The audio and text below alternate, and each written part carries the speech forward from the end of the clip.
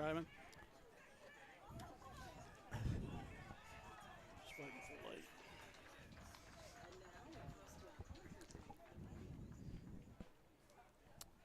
Well, welcome to Bayswater Oval for the Eastland match of the round. Premier Division finals are back for another year, and we're out here for the first elimination final between Balwyn and Blackburn. The winner advances to next Sunday's semi-final at Jubilee Park, whilst the loser packs their bags for season 2023. All the action brought to you live on 98.1 Radio Eastern FM, plus streaming on Facebook and YouTube. I'm Josh Ward, joined for pre-game by three esteemed gentlemen of the media team, Wayne Brasher, Ray Baird and Matt Spider Lee.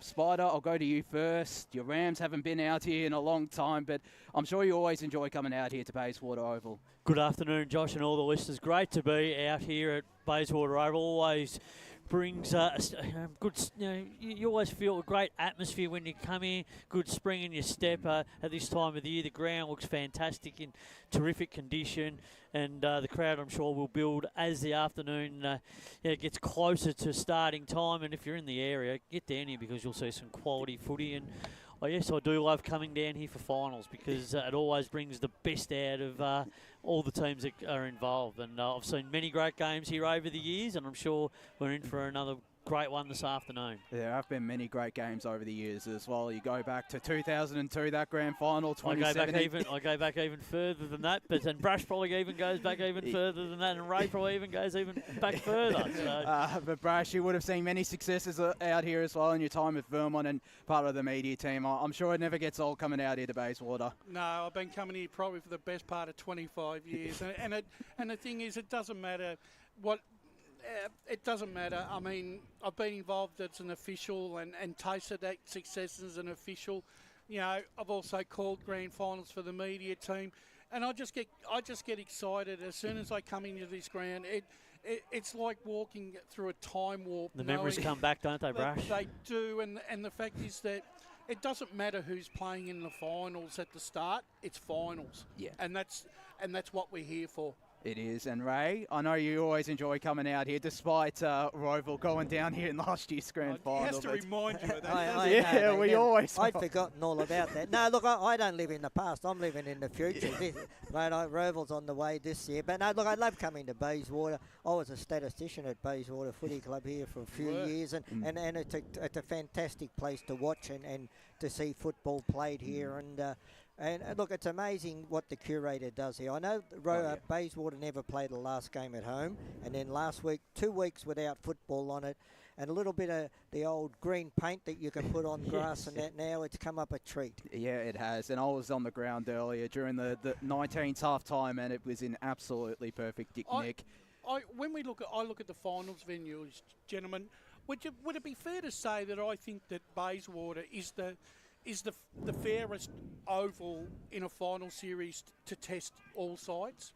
Yeah, I think so. I mean, when you think of size for in terms of dimensions of the ground, I think it's a fair size. It's a great size, and it's a good test for everyone to come and again, the best sides come in and they be able to express themselves because a lot of teams have smaller grounds. Yeah.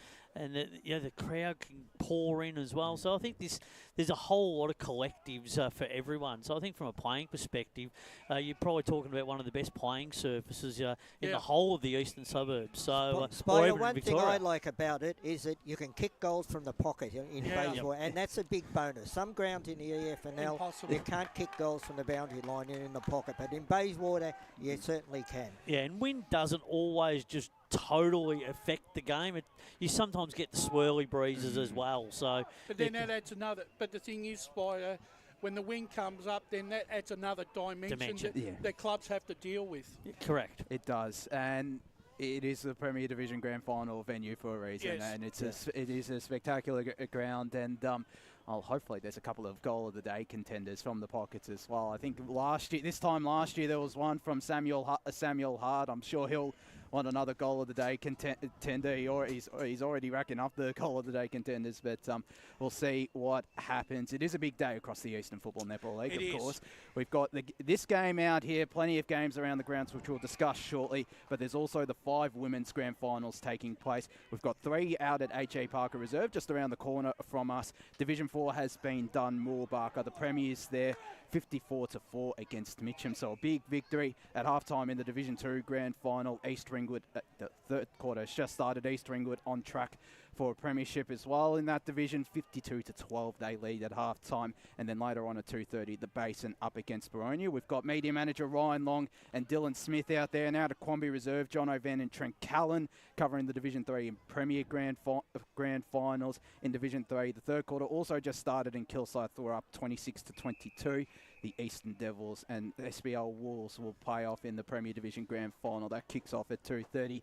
If you want to catch all those Grand Finals, they're up on YouTube. Just click, and they'll be up on the links will be up on Facebook as well. But I actually wonder, Josh, whether those four gents calling those Grand Finals have got those caps with eternal water coming. They can suck throughout the afternoon. What about a Strepsil? They might need a Strepsil after the game. I remember I did 3 women's grand finals this time last year, and the next day I was calling Surrey Park up against Sternside Park. So I mean, it is a long day, and it is. And congratulations to all those guys out there. They're doing a fantastic job, and I'm sure the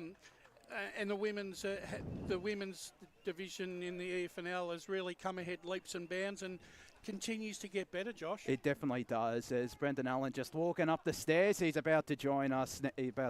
On the pre-game show. He's done a terrific job with Blackburn. He's guided them to finals in every single year that he's been at the helm. They've played finals in the last 5 years as well. He's always been good with his time on pre-game and during games, and he's been good enough to chat with us now. Brendan, thanks for jumping on ahead of a big contest. Thanks for having me. How are the boys feeling? Confirmed finals last weekend, sneaking over a Noble Park and another do-or-die matchup this time around. Yeah, well, it's been finals for the last couple of weeks for us already, so we're old hats at it. But no, we needed a bit of luck last week, and all we could control is the game we were playing, and it was probably one of the more complete performances we've had this year. So hopefully we bring that again today. And what's the mentality heading into a match like this? You're up against the Balwyn side that's gone pretty close to the minor premiership, just a game and I think percentage behind Vermont. Is it a bit of a free hit mentality, or do you just go in with the same mentality as you do each week? I think your finals resets, and it's a new season, really. So you just got to treat it as such. And yeah, we give ourselves every chance, especially on this deck with our leg speed. We hopefully can do a bit of damage, and obviously they play on a ground that's a quarter of this size out here at the moment, so hopefully it'll suit us a little bit better than them. It's been always a big challenge, isn't it, Brendan, when you have to chop and change with the grounds, and you play on a massive ground a couple of weeks ago against Oval, so great challenge ahead of the team.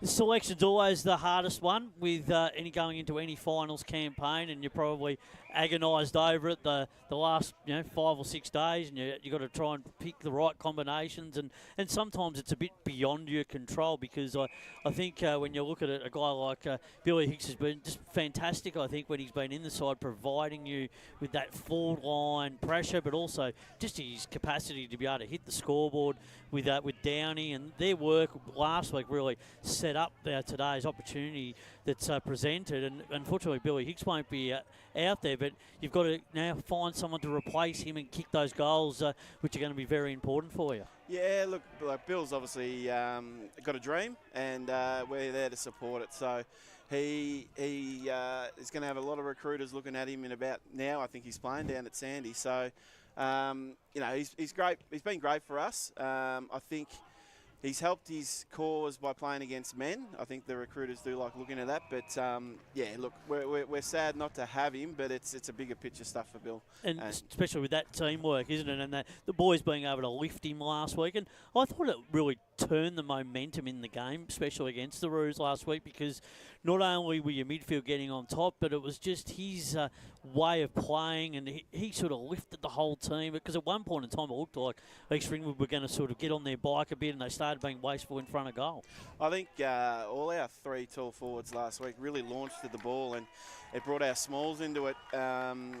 It was really it was exciting to see Bill getting up over the top of packs, and Louis Downey, and even Bakes was clunking a few. So yeah, look, as I said, he's going to be missed, but it's bigger picture stuff. But we're pretty lucky that we get Jason Reed back today from a long layoff, and Christian Zalek didn't play last week, but he's back today. Yeah, as with well. with Reedy, is he going to be at 100%? I mean, it's always a hard one when you've got to work out with a player like Reedy, who's just heart and soul player, and he's a leader. You know he wants to be out there. Is that the risk that you take, or is that a responsibility thing from the coaching and from the leadership group to say, well, we want to give this a go, and we'll see how it plays out? Yeah, well, Fraser Elliott was close too, but you probably couldn't carry both those guys back into a final like this, especially on a big ground.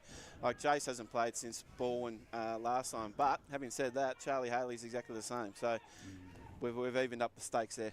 Brendan, one thing that you'd be happy about in recent times is being able to settle that back six down again with that experienced players, because a lot of your drive comes from that back six. You'd be happy with that being settled coming into a final series? Yeah, I think the games that we got, I think it was 3 or 4 on the trot there. We had Michael Dummers away and Tyler Faulkner had a hammy, and that did unsettle the back line. But yeah, your defence is your first point of offence. So our guys do give us a lot of drive back there, and especially when we've got in our forward line, we want them pressing up and making sure that things stays there. So one player that I've always been very interested in is young Oglethorpe.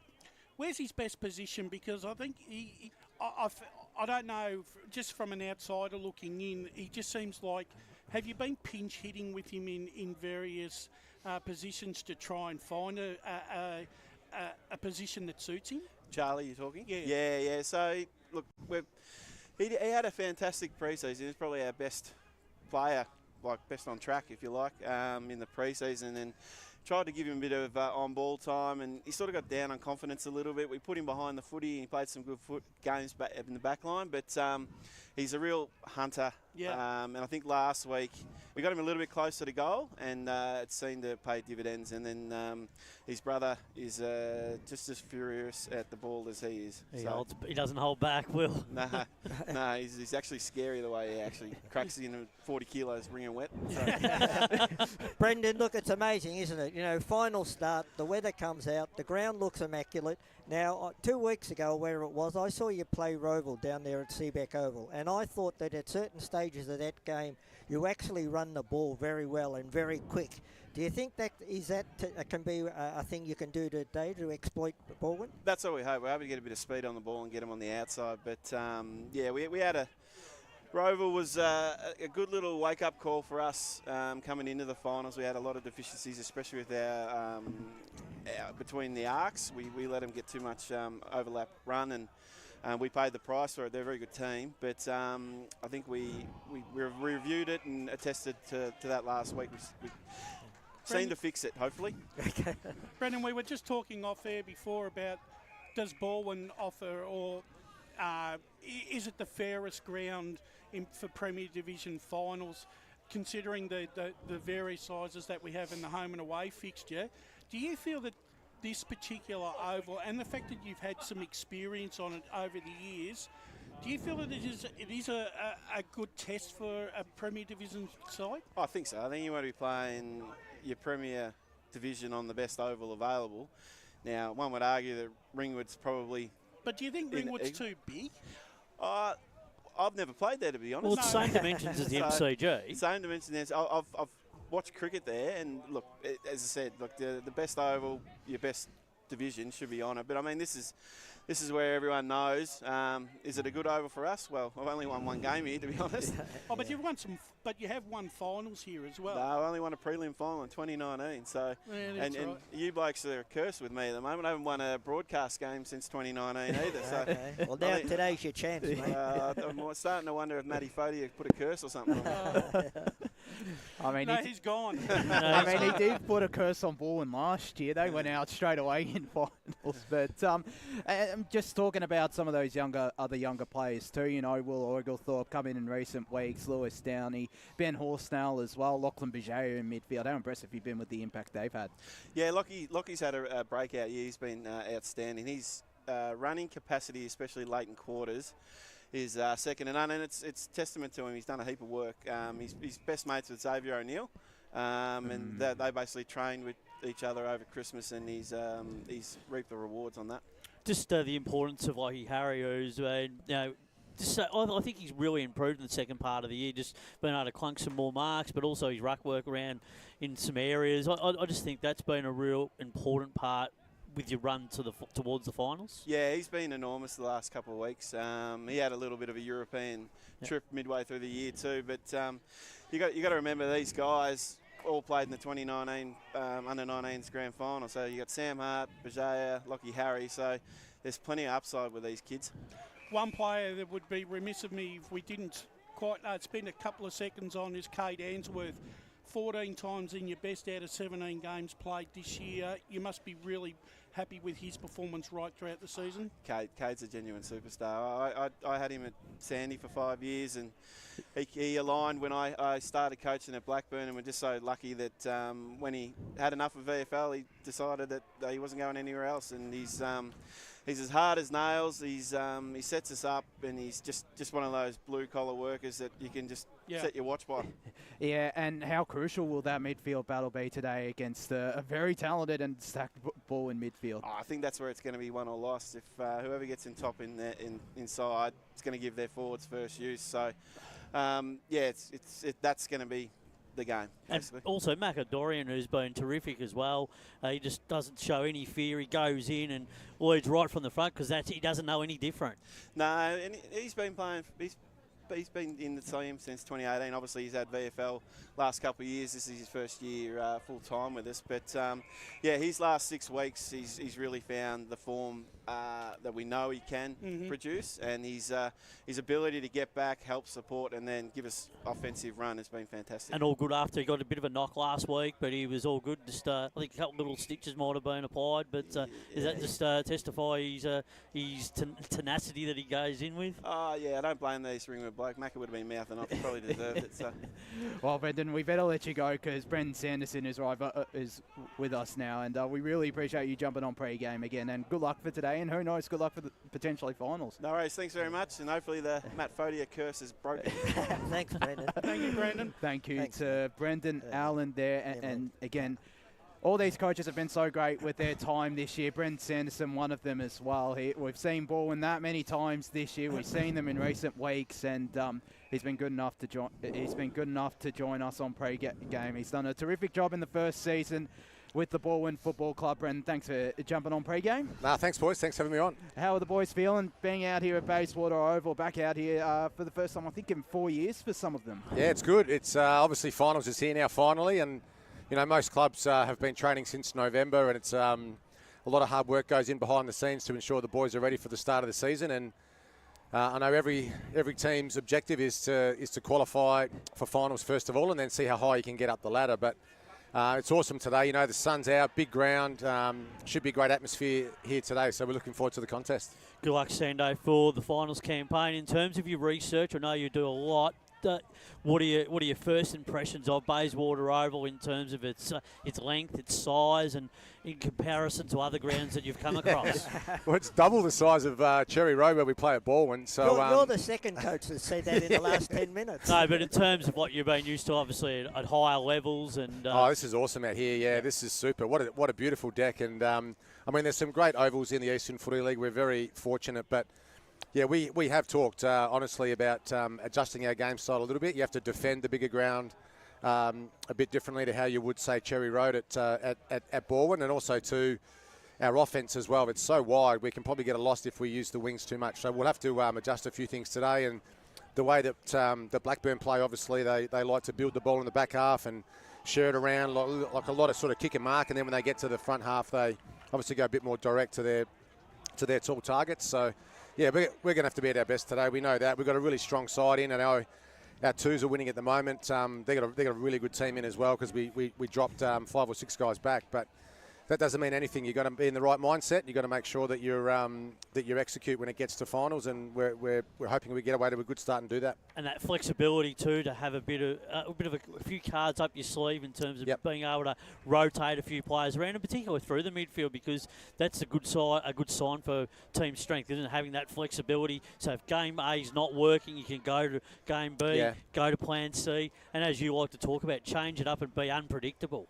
No, definitely. I mean, we've got a few guys back today. I guess Charlie Haley He's a bit of a club legend, or he's only been there for a few years, but he already is a club legend already. He's I'm looking forward to seeing him back in the side. He plays that sort of deep forward role really well.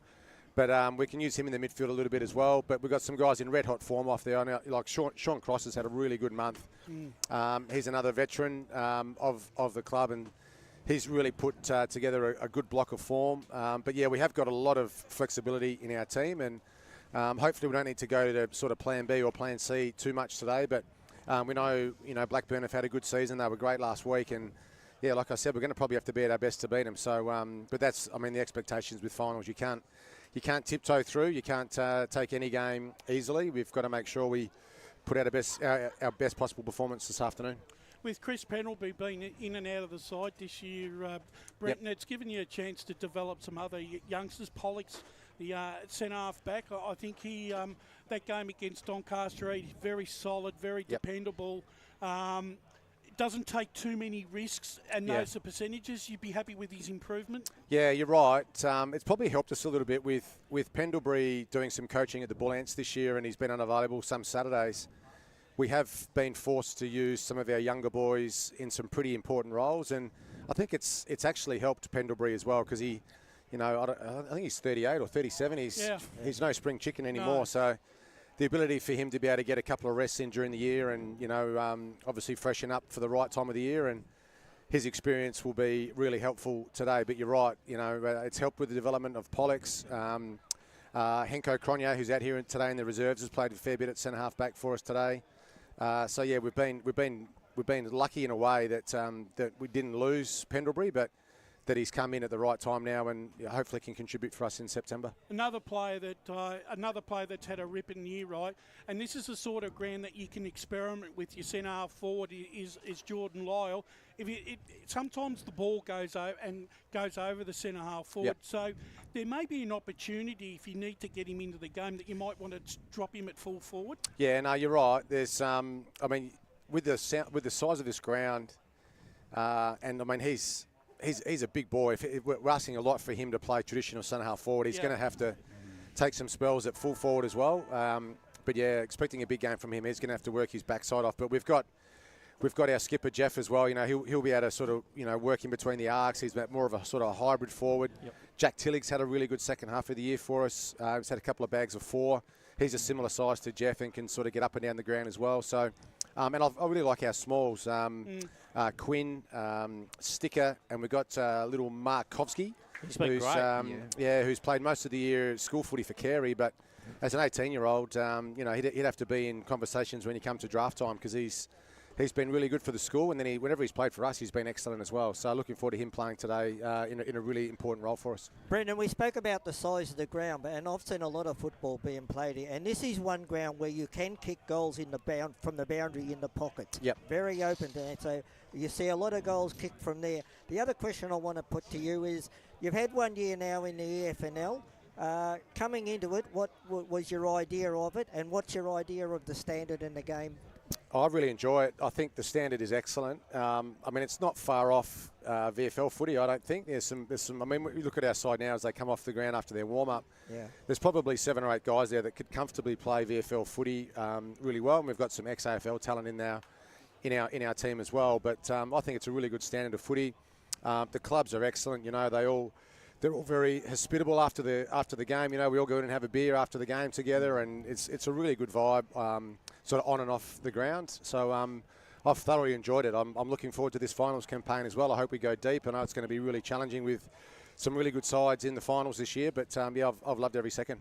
One other player, when we did the Doncaster East, Brenton, he's coming off injury, Josh Walker, and you put him behind the ball because it was a position that he was familiar with. And it seems like to me, as he's come back from injury and he's got some game time back under his belt, you might have found he's right. He might have been able to reassume the position that he comes to love, really. Yeah, I think you're right. We like I said before, we probably don't want to go to Plan B too often today, or even Plan C, but one of those options would be to push him forward because he's such a good player. But I think at the moment, most coaches will sort of talk mostly about defence or defence when it comes to finals, and with Pendlebury and Walker behind the ball. You mentioned Pollux before. Yeah. We'll try and build from there. But if we do need to score and score quickly, yeah, he's definitely an option. A bit of a swing man. We can use him forward with Lyle. But yeah, like I said, we're going to start with him at centre half back today. He's played both all season, so we'll see how the game sort of plays out. But hopefully we can just use him at centre half back exclusively today. Now, Sendo, I've heard you talking on SEM with Jared, and you're talking about the fundamentals a few weeks ago, the 3 basics, the milk, eggs and bread. Oh, yeah. Now, are we going to get a bit of that in the pre-match? Because you come out to a final, you're going to ask for the 3 basics principles of football today. If you don't know the other parts of the shopping list, you're never going to know them. And that's pretty much what happens coming into a finals campaign. If you don't know the other parts to the game plan now, well, you may as well, you go, well, what are we doing here, boys? You're that's right. pretty much how it works, isn't it? Yeah, you're right. It's so tempting, though, because you think in a final you've got to try and trick the opposition and, add all these trick plays in or look for ways to get an advantage. But you're 100% right. Finals are won by sides that execute the fundamentals better for longer. And although there'll be a lot of mistakes today, and I've said to my boys down in the rooms that I actually want them to make mistakes. I think the more mistakes you make, it means you're taking the game on. I think if we play a really safe, passive game today, it's not going to help us. No. So I think both sides should try and take the game on, look for opportunities to spread the ground, and then you've just got to defend really well. So, but you're right. I think if we get contest and clearance right, look for opportunities to turn the ball over with our defence and be quite simple with our offence, just take the ball forward. So I reckon our backs will probably share the ball around a bit today. I'm expecting our defenders, we've got a lot of good ball users in the back half. So I think they'll probably try and switch the ball around a little bit today, look to share the ball. But I think once you get past the centre, it's direct to goal. And that's how Blackburn play too. So probably to see 2 very similar game styles today.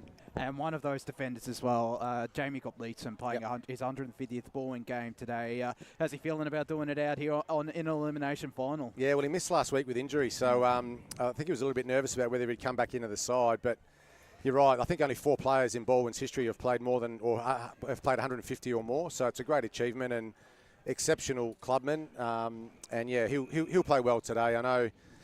Sometimes you can put too much emphasis on players in their milestone games, but once the ball's bounced, it'll be underway, and I think it'll be quickly forgotten, that he's playing a milestone. But yeah, it was really good this week for the boys to sort of get around him and celebrate what's a fantastic achievement. It is, and we really appreciate you jumping on, Brendan. Pleasure. Thank you, and good luck for today, and who knows, good luck for the rest of the finals as well. I'm sure. Thanks, boys. Have a good call. Thank you to Brenton Sanderson. And again, he's been so great with his time this year. We've been to seen Balwyn 4 times this year now, and he's always been so open, so honest with his answers. How come I'm not privy to that milk? What's that?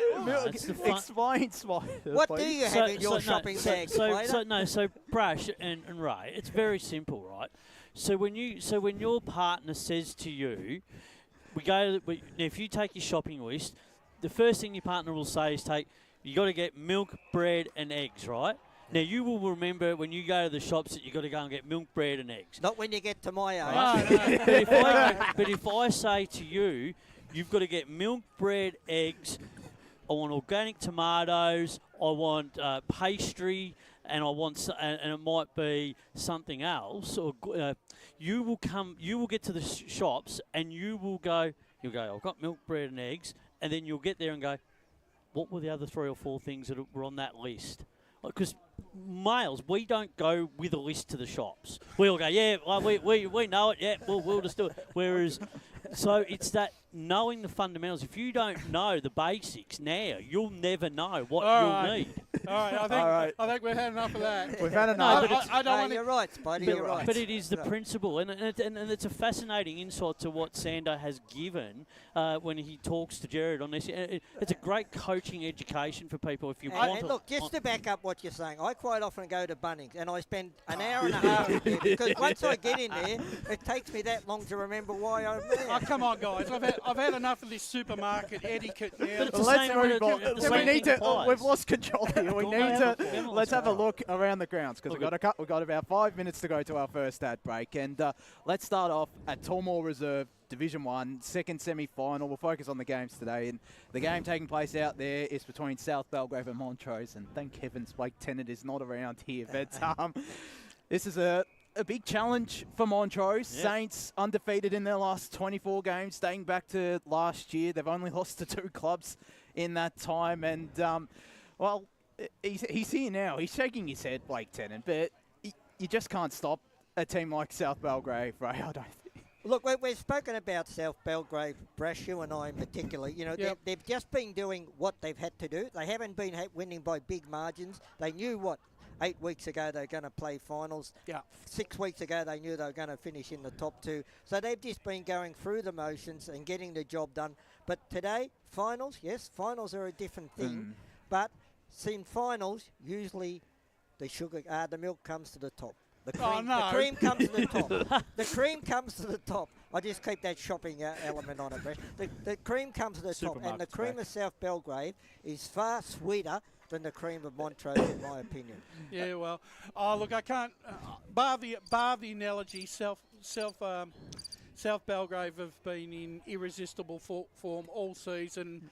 The guy that I always get excited about when it comes to finals in South Belgrave is Tim Smith. Oh, yeah. Because you just don't know what he's gonna dish out.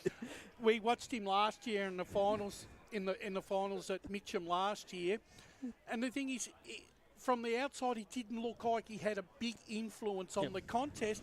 But he only needs 6 or 7 touches, and the game's over. The game's over. And I think that's the fact. I mean, if Montrose can hang in for as long as they can, and they can defend well, that's defensively, and create some offense, but then also work the corridor a little bit and put some pressure on, and then get some scoreboard happening. Look, they are well and truly in the game, but it's whether they can sustain it for the entire 4 quarters, and I'm not sure that they can. Ray, I would, looking at, I wanted.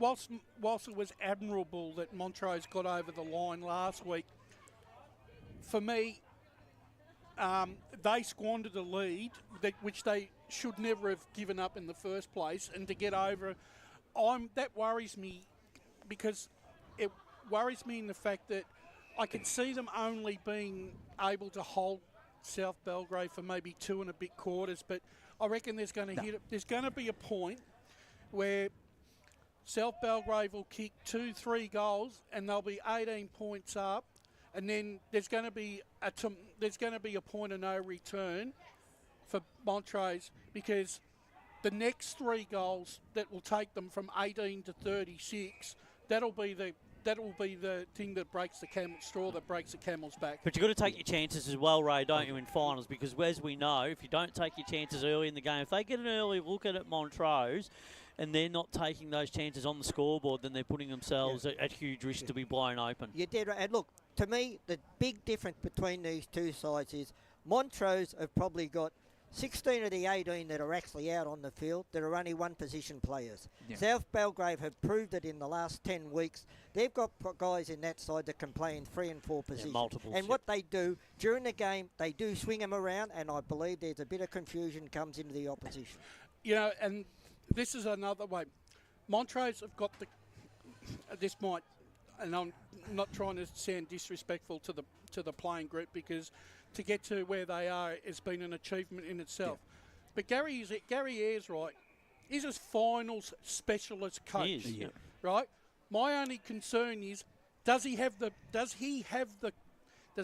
cannon fodder that can pull off his game plan in a final series? I mean, I that's what I'm worried about. I mean, they have moments, Montrose, where they go to sleep, Spider, and they don't score. That is a big concern, and that happened last week. And that's the thing. If they go to sleep for a matter of 10 minutes, they could be 6 down. Yeah, and they've got to be very careful. And Gary Ayres will be well aware of that. So I think the key to them is to score early, put pressure on South Belgrave, but also try in that midfield to block those exits, get pressure through the corridor, make sure that that they work on that offense, defensive pressure, and I think that they'll give themselves a chance. But I do believe South Belgrave will win the game by a couple of goals. I do think so too. Brash, do we have the Oracle's tips for this contest? I hate to throw you under the bus. South Belgrave 120, Montrose 79. So I think it'll be probably a bit closer. Because Montrose can definitely keep up with South Belgrave for three quarters. It's just about that firepower, and the Saints are bringing back Taylor and Damien Garner, who I think have probably had the last 2 weeks off fresh. Yeah, but I think the other thing is too, whilst we all talk about Tim Smith and the Garners and that, there's a couple of blokes there. It's their bottom end players, I think, that are just as good. What's his name? Ryan Silver. He or Murray Silver. He's been superb in the back line. He's been their best defender. Jordan Niku's been very good. Yeah, and there's plenty of talent surrounding them, and you got the likes of the Kidd brothers. You got Nicholas Keeley. It's a stacked lineup with stars across every line.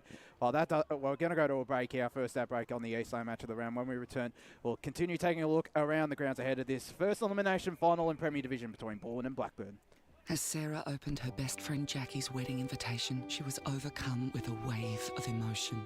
While her two young boys wrestled on the floor, tears of happiness rolled down Sarah's cheeks as she saw the words she'd been longing to see. Please note, this wedding will be a child-free event. Well, Sarah, looks like we're off to Eastland for a new frock and some heels. And let's book in that babysitter. For all of life's little moments, there's Eastland. Eastland. Live real. Sprained your ankle, bursting through the banner? Broke a finger, high-fiving the ruckman? Or did you run into the goal post again? For bumps, breaks or bleeds, be seen sooner, close to home at Knox Private 24/7 Emergency Department. The preferred provider of emergency care to the Eastern Football Netball League, you'll generally experience shorter wait times. You don't need private health, but there is an out-of-pocket fee. Be seen sooner, close to home at Knox Private 24/7 Emergency Department, 262 Mountain Highway, Wantirna.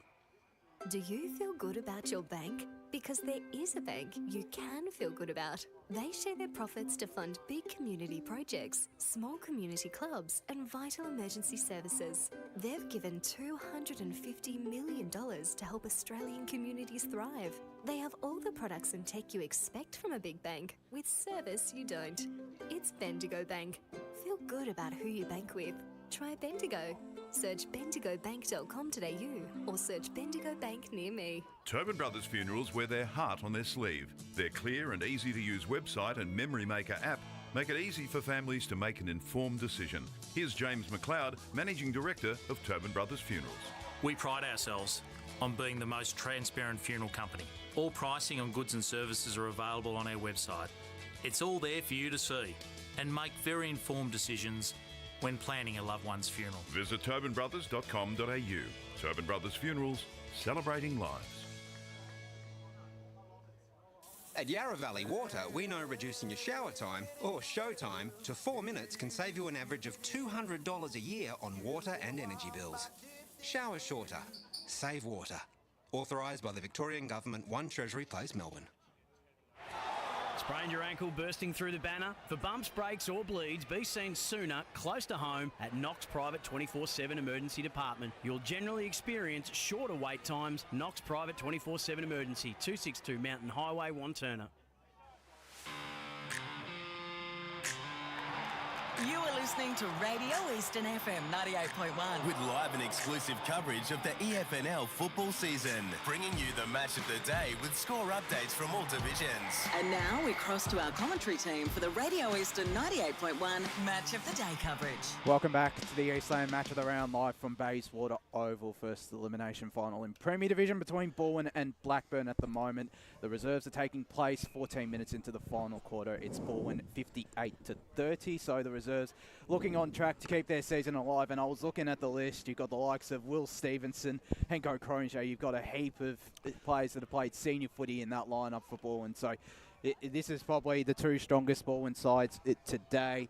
Some women's scores around the grounds. 5 minutes left at H.E. Parker between East Ringwood and Surrey Park, and the Roos will win the Division 2 Premiership up 86-13 there. Ooh. And in Division 3 with 5.5 minutes out there between Kilsyth and the Eastern Devils, it's 44 Kilsyth, Eastern Devils 31. It was just 1 point at three-quarter time. So that's an upset. The Eastern Devils were... The Eastern Devils in Premier were the favourites. Were the favourites, so yeah, but the third division, Kilsyth were the favourites. So they could be on track for the first of two senior premierships as well, Kilsyth, which would be a great achievement.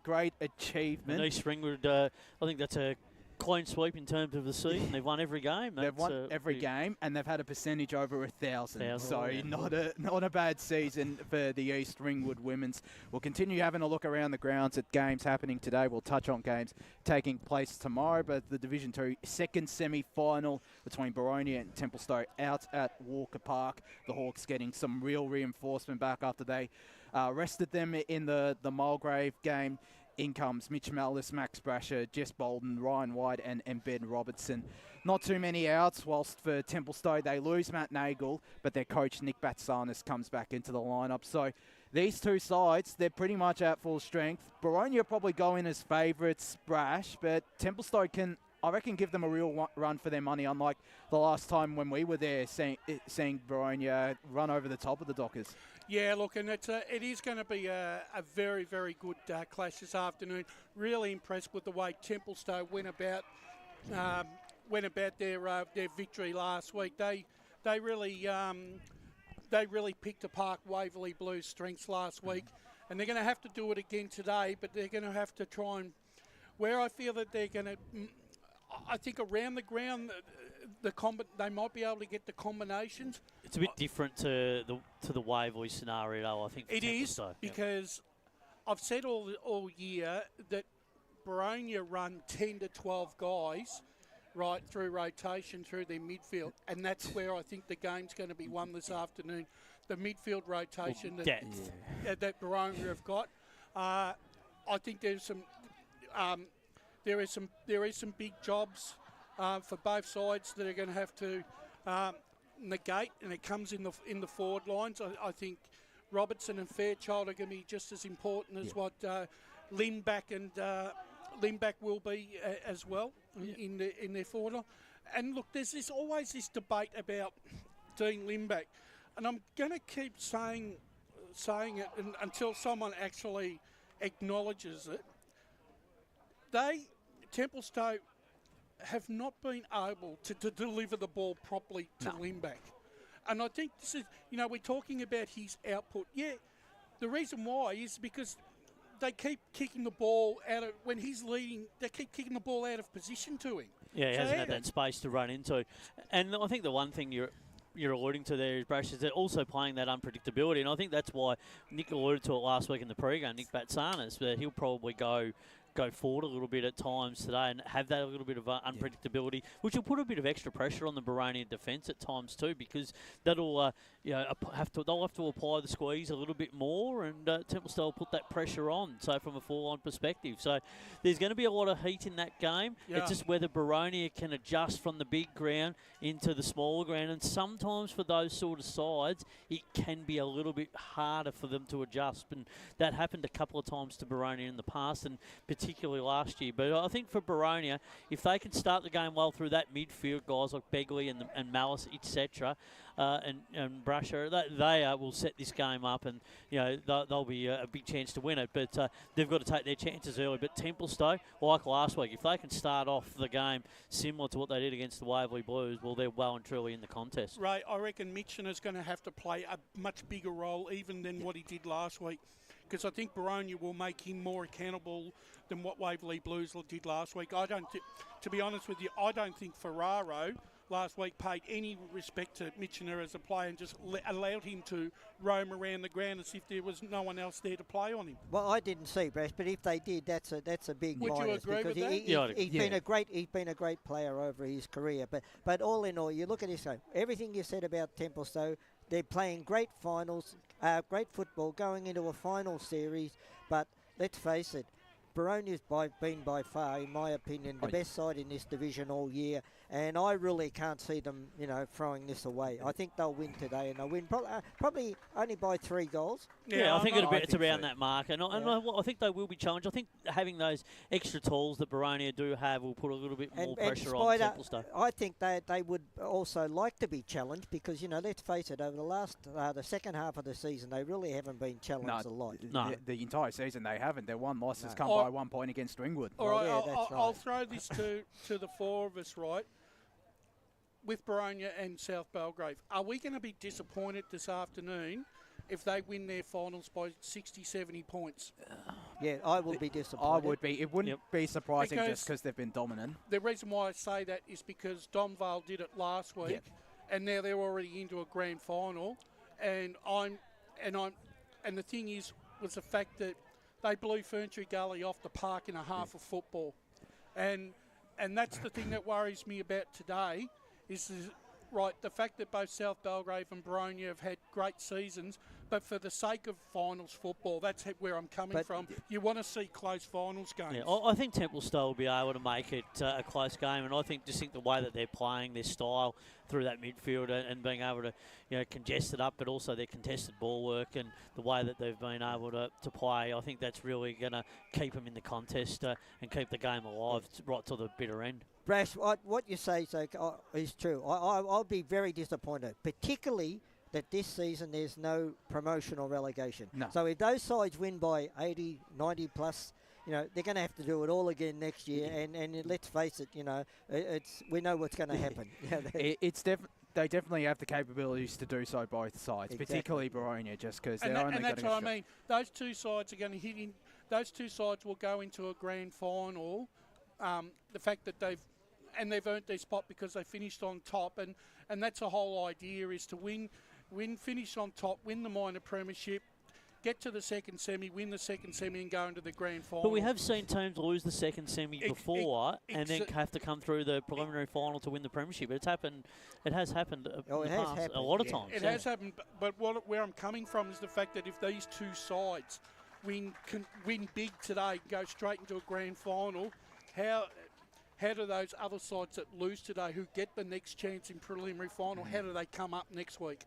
Well, speaking of preliminary finals, let's touch on the Division 3 one. And one side that we really looking to respond is Ferntree Gully up against the Oakley District. The Eagles, a rough loss, a rough second half against Domvale. I think it was 13 goals to 1. Oakley District, and after the siren victory. So they'll be buoyed by that in the WhatsApp chat, in media team WhatsApp chat. They've got people coming in from interstate Oakley District. So it's going to be a big day for them. It's a big day for Ferntree Gully to respond, though, Ray. Look, it was a great win by Oakley Districts, and you've got to look at the fact that Bozanich and Ryan, the coach, they only had mediocre games last year. Yeah. If those two can turn it on, look, I'm picking Oakley Districts I think to they'll win win because too, right? what I don't like about Ferntree Gully is the fact that those big outs they had 6 or 8 weeks ago, they have not recovered from that. No. And they're going to have to recover from what is a really rough loss, a really disappointing second half. And that first half, too, was disappointing where they kicked 3 goals, 9. They cannot let that happen. I think there's a few scars from last week, and that's why I think the momentum's all with Oakley, and I think they're going to advance to a grand final. I do too. For mine, Oakley District are the side, out of all the sides playing finals, that have got a free hit this week. They do. They absolutely have nothing to lose here this week. The pressure is all on Ferntree Gully. And I was worried the way that, once again, they were mentally brutalised last week by Domvale. They physically beat up on them again, physically and mentally. And even if Ferntree Gully get back and win today, even by the barest of margins, I still won't be able to mount a case on them winning a flag. It would need a monumental turnaround on their part. They need a big statement, do Ferntree Gully, heading into a potential grand final if they are to stand any chance against the Domvale side that's just miles ahead of the pack.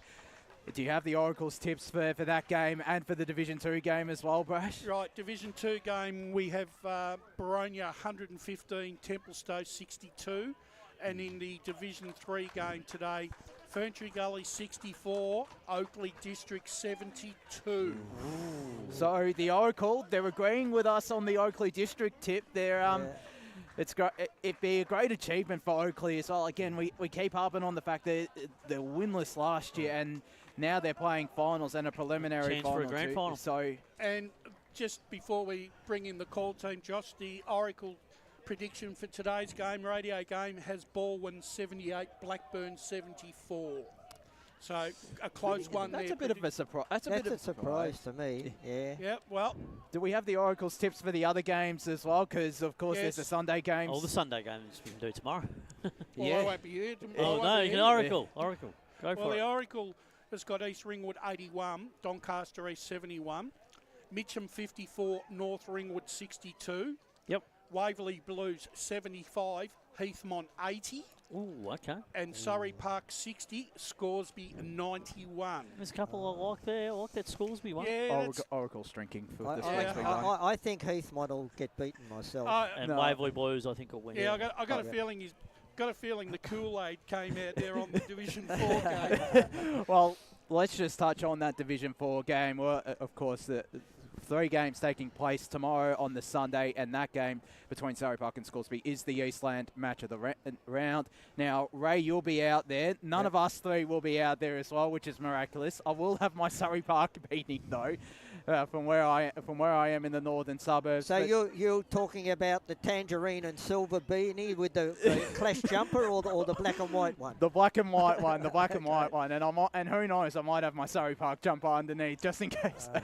might need me. You are a tragic, Josh. I'm not. Surrey Park pyjamas on tonight. I'm not going to be seduced by what the Oracles tip tomorrow. Surrey Park finished second for a reason. Yeah. And they've been second all year. Yes, they can't. I said at the start of the year that Kilsyth and Surrey Park would play off in the grand final. So far, I've got one of those combinations right, and I expect Surrey Park to once again come off a real titanic struggle against Kilsyth, and I think that sets them right up for a big clash tomorrow against Scoresby, and I think they'll get the points. And there's plenty of reinforcement for both sides. Paravicini and Richards coming in for Scoresby, Spider, but for Surrey Park, they're bringing in James Kenworthy, the coach, the captain, Matt Garvin. Bringing in the leader. Ryan Kennedy back into the lineup as well, Josh Durand and Mitch Gall. They lose Riley Tempany and Jack McLeod. Gall's a big in, Yeah, he's a big in, and both him and Durand did the job against Jaden Weikart a couple of weeks ago. I think you're also underselling the other guy. No. Duran? No, the other one. Oh, Kennedy. Yes. Josh, just one for you. If they had won last week, Surrey Park, would these guys that are coming in, would they be coming in for the grand final? Yeah, they probably would. They definitely would have been, I think. So it's not panic buttons? No, it's not panic buttons. They were... Kennedy was coming off an ankle injury he did in that Kilsyth game, and they were aiming for him to be ready by But then. that's still a bit. Look, it's still a big call, even at a preliminary final stage, to be making those amount of changes. I get it why you're doing it, because you've rated those guys in your best 22. Does that come back to bite them when it comes down to the hard running that's going to be required in a finals game? Only time will tell. Yep. And Tom Smith as well come back into the lineup too. So get their fitness in the legs as well. So yeah, it'll be interesting to see how hard they have to run. And I think, who knows, Kennedy might play a bit of time up forward as well, which would be a bit of a surprise just because he's made his name for himself in midfield. But we'll see what happens, Ray. And Brash, finals time, there's always some upset that we don't predict is going to happen. So we'll just see what happens today and tomorrow and next week onwards. That's it. You never know. Finals, as we keep saying, it brings out the best in all sides, and there's always at least one surprise, whether that be in the home and away season or finals, as well as umpires move into the middle of the ground. We've still got a bit of time before we introduce the rest of the call team. Blackburn is still in their rooms as well. Let's touch on the Division 2 first semi-final. Heathmont up against the Waverley Boys, or the other way around. The boys will want to respond. Heathmont, that was a good victory, and they've got some players back in recent weeks. Ray, what do you reckon? No, I'm going to stick with Waverley Blues. You know, to me, they've been the second best side in that division all season, and I don't see any reason. You know, they lost the final, but you know, I'm going to back them in to get over the line. Yeah, I'm expecting them to bounce back after last week. They'll really put the squeeze on the Heathmont defence. I'm just not sure they're going to be able to close down this opponent Waverley Boys forward line. A little bit of a different story. I think Templestow's defence is a little bit different mix to what Heathmont's setup is. But I just think through the midfield too, Waverley Blues will be able to get that rebound going and really get the dominance early in the game. Well, they split 1-1 during the home and away season. Yep. I'm going to go out on a limb. I'm going to go Heathmont. I'm going to go Heathmont too as well, actually. I think I think the Heathmont hierarchy might have enough to. Templestowe, I reckon, did everyone else a favour last week by exposing Waverley Blues' game plan. I reckon they can be exploited again. Brash, are Heathmont going to kick enough goals? That's what worries me.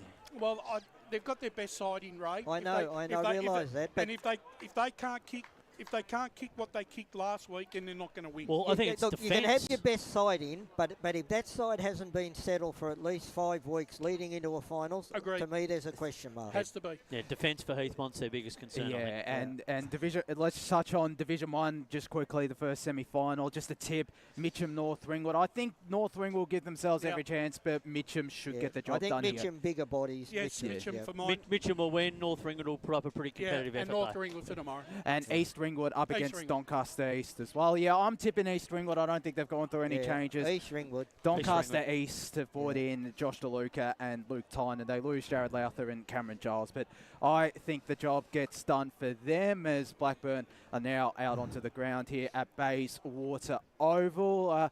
We've still got a bit of time till our next stat break. We might go. We'll go to it shortly. Spider, you'll join us at halftime. Yeah, but just your tip on this game as well. Balwyn by 20 points. Actually, about 30 points. I said 5 goals yesterday on the show. So I think Balwyn will do it pretty comfortable. Blackburn going to have to really do their work in the first half. Yeah, I'm tipping Balwyn as well. I'll be able to tell that a bit later on. But we're going to go to another ad break here in the Eastland match of the round. When we return, we'll introduce the rest of the call team led by Jared Beanland and Brett Beston for this game between Balwyn and Blackburn. Today at Eastland, Lucy's trying on jeans for a momentous occasion. Coffee with the ex. She needs jeans she can move in because she's definitely moved on. Jeans that get a second look, but don't give any second chances. Jeans that say, why yes, I have spent the last 8 months in a post-breakup juice cleansing, kickboxing, personal training frenzy. And it looks as though she's just found the perfect pair. Yeah, that's great. Bravo, Lucy. For all of life's little moments, there's Eastland. Eastland. Live real. Sprained your ankle bursting through the banner? For bumps, breaks or bleeds, be seen sooner, close to home, at Knox Private 24/7 Emergency Department. You'll generally experience shorter wait times. Knox Private 24/7 Emergency, 262 Mountain Highway, Wanturna. Do you feel good about your bank? Because there is a bank you can feel good about. They share their profits to fund big community projects, small community clubs, and vital emergency services. They've given $250 million to help Australian communities thrive. They have all the products and tech you expect from a big bank, with service you don't. It's Bendigo Bank. Feel good about who you bank with. Try Bendigo. Search bendigobank.com.au or search Bendigo Bank near me. Tobin Brothers Funerals wear their heart on their sleeve. Their clear and easy-to-use website and Memory Maker app make it easy for families to make an informed decision. Here's James McLeod, Managing Director of Tobin Brothers Funerals. There's no mystery about our pricing. It is clearly displayed on our website and our app.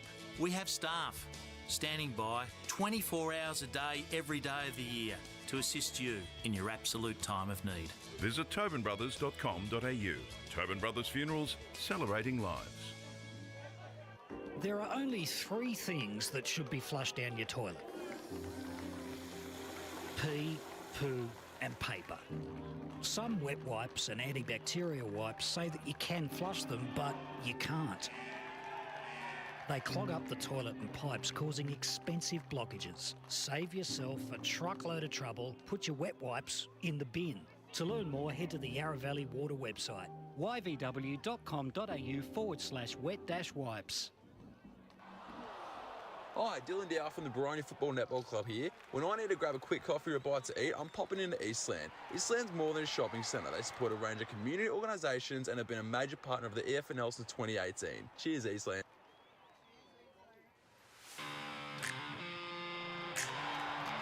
You are listening to Radio Eastern FM 98.1. With live and exclusive coverage of the EFNL football season. Bringing you the match of the day with score updates from all divisions. And now we cross to our commentary team for the Radio Eastern 98.1 Match of the Day coverage. I tell you what, there's always something a little bit special, isn't there, coming out to Bayswater Oval at this time of the year, because you know it is final. So much on the line. The ground is in fantastic condition. Crowd not as big as we perhaps thought, but I'm sure it will grow as the game goes on. Very good afternoon to you. Welcome to Finals Footy, the EFNL, of course, for 2023. My name is Brett Best, and I'll be calling the game alongside my co-commentator, Jared Beelan. Jared, welcome to you. You must be pumped for this one. I very much am. Very looking forward towards my first Premier Division finals match call, and Balwyn versus Blackburn. It's going to be an excellent contest. I really can't wait to see what Blackburn can challenge with here today. Indeed, yes, of course, for this one, the winner continues, the loser goes home. Joining us in special comments this afternoon, two gentlemen who have seen more finals than I've had hot dinners, Wayne Brasher and Ray Baird. Good afternoon, guys. What are you looking forward to today? Good afternoon, Brett, and good afternoon to all that. I'm looking for a typical finals football. I think both sides will be great. In the first 10 minutes, ball's going to be just sounding each other out, and then they'll settle down, and we'll see some fine EFNL final football, Bresh. Yeah, we are, and I look, when you look at these two sides, Blackburn hold the edge 8-7 in their last 15 matches. The last time these two met was in 2019 in a qualifying final, which Balwyn won.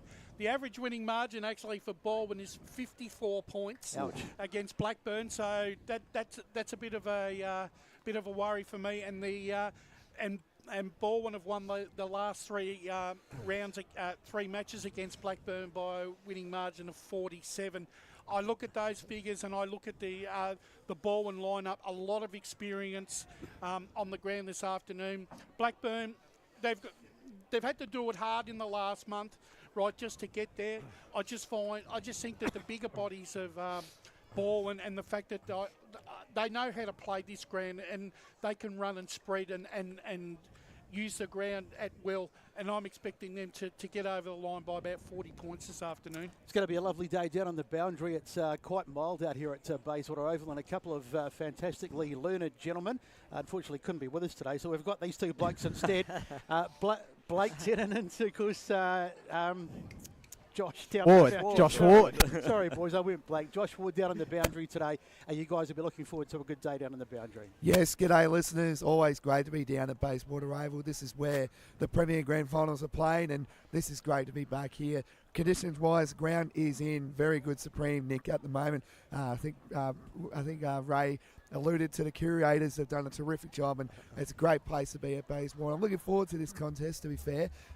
Blackburn, of course, as you said, Brush, have done it the hard way, and it'll be interesting to see how they're going to go against a really informed Balwyn side out at the moment. Quick tip from you two boys. Yeah, I went with Balwyn. I'm going to stick with them in this. I think I'm having some issues with my microphone, but I'm back in. Let's just change microphones. I'm going to go with Balwyn for this one. I said 5 goals in the podcast. I think they get the job done. Just quickly, some women's scores. Kilsyth Division 3 Premiers 50-32. East Ringwood 87-25. Surrey Park. Thank you very much, Josh. I've got Balwyn to win by 25 points as well, boys. Here Thanks we go. very much, guys. The siren sounds. And Brett Beston to take us away. Thank you, Jared. As the ball is up, Big Harry got up and got the tap down, but it's nicely picked up there by Balwyn. They get possession, but Blackburn, it's all a bit untidy. There'll be probably a bit scrappy line you'd expect until things start to feel their way out. Now Balwyn go forward. Mark is taken there. Nicely done by Lyle. He'll be a key factor today for Balwyn. He goes inside 50, and what a start for the Balwyn Tigers. And they're going to go back and have the first shot at goal of the game as the mark is taken by Haley. And what a season he's had. He's even missed a few games as well. Yes. But he still managed to kick 24 goals, which is a fair effort, Brash. It is, and that was really quick ball movement there from Balwyn off that centre clearance. Haley got a charge, got that 5-metre break and took a lovely mark. Haley kicking from just on the arc. How does it look? He's got his arm up. It's a beautiful kick. And that is just what the man can do, Charlie Haley. They want to put some attention into him as Balwyn grabbed the first of the day, and they lead by 1 straight kick on the Bendigo Bank scoreboard. Well, that's a perfect, not even a minute gone. Perfect start from Balwyn. You know, that is copybook stuff, and the guys who are involved, you know. Bowen Smith in the midfield. Yeah, and Lyle and Haley. You've got to remember, Haley's improved because he's been playing in Sydney reserves, boys. So Indeed. Being a Sydney supporter. So back into the centre. Question is, how quickly can Blackburn settle into this game after that goal? Clearance not won yet. There it is. Sean Cross kicks it. High ball inside forward 50 for the Tigers. Their flyers go up. They come down. And feeding it out there. He's got it to Urban. Blackburn fighting for it at ground level. Or not quite picking it up. They've had the kick smothered, swinging round the body there with the kick is Jeff Goebbels, and he kicks the second one for Balwyn. within 2 minutes. Very good start for the Tigers. The second goal come from a really bad turnover by the Blackburn defender. Then he got his boot to the ball, but it only went 20 metres along the ground. But he also, too, he kicked it into the corridor. He was forced to kick that ball by mistake into the corridor. Well, this is starting to look like last night. He watched the Collingwood Eastland game, but this is a flyer for the Balwyn side, and this is not what the Blackburn side wanted. They really needed to get off to a good start. They're heavy underdogs in this game, but it can only get better for them because they're 2 goals down in just over 2 minutes of play. So let's see what the response will be. Brendan Allen will be a little bit shell-shocked as the players will be as they go forward. Almost a chance for a mark. Ball's been dropped. But Balwyn have turned it over and they'll come off halfback. Josh Walker gets the kick smothered. Good pressure from number 9 is Sam Hutt, forcing it out towards the boundary. Hart gets his hands on it, but he's run out of room. Ball on the ground. Hart goes in looking for it again, and eventually they'll force the stoppage. So that's better from Blackburn. At least they've got some territory. So umpire to throw it up. Big Lockie Harry goes up against Anderson and the ruck. Anderson got the tap down. Cleared away there by Urban into the middle of the ground. Can they get a mark? Not at the moment. Ball on the taken there by one of the Blackburn players. He's wrapped up in a really good tackle. Coming in there was Wilson. And we'll have a ball up in the middle of the ground. It was Mackenzie Dorian who took that one. He's got the head bandaged up. Looks like he's been in a bit of a war, but nonetheless, up it goes. Anderson against Harry in the ruck again. Bit of a nil-all draw that time as the ball spills away. Trying to get it was Answorth. Now it's in the hands there of Cunningham. Louis Cunningham out towards the far side. Mark not taken. Ball on the ground. That might be in the back. What does the umpire say? No, he's come in and he says we'll have the ball up instead as Quinn is tackled. As we move into the 3.5 minutes gone, still the 2 goals in it with the ball inside in front. So clearing this one out is going to be Alex Urban. He's going to do a chip kick into the pocket. Running onto it there was Haley. Couldn't take it. It's now bouncing ball at ground level. Blackburn trying to apply the pressure. Swinging him round. Oh, he's just gotten away as Nathan Oakes snapped on goal. And he's got a third one for the Tigers. How did they let that one get through Blackburn? Oh, it's an early contender for the Tobin brothers goal of the day. That was a cracker. Ray, one thing I've noticed so far, the quick one touch that Balwyn are able to do, their clean disposal has really set them apart from Blackburn early. And also what I've noticed is when there's a contest and everyone's around the ball, Balwyn have got 2 outsiders, always there to take that hand pass. It's a little Balwyn at the moment. Blackburn had looked like they were sort of starting to get back into it. They had a little period there of about 60 seconds, but they turned it over and Balwyn had just taken control once again. So 3 goals straight. They lead 18-0 on the Bendigo back scoreboard. The tap comes down, taken there by Answorth. He's wrapped up, and we'll have a secondary ball up. Harry's going to have to try and break even against Anderson this afternoon in the ruck contest. So up it goes. Ball knocked out. It's bouncing around all over the place. Coming through there was Urban. Oh, here we go. And they're away again here, the Balwyn side. So they really are just dominating at the moment. I'm just trying to see who's got the ball at the moment. The camera's all over the place. So it is going to be a shot at goal. Is it Goebbels, I think? No, it's Nathan Oakes. Nathan Oakes. So Nathan Oakes will be going back. He'll be kicking from about the arc or just outside the arc. So it's a long kick, but we'll check with our boundary riders, but there seems to be virtually no wind today, so conditions are actually pretty good. He's actually inside the arc when he kicks it. Left footer, he strikes it pretty well. He likes it too off the boot. So Nathan Oakes gets his second, and it's Balwyn's 4th, and my word, what a start for them. 4 goals straight. It's a no-score, Bendigo back scoreboard, nearly 6 played. This is copybook stuff to what we saw out at Cherry Road there when they played Doncaster East. Yep. One thing that Doncaster East did that day, though, they gradually got back into the game, and this is what Blackburn's got to do. Don't worry about what's scored now, but just get Peckham back. Let's go boundary side with Josh Ward. Just touching on Besto's point, there isn't really any wind to speak of down here, so we're getting off to a fast start, Balwyn. Thanks very much for that, Josh, as we return to the centre of the ground here. Going up, Lachlan Harry, as we've said, needed to break even. He's not done at that time as Anderson gets the kick away inside forward 50. It was a good clearance. Hunting for it was Markovski, scooped up there for Balwyn. Cross just taps it along. Markovski's onto it again. And gathering the ball but being wrapped up immediately. Blackburn defender in there, Jordan Hart. So we've got a stoppage here inside Balwyn's forward 50, 6.5 minutes gone. They're already 4 goals up. Fighting through there is Lyle. He's done well, but he's been wrapped up by Will Oglethorpe out there for the Burners. Blackburn under siege early. They've already let through 4 goals. And it looks like it's going to be a bit of a struggle for them if it continues this way. So from this contest, it's Markowski. He gets the handball away. Intercepted there by Dunn. Tackled by Smith. Another ball up.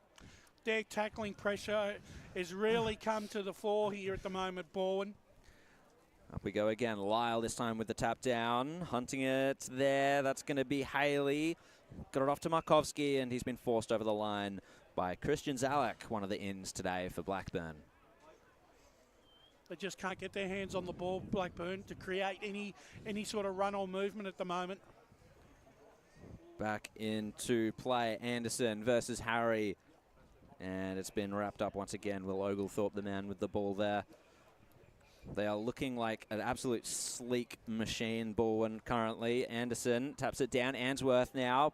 Might have been his first touch for the day, which is a rare thing for him to not get too many early on.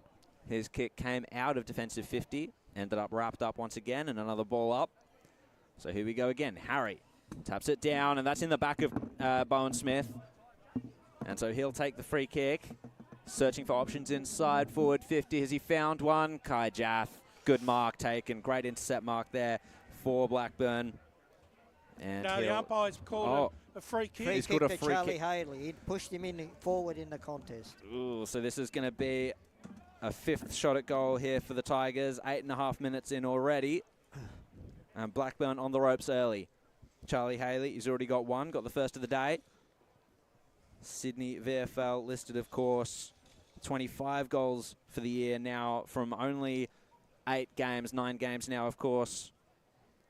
Trots in to really put the burn on the Burners. He's missed it. Just to the left there. Let's go boundary side with Josh Ward. So when we last saw Balwyn and Blackburn on Good Friday, they got off to that really fast start, did Balwyn. So they need to do something, the Burners. They certainly do. So it's going to be Sam Hart to bring the ball back in.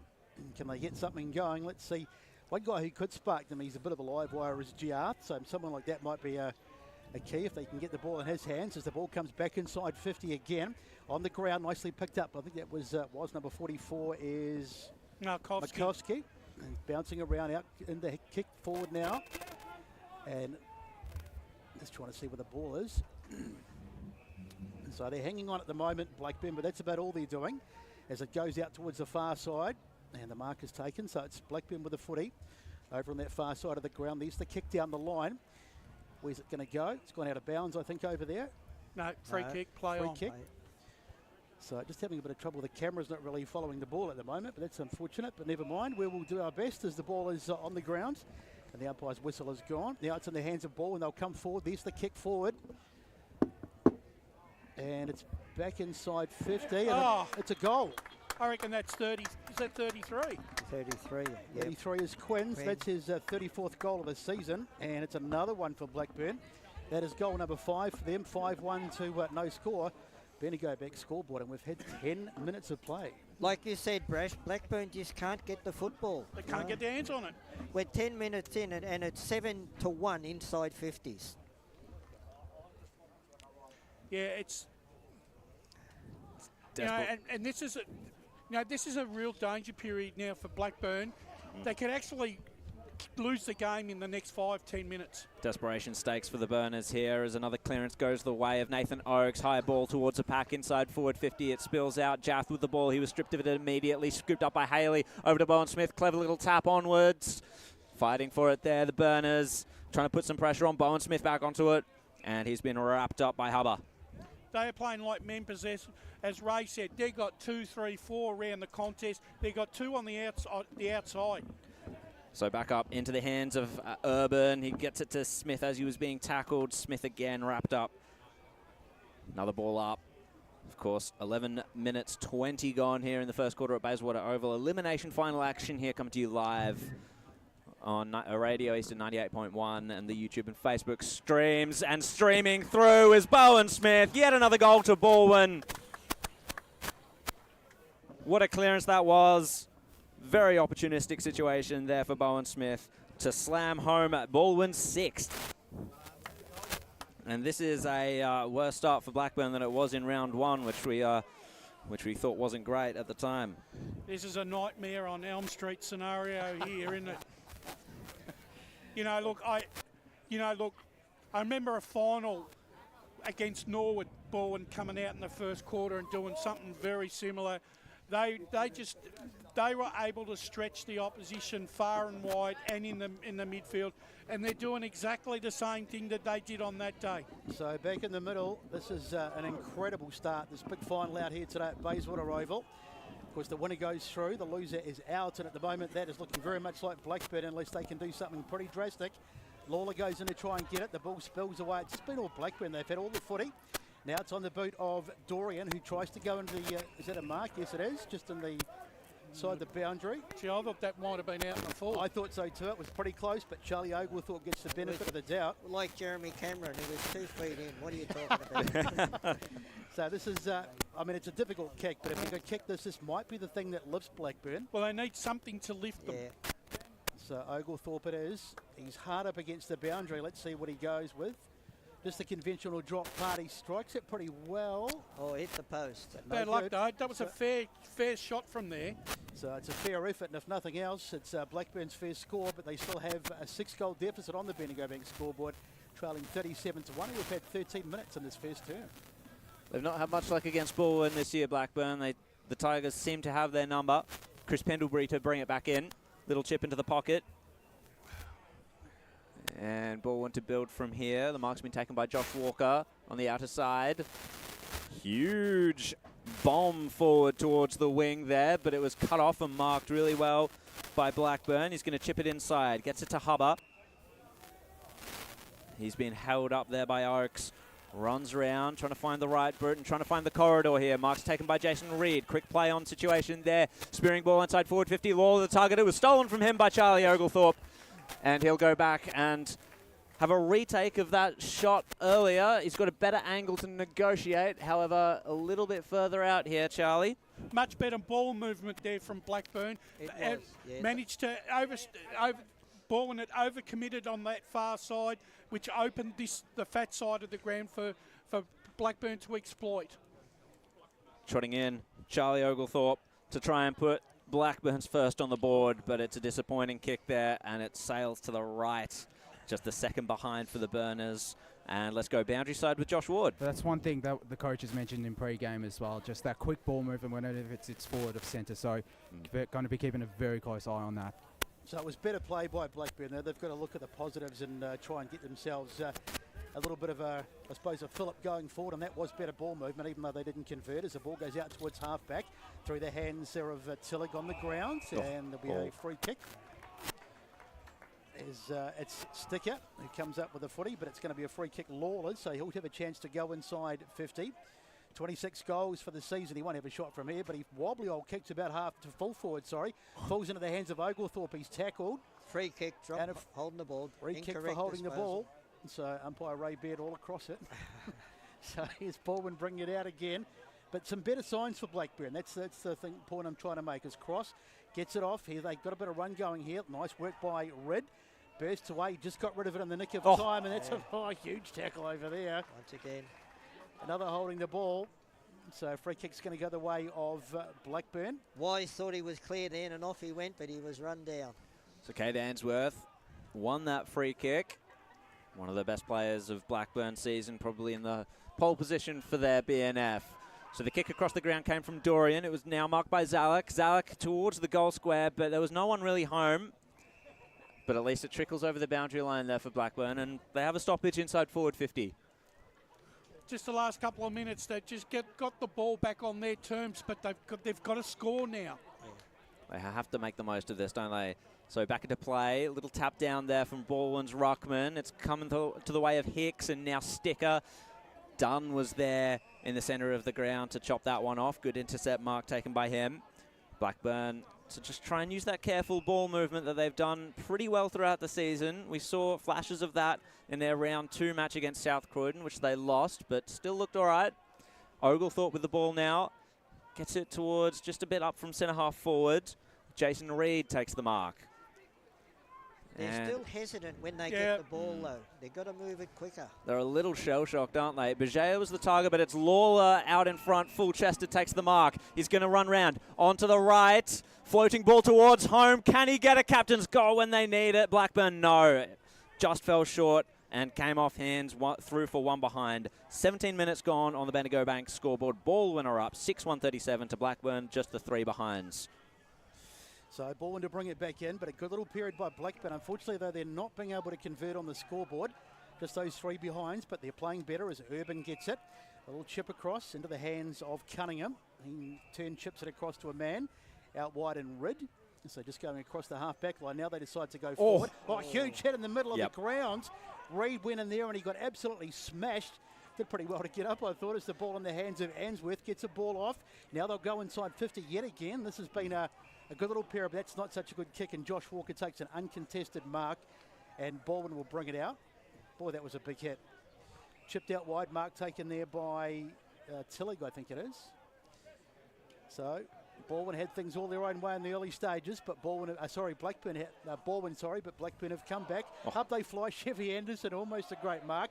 Ball on the ground, Hubbard's taken the tackle, and it's going to be a free kick. Good tackle there by Sticker. So free kick coming the way of Balwyn. So here we go. Jordan Hart nearly intercepted that.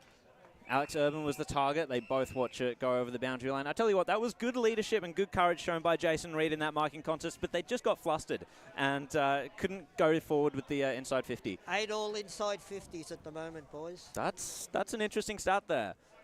Thank you very much for that, Ray Baird, of course, one of our special comments men, along with Wayne Barasha today here at Bayswater Oval. Great tackle from that clearance by Nathan Oakes.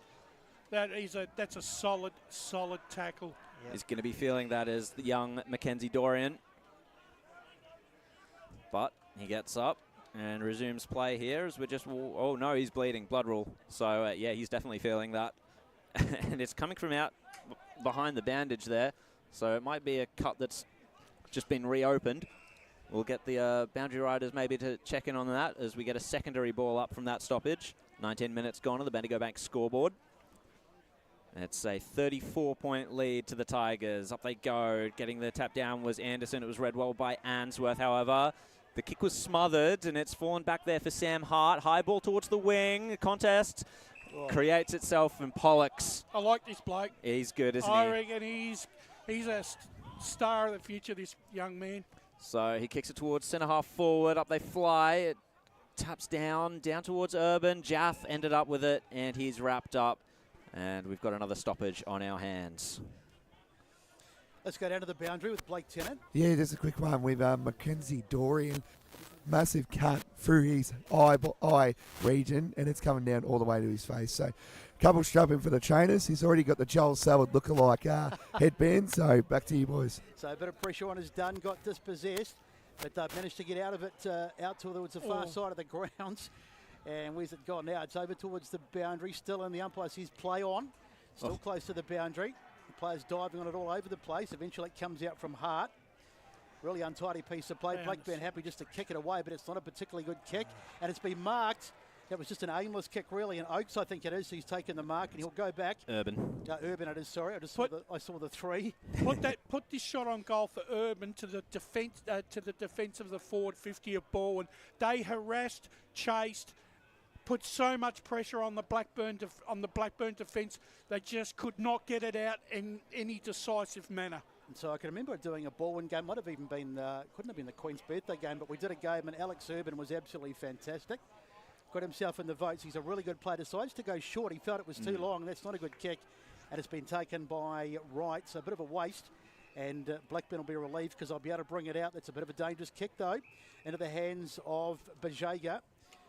So they go forward again, kick it in the middle of the ground, but they've turned it over. That's happened a few times. Chevy Anderson got to take it. He didn't see the man behind him.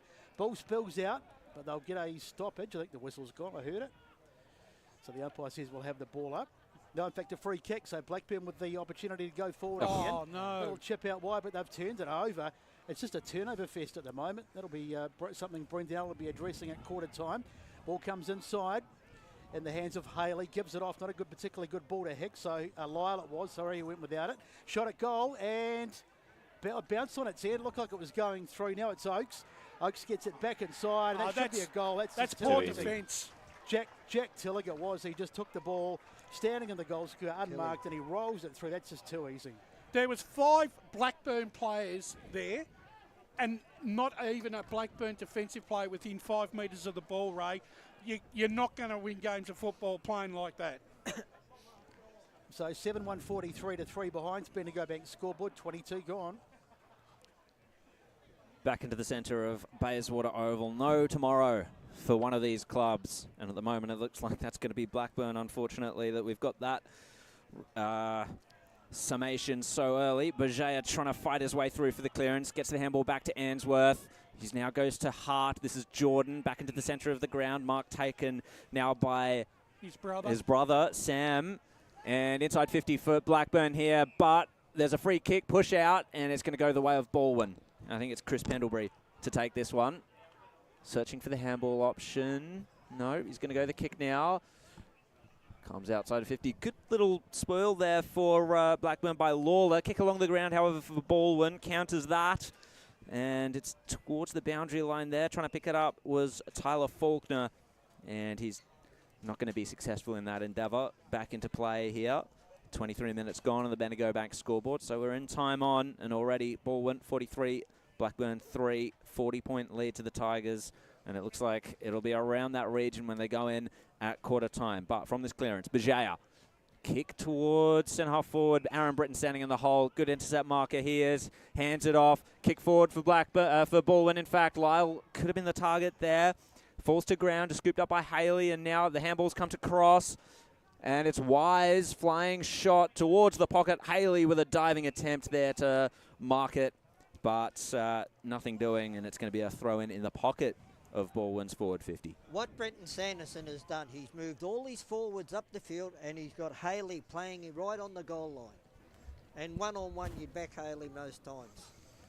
He's a very creative player, very skilled, of course. Charlie Haley gets all the accolades that he deserves. Now, from that stoppage, it's a high tackle, and Alex Urban is going to get another shot at goal this time. Tell you what, he started well, Alex Urban, in the midfield. Indeed. He's everywhere at the moment. Good old Keith. He's adept at racking up disposals. Of course, he averages 27 disposals a game, 49 in a round 8 match against Park Orchards earlier in this year. I think last year, Jared, I think he averaged 36 possessions a game last year. That is ridiculous. So odd to say that 27 disposals on average is down on form. He's not down on form with that kick, though. Ball won't get that 8th. And it is looking, well, it's looking a lot like last night, as you said, Besto. Not to let's go to Blake Tennant on the boundary line. Yeah, Mackenzie Dorian, a.k.a. Joel Selwood, has just come back onto the ground. So he's got the double strapping now, boys, so you won't miss him. Well, we didn't miss him at the start of the game either, Blake. So Blake wheeling out the one line as he's available for weddings, parties and bar mitzvahs. Call 0800 Blake as the ball goes up. Up they fly. Chevy Anderson knocks it out.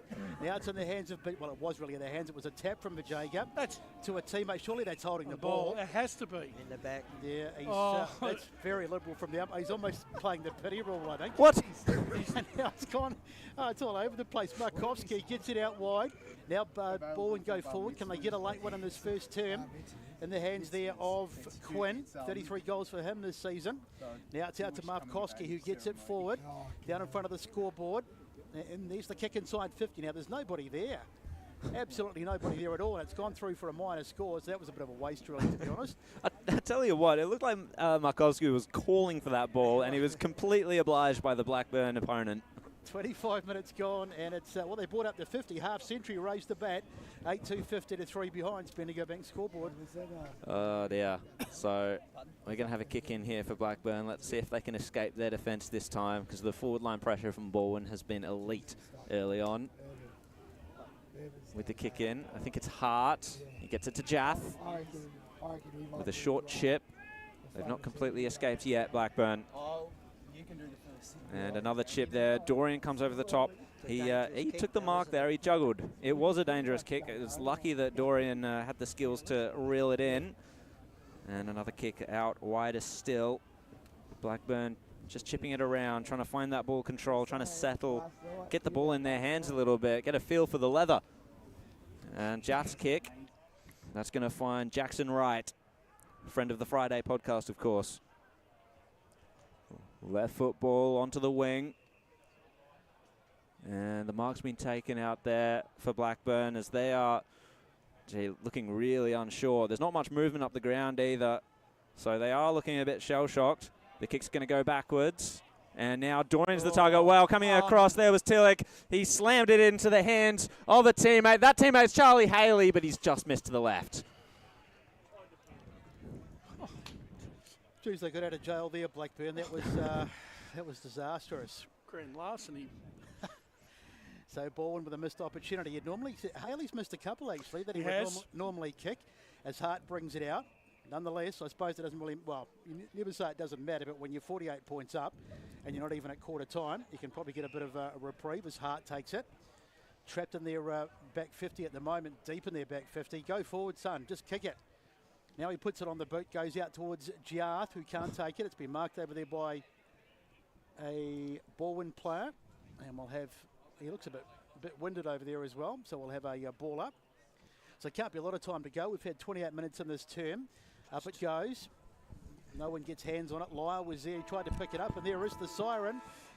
Well, it's an absolutely unbelievable scoreline out here at Bayswater Oval. It's finals footy, but it doesn't feel like it. And Balwyn lead at the break. The first break, 8 goals, 3, 51 to 3 behind. So plenty of goal kickers. Jared, tell us about them. Yep, thank you very much, Basto. The only multiple goal scorer so far for Balwyn is Nathan Oakes, and then we've got singles to Urban, Goebbels, Haley, Tillig, Quinn and Smith. So that is a lot of goals. And, of course, no goals kicked for Blackburn, obviously. Inside 50, 12 to Balwyn, 10 to Blackburn. So very efficient going forward. Well, Balwyn will take you out to the break for quarter time. It's Balwyn 8-3-51 leading Blackburn 3 behinds in this elimination final from Bayswater Oval. Thank you very much for joining us on an Eastern FM 98.1. The Facebook and YouTube streams will be back after this break. As Sarah opened her best friend Jackie's wedding invitation, she was overcome with a wave of emotion. While her 2 young boys wrestled on the floor, tears of happiness rolled down Sarah's cheeks as she saw the words she'd been longing to see. Please note, this wedding will be a child-free event.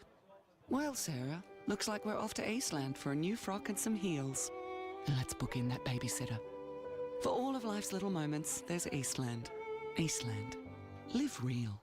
At Yarra Valley Water, we know reducing your shower time, or show time, to 4 minutes can save you an average of $200 a year on water and energy bills. Shower shorter. Save water. Authorised by the Victorian Government, 1 Treasury Place, Melbourne. Sprained your ankle, bursting through the banner? Broke a finger, high-fiving the ruckman? Or did you run into the goal post again? For bumps, breaks or bleeds, be seen sooner, close to home at Knox Private 24/7 Emergency Department. The preferred provider of emergency care to the Eastern Football Netball League, you'll generally experience shorter wait times. You don't need private health, but there is an out-of-pocket fee. Be seen sooner, close to home at Knox Private 24/7 Emergency Department, 262 Mountain Highway, Wantirna. Do you feel good about your bank? Because there is a bank you can feel good about. They share their profits to fund big community projects, small community clubs, and vital emergency services. They've given $250 million to help Australian communities thrive. They have all the products and tech you expect from a big bank, with service you don't. It's Bendigo Bank. Feel good about who you bank with. Try Bendigo. Search bendigobank.com.au or search Bendigo Bank near me. The first time I met the team at Tobin Brothers Funerals, I felt like I'd known them for years. They're so caring, honest and passionate. James McLeod, Managing Director of Tobin Brothers Funerals, sums it up best when he says, "Every day our people get out of bed to assist client families in their absolute time of need. Our people love what they do, and you will not find a more highly trained group of people than those at Tobin Brothers." Visit tobinbrothers.com.au. Tobin Brothers Funerals, celebrating lives. Hi, I'm Ben Desson from Montrose Football Netball Club, and when I need a new kit for a night out, I head over to Eastland. But Eastland is more than a shopping centre. They support a range of community organisations and have been major partners of the Eastern Football Netball League since 2018. Thanks, Eastland. You are listening to Radio Eastern FM 98.1. With live and exclusive coverage of the EFNL football season, bringing you the match of the day with score updates from all divisions. And now we cross to our commentary team for the Radio Eastern 98.1 Match of the Day coverage. Welcome back to the Bayswater Oval. I have to be honest, I'm a little bit shell-shocked out here. I'm standing here sort of wondering if I'm in some sort of twilight zone or something, because this is a final, and well, we won't call it over, but it's going to be very, very hard for Blackburn to come back. They have been absolutely blown away in this first quarter. 8 goals, 8-51 to 3 behinds. Let's have a chat to the boys and see if we can find a way back into this game. Brash, what do they need to do to get at least stop the rot, I suppose, for a little period? Well, I'm going to go with I'm not going to steal my friend's analogy here, but the term having to chip away and work your way back into the contest, I don't reckon it's going to work for Blackburn here, because they can't afford to be working their way back slowly into the contest, because Balwyn are already smelling blood and they're going to go for the kill in the second quarter. I just sort of feel like that, 12 inside 50s to 10, right? And I just think that's a real anomaly when you look at the scores in there. Well, it was 10-2 at one stage, so Blackburn did have the ball inside their forward 50 later in that quarter. But the old story is, when you get it in there and you got the ball, you got to hit the scoreboard. And there was probably 2, maybe even 3 goals that they really should have kicked, and it would have been a lot different scoreline. But no, I don't know how they're going to get back in. They've just got because they can't afford to. Like I said, they can't. They need to. They're going to have to try and deny Balwyn possession. And I don't see how they're going to be able to do that, Brett, when they're getting beaten soundly across most positions around the court. They keep turning it over whenever they've got it. Because they're under pressure. Yeah, they are. Balwyn's putting enormous pressure. When they do turn it over, Balwyn inevitably goes straight down the other end. And, of course, they've got plenty of options down there, likes of Goebbels, Haley, all getting their hands on it. Bang, goal. I mean, it's just, I'll be fascinated to, hopefully the boys have gone, and I don't know if Brendan Allen will be up for a chat, but get the word from the Blackburn I wouldn't be huddle. going anywhere near Brendan Allen for a chat. No, but you'd just be interested to know what he's saying, because some coach might not want a chat. I mean, it's quarter time in this game, and it's 48 points. To give Balwyn their due, they've been very sharp on their disposal, very efficient, very clean, and they're just running on top of the ground. They've got the legs for days by the looks of it. Yeah, they've been very sharp because the opposition have let them be very sharp. You only play as well as the opposition do. Now, Blackburn, they just got to try and tighten up in all areas and try and win the football. And when they do win the football, use it properly. And as Brash said, maybe not even go to the outside. Bite the bullet, go down the corridor. Okay, you're 40 points down now. If we get beaten by 50 points at the end of the day, fair enough. All right, well, let's go down to the boundary with Blake. Blake, who have you got? He's got no audio. You got no. Have you got me now? Yes. Yeah. Yep. We got Blackburn senior coach here, Brendan Allen here. Brendan, disappointing quarter. You talk about that you panicked and rushed a bit. Do you want to explain a bit about that? I think just it must have been the nerves of the final, but we just gave him the ball back just with silly errors, drop marks, stuff that we haven't, just fun with the game, and they preyed on. They're a good team. We got 3 quarters, so we just got to go to work. Yeah, you talk about this switch. There was no switches that quarter. You look for the outside kind of ball movement switch but Balwyn's been doing. That was one for the game. I think the boys just got tunnel vision and it was really good, and it just forced us to kick down the line. But we've got to get some change of angle on the ball and try and get around them. Too easy. Hopefully get back on the winners list, mate. All the best for the game. Thanks, Blake. Apologies for the 1 or 2 little technical difficulties, but we're back in the middle of the ground. What can Blackburn do? Will they get the switch going? Have they got some other secret thing? Just a quick score. Ferntree Gully 3-2, Oakley District 3-3, quarter time. Oh, okay. Interesting. And I've got another one here. South Belgrave leading Montrose 139 to 128. Oh, close. All right, so let's get underway for the second quarter. Here's Jared Beanlands. We've got the close one here, boys. And up we go. Perhaps we should duck out to South Belgrave. Can we move all the equipment, or... Lee is sounding a little dubious about that, our man on the sound. But we have a secondary ball up here from that stoppage.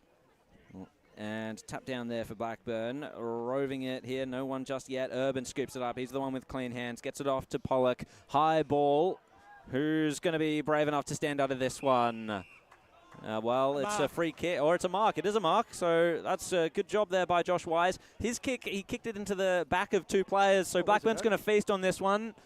A bit of a wobbly kick forward, however. Lawler's down there to try and provide some spark up forward. Cute little kick there to Horsnail, and he's marked it.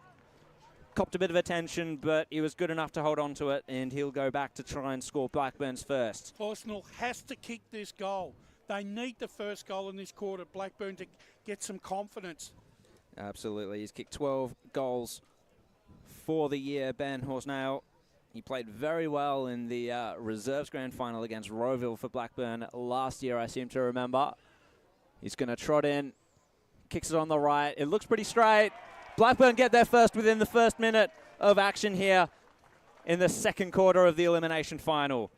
They needed that one, that's for sure. And let's go boundary side with Josh Ward. I was listening into Brendan Sanderson at quarter time, so perfect timing with that Blackburn goal. But he was really impressed with the start, a fantastic start, the structure holding up really well. And he wants them to continue bringing that ruthless attitude in this second quarter, continue to bring the pressure up forward and in defence. Thank you, Josh. As a wise man once said, every good comeback's got to start somewhere. So that's just the start that Blackburn wanted, just to give them a bit of a lift, if nothing else. So 51-9, up they go. Harriet was who got the hit out that time, I think. It's fallen down there for the man in the bandages. He goes right across the other side to Giarth. Bit of space in the half-back line. He's one guy I mentioned before. I think he could really spark them if he starts to get forward. That's a nice kick. Mark tuck in by Dorian. Looks like he should be going to hospital. Back into Giarth. It's a bit of a playing kick-to-kick, these two at the moment. Now can they go forward? Just taking a bit of time. Giarth goes for a bit of a run. Now he decides to go. Can he hit a target? It's a one-on-one out there. Beautiful mark. That's great work taken by Bajega. Cries from the Blackburn faithful for a free kick, but nothing doing. But it's still marked nonetheless, and they can go inside 50. Bajega wheels around. There's the kick. Now who's underneath this one? There's plenty of Balwyn defenders back. Bit of a lone wolf in Hudson. He gets it. He snaps it across the goal. But he's overcooked it a wee bit. Calls for a free kick that was pushing in the goal square. But the umpire said nothing doing, and it's gone out of bounds in the right forward pocket. Let's go back to the boundary with Josh Ward. Just as well, Paddy Lawler is the deepest forward for Blackburn. We've seen that he can bring Blackburn back into contest in the forward line, so keep an eye on him. He kicked 4 goals in the second quarter against South Croydon back in round 2. Let's see if he can repeat that performance and get them back on the board here. Urban takes it away very cleanly from that stoppage. Bit of a dangerous kick there to Pendlebury, who was good enough to mark it. Gets it off to Pollux, and now Jamie Ridd to run onto it. Sorry, that's a Markovski, in fact. So he kicks it forward there for Balwyn. Bouncing ball in front of Goebbels. He was tackled, though. Great challenge by Blackburn. Wrestle on the ground. And it's going to be a ball up by the looks of it. I thought the ball spilt free there. Well done by Dunn. Yeah, very well done. Very good tackle. Goebbels was off. So they're tightening up here, Blackburn. Answorth roves that tap. And a good mark going up there. He's been paid it there, Lewis Downey. No, he hasn't. I thought I heard the whistle. That's false information there. So Hicks, he gets it off to Cunningham. Kick forward towards centre half forward there for Balwyn. Scooped up. And it was Oakes. Gets it to a teammate. Kicks to the pocket. And a bouncing ball will find the boundary line by the looks of it. And we'll have a throw in there. That was a bit stiff. I thought that could have been paid, that mark. I really did think I heard a whistle, but might have been my imagination. Let's go to the boundary line. There was a whistle paid. I think the umpire might have actually gone a bit too early. He didn't properly lay hands on the mark, did Downey. That's unfortunate there. So Answorth gets another clearance there, and out to Dorian. Good mark taken on the outer side by Horsnail, and his kick was just a little too wide there, and it's out in the full. Balwyn to take the free kick through. Former AFL player Josh Walker. He steps around his man there, using all of his experience and guile, indeed. Good word there, Brash. And I seem to remember we've used that for Rhett Jordan there, as we've got to get another ball up. Yeah, find some new words, Brash. So up we go. Little tap down there by Lyle in the ruck, but it's read well by Blackburn. Great pressure, however, by Balwyn. Alex Urban ends up with it. He's just fighting through it. Oh. Dorian tackled. Dorian stuck it, though. took him down, and that's holding the ball. He's had a good opening to the second quarter, Dorian. He's got busy and got himself involved in a lot of contests. So took the words out of my mouth, Brash. I was going to say, if anyone's trying to fire them up, it's him, because he's really come out and playing. No, not with that kick. Having a little hot streak, but we put the mockers on him because he's kicked it. Not a particularly good one. Back inside, Bowen Smith takes the mark, and they're off through the corridor again. Nice work there by Britain, I think it was. Now they go forward. Can they get a mark? It's about a 2-on-2 over there, and Blackburn managed to get back, and they're happy just to see it out of bounds. So that's how quickly what happens. Blackburn will turn the ball over, and Balwyn can get them on the turnover. They were lucky on that occasion, but it's happened a few times. So 51-9. We've had nearly 6 minutes gone on this second term. Up it goes. And what's the umpire paying here? Free kick going to Blackburn by the looks, and a chance to clear the line. Push out there. So little chip out of defence there. Goes to Jordan Hart. And little devoid of options at this point there, Blackburn. So they're going to try and switch it up. He sees a free man out there. Mark taken. And Blackburn will chip their way out of defence as well. Well, Bajay was the target, but Alex Urban is everywhere. And he's taken that mark. He's going to send them back inside forward 50. Oh, good effort there. Dorian, who is equally everywhere, has intercepted that really skillfully. Little chip. Finds a teammate. That's Ainsworth. And his kick finds Lawler, who's worked his way up the ground a little bit. And it's a spearing ball there. Great vision to Oglethorpe. He's surrounded by Tigers, however. They smell blood, close in, and Josh Walker will take them away with a handball out to a teammate. Spiralling ball towards centre half forward. They crash the pack. Ball falls to ground. Markovsky and Quinn lay the tackle. And they're going to hold it inside their forward 50 of Balwyn. So just a quick check on the scoreboard there. 7 minutes gone. 8-3-51 to Blackburn. 1-3-9. That's Balwyn leading, of course. And the tap down, that's very good by Blackburn. They found Zalek, and his kick goes out towards the outer side again. Balwyn challenging. It's been picked up there by Wilson. Good little chain of handballs. Now finds Gottliebson, and he was caught holding the ball. So it's going to be Dorian to take us away. So Mackenzie Dorian, a little short kick. I think it bounced, but they were lucky because Ainsworth got the handball back to Dorian. He said, thank you very much. He didn't have a lot of room, should I say, to work in, but he manages to get a kick and find a target. So Blackburn just controlling it now, just out on the far side. Not too much to kick to. As Balwyn just get their marking right on point. Now it's forcing them to go backwards. This is better from Balwyn. Just putting a bit of pressure on after a hot start by Blackburn. Now the ball on the ground. Now Walker gets a handball off. Little handball off too from, that's Cross, I think, over there. Far side of the ground. Now the kick forward going towards the inside 50, but it's off hands. And it'll go out of bounds over on the far side. So 51-9, 8-3-51 to 1-3-9. Well, at least Blackburn have won the first 8 minutes of the quarter. They have. 6 points to nil. Got to take the small positives. That's exactly right. So Harry against Lyle in the ruck, won by Blackburn as they Here come we out. go. It's a good. Here's a chance now in the hands of Oglethorpe. Here they go inside 50, and the mark is taken by Lawler, I think that is. Excellent kick there from Bajaya out of defence. Found space for Oglethorpe to run onto the ball, who delivered a lovely pass into Paddy Lawler. So that's showing some good signs here, Blackburn, and Lawler will go back and try and kick the second goal for the Blackburn side. So he's just taking a bit of time. The former, is he not the captain at the moment, is he? Yeah. Oh, yes, I was going to say, I thought, I knew he was the captain at one stage, but so here's Paddy Lawler. He's been at the club for a long time, one of the stalwarts of the Burners. Comes in, should kick this, but I don't want to put the mockers on him. There's the kick, struck it, okay, he's got it. So this is a much better start to this quarter by Blackburn. If they'd started like this in the first term, they might be in a far better position, but Lawler gets his first of the day. 27th of the season, and Blackburn get the second of this quarter, and they're doing okay. 8-3-51 to 2-3-15. Bendigo Bank score, but after 9.5 minutes. Brash, one of the reasons they're getting back into it is Mackenzie Dorian down that back line. He has been absolutely outstanding in this quarter. But they're doing what Brendan Allen asked them to do, is to try and stretch Balwyn again and try and look for the switch, and they've done that quite nicely on occasions throughout this quarter. Yep. Dorian is off the ground momentarily at the moment. So Cross is going to fight for it. He received the handball from Smith, spilt it, and Smith gets it back towards centre half forward. Great effort there by Markovski, but standing underneath it was right. That's a gutsy mark. Yeah, that's a mark of the day contender, I reckon. Yeah. So Blackburn now to chip it out of defence. It's gone through the hands of Hart and now into Dunn. And they're using that outer side once again, and they seem to like doing that. Blackburn forcing Balwyn across.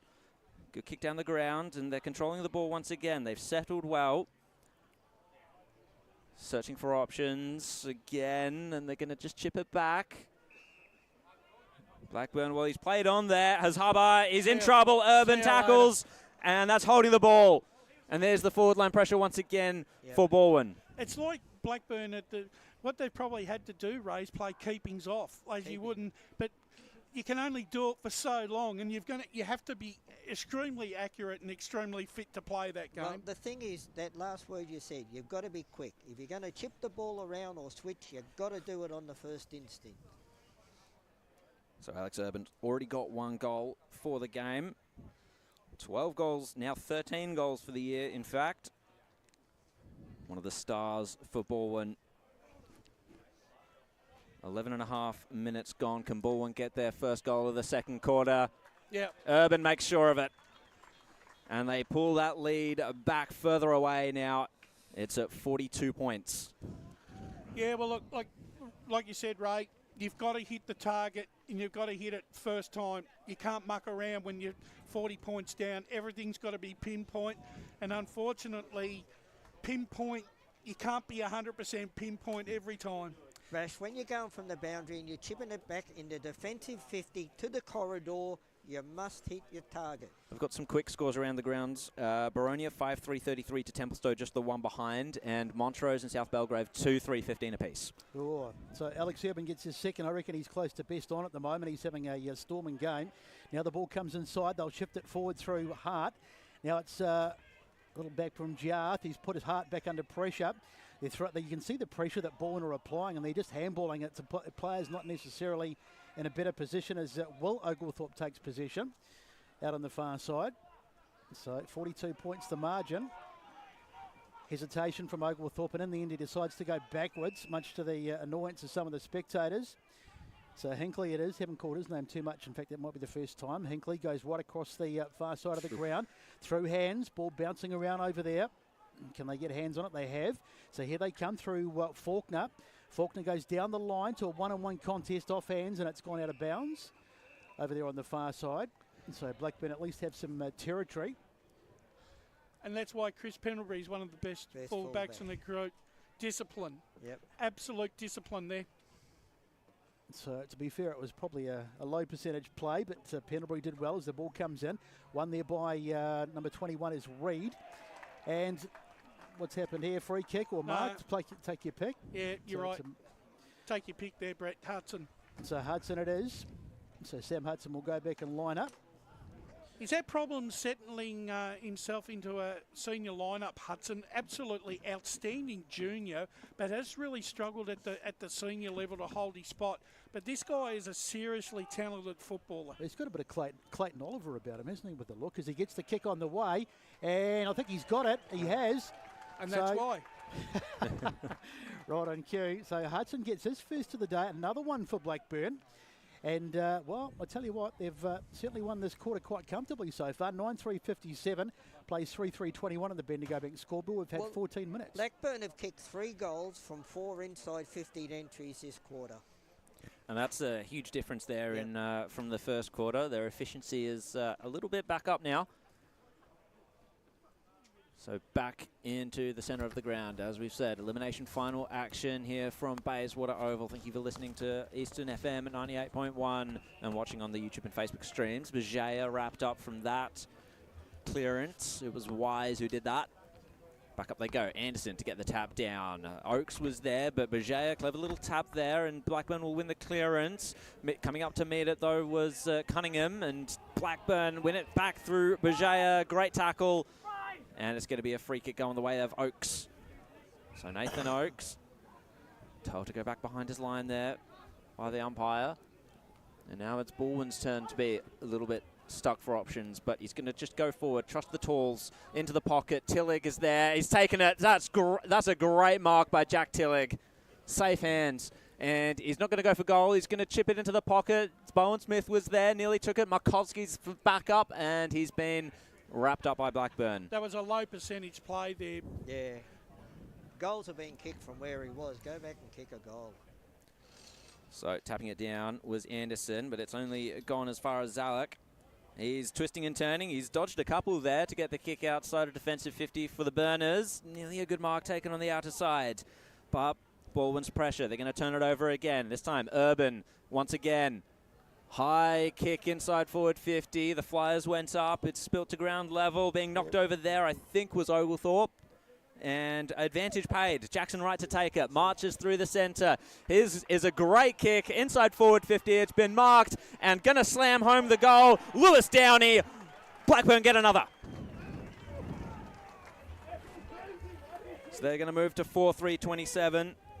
Now a 30-point margin for Balwyn. 9-3-57. 16 minutes gone in this second quarter. And Blackburn they've done more than settle. They've shown a lot of ticker here in that opening quarter of an hour here, Blackburn. They could have easily laid down and let Balwyn take complete control of this contest, but they're showing true character and a bit of courage here.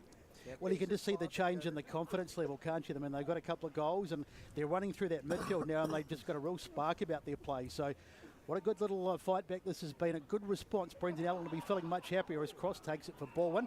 Gets it. Oh, I tell you what, Giarth has been, no, it's not Giarth, it's Dorian who got thrown to the ground. Gets the free kick. Now he goes into the pocket to an unmarked man. And just as we were heaping praise on the Balwyn side, they're in it again. So this is quite a long kick. Is that Horsnell? Can't see who it is. It might be Ben Horsnell over there. It's a fair kick if he's going to have a go at this. But as we've spoken about today, there is no breeze, but it is quite a distance, so he'll have to strike it pretty well to get it home. He's kicked one today, Ben Horsnell. Oh, I think it's Horsnell. Well, we'll say it is, just for the moment, until he turns around. Here's Horsnell. There's the kick. How does it look? It's going to be a bit short, I think, and it's going to be not marked on the line, but it's been knocked through. Still alive, in fact. Can someone get a crumb? No, they can't. And eventually it has gone through for a minor score, so probably just a little bit on the edge of the range there, but it's a point nonetheless. And Balwyn lead 9-3-57 to 4-4-28. Benny, go back to scoreboard. We've had 18 or nearly 18 minutes. So, good challenge there from the kick in. Heaton it was, but he's given away the free kick. So, they've not given it back cleanly. The umpire was lenient. So, Josh Pollocks to take the free kick. Very lenient. Yeah, that, I think, by the book was a 25-metre penalty. But here we are. Pack flies. It's come straight off hands, and that was well read by Oakes. Got it to Wise. Charlie Haley's got a couple to beat inside 50, so the boundary line was his friend. And he's happy to have the stoppage. I reckon he did the wrong thing there, Wise. There was a handball on. Yep. Could have opened the corridor there. Took the wrong option. 18.5 minutes gone. 57-28. Blackburn fighting their way back in. Balwyn have looked a little less certain of themselves this quarter. Bergea with the clearance. But the mark's been taken by Pollocks. He's playing real well here. He hasn't done much wrong so far, Pollocks. He's often very clean with the ball. Let's see what he can do this time. He's got Anderson down the line, and he was unchallenged in that mark. Kick and a half from goal. So there's the half kick. Nearly an intercept there by Blackburn. They're going to just fight for it at ground level. It bounces out towards Hudson. His kick was a little off centre there. Rid challenged. And now Tillig gets it out to Hicks. Back to Tillig. Handball over the top. Found Wise. He's hard up against the boundary line. Good smother there by Blackburn. They're applying the pressure well. Anderson fights for it at ground level. Hard thing for a big man to do. Urban fires it out. Pollocks is there, and he's been run down by Heaton. He just got the kick away as he went over, but the umpire said it wasn't good enough. So Sam Heaton will take the free kick. Bit of a spring in the step of the Burners now. But they've been held up. Balwyn have come back really well, and it was a really messy kick inside forward 50, cut off immediately by Jamie Rid.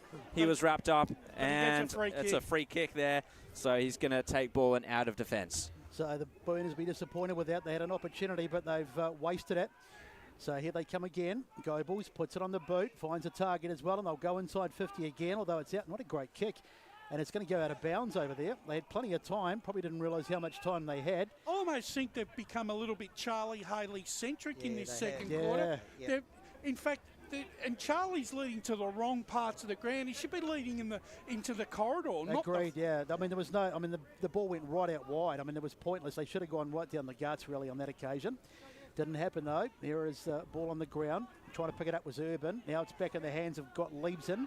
They turned it over, so here's Blackburn, and that's going to be a free kick. Yeah, high tackle first. So poor old Sam Hart nearly lost his head as they chip it out wide. Mark taken out there by his brother Jordan Hart. So two sets of brothers, the Oglethorpes and the Harts today. Yeah, it's a real family affair down at Blackburn. The mother's probably the head trainer or something. As the ball is just chipped out wide again. So they were just retaining position for the moment, Blackburn, as they try and find a way through. Mark taken there by Answorth. He's done okay today.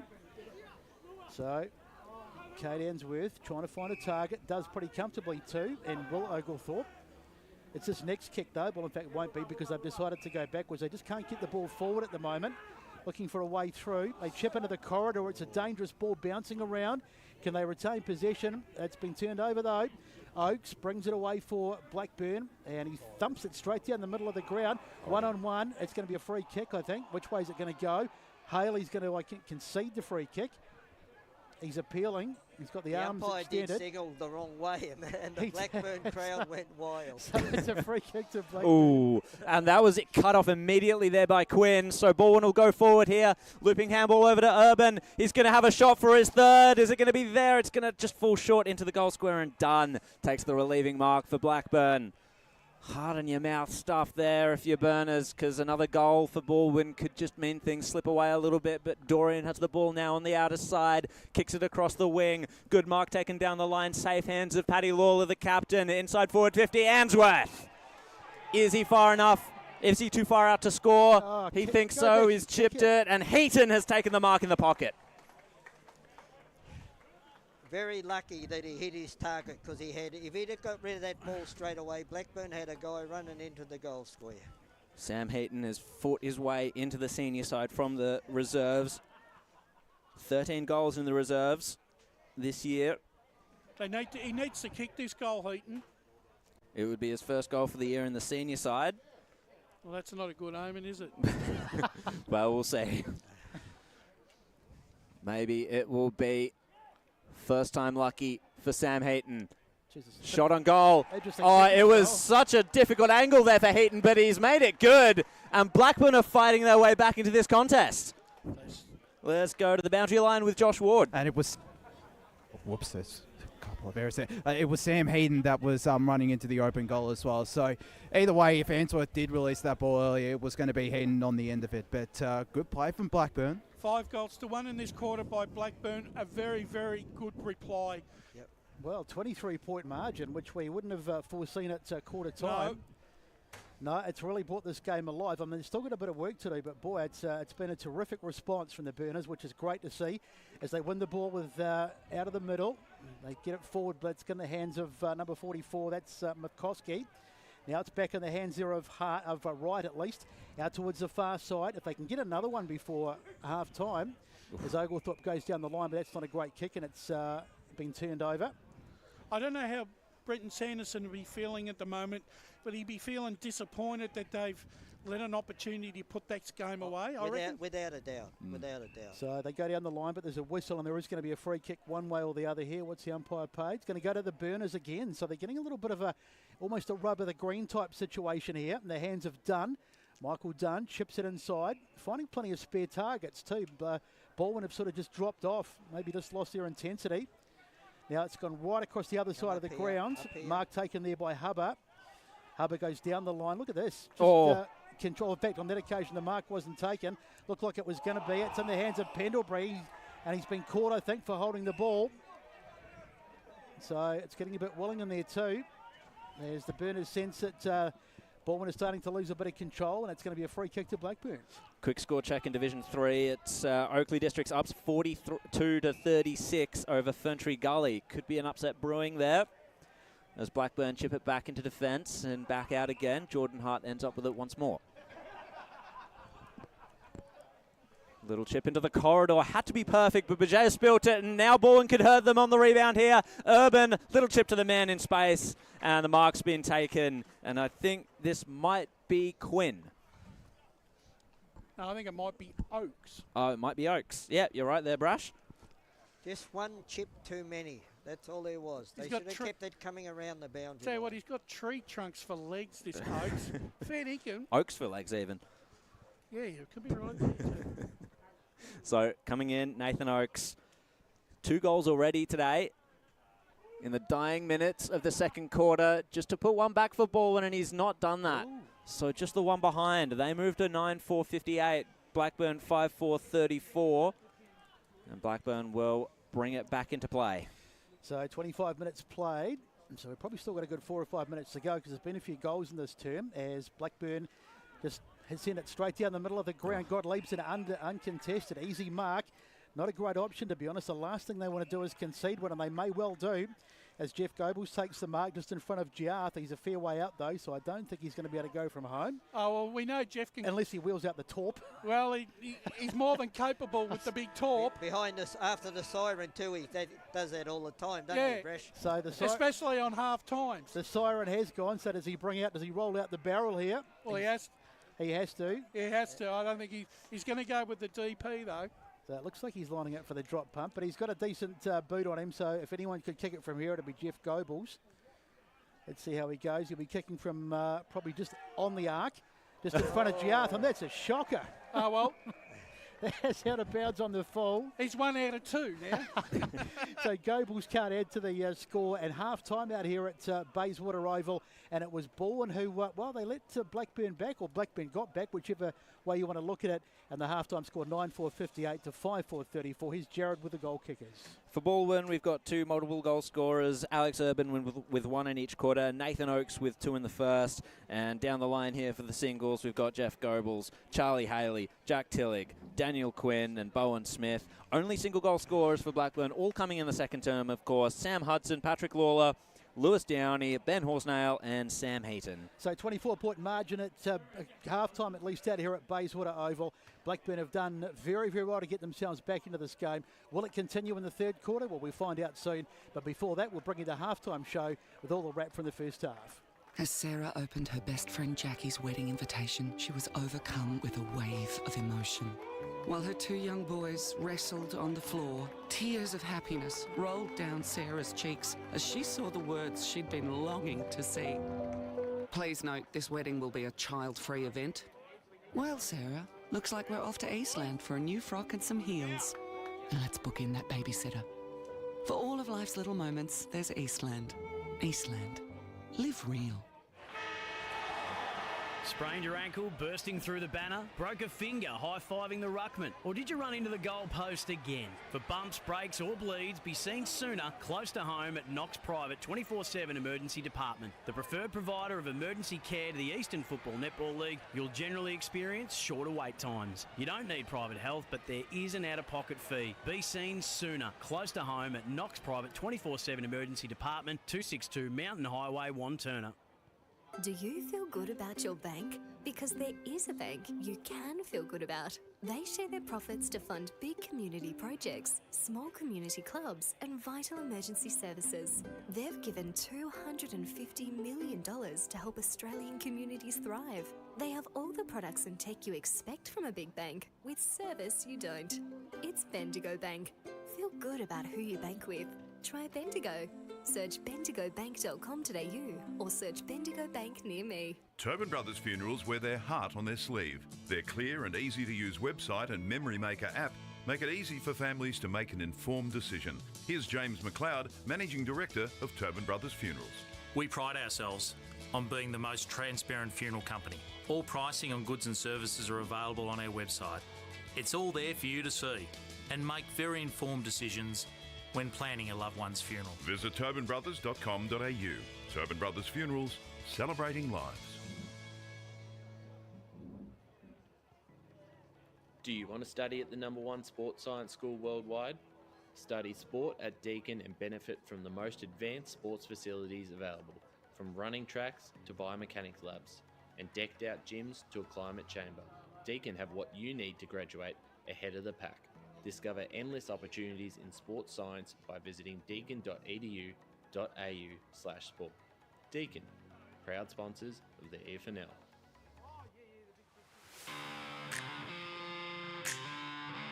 You are listening to Radio Eastern FM 98.1. With live and exclusive coverage of the EFNL football season, bringing you the match of the day with score updates from all divisions. And now we cross to our commentary team for the Radio Eastern 98.1 Match of the Day coverage. Halftime show out here at Bayswater Oval for the Eastland match of the round between Balwyn and Blackburn. The Burners made their way back into this contest in the second quarter. They trailed 5-4-34 to Balwyn, 9-4-58. The Tigers, 8 goals in that first quarter, but 5 in the second for Blackburn. Just repeating the major goal kickers. Nathan Oakes with 2 alongside Alex Urban, whilst for Blackburn, all singles. Josh Ward here alongside Blake Tennant and Matt Spider-Lee. Spider, I'll go to you first.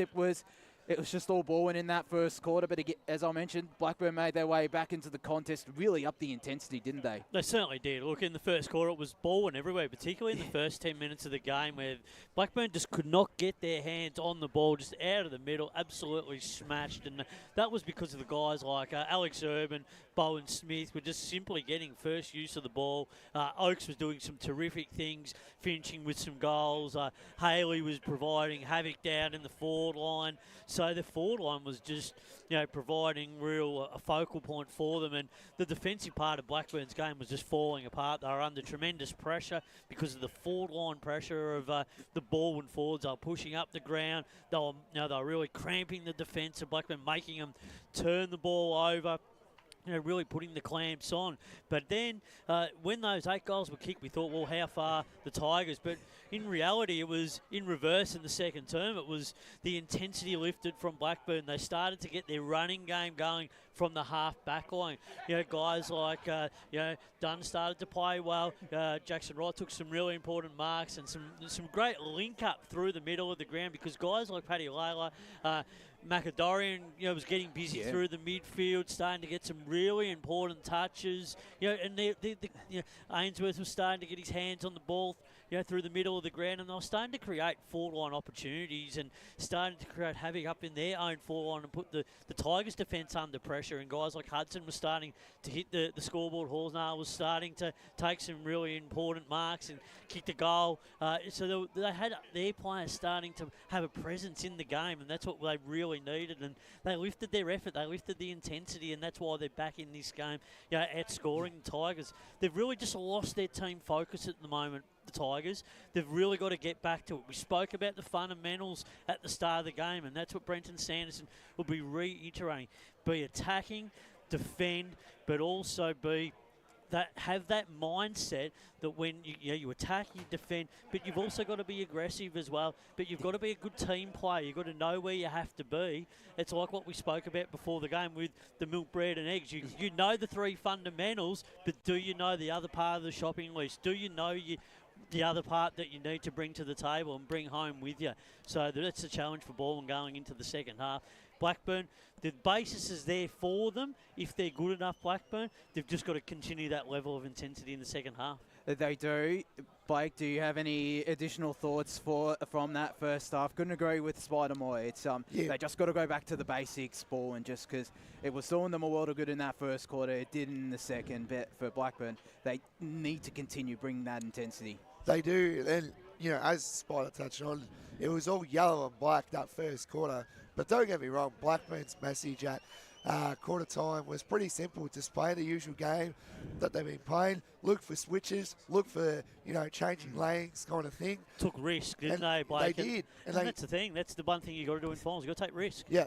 And he also said that they panic a bit much and they were just rushing things. And I feel like Blackburn are on their terms at this stage, but you can't rule out what Balwyn have done. The damage is already done by Balwyn, but it's now up to Blackburn to see what they can produce in this second half. They've still got to watch the players, though, Josh. Like Alex Urban, who's just doing some fantastic things, been real damaging. We know Bowen Smith's playing a quality game. Oak's been very good.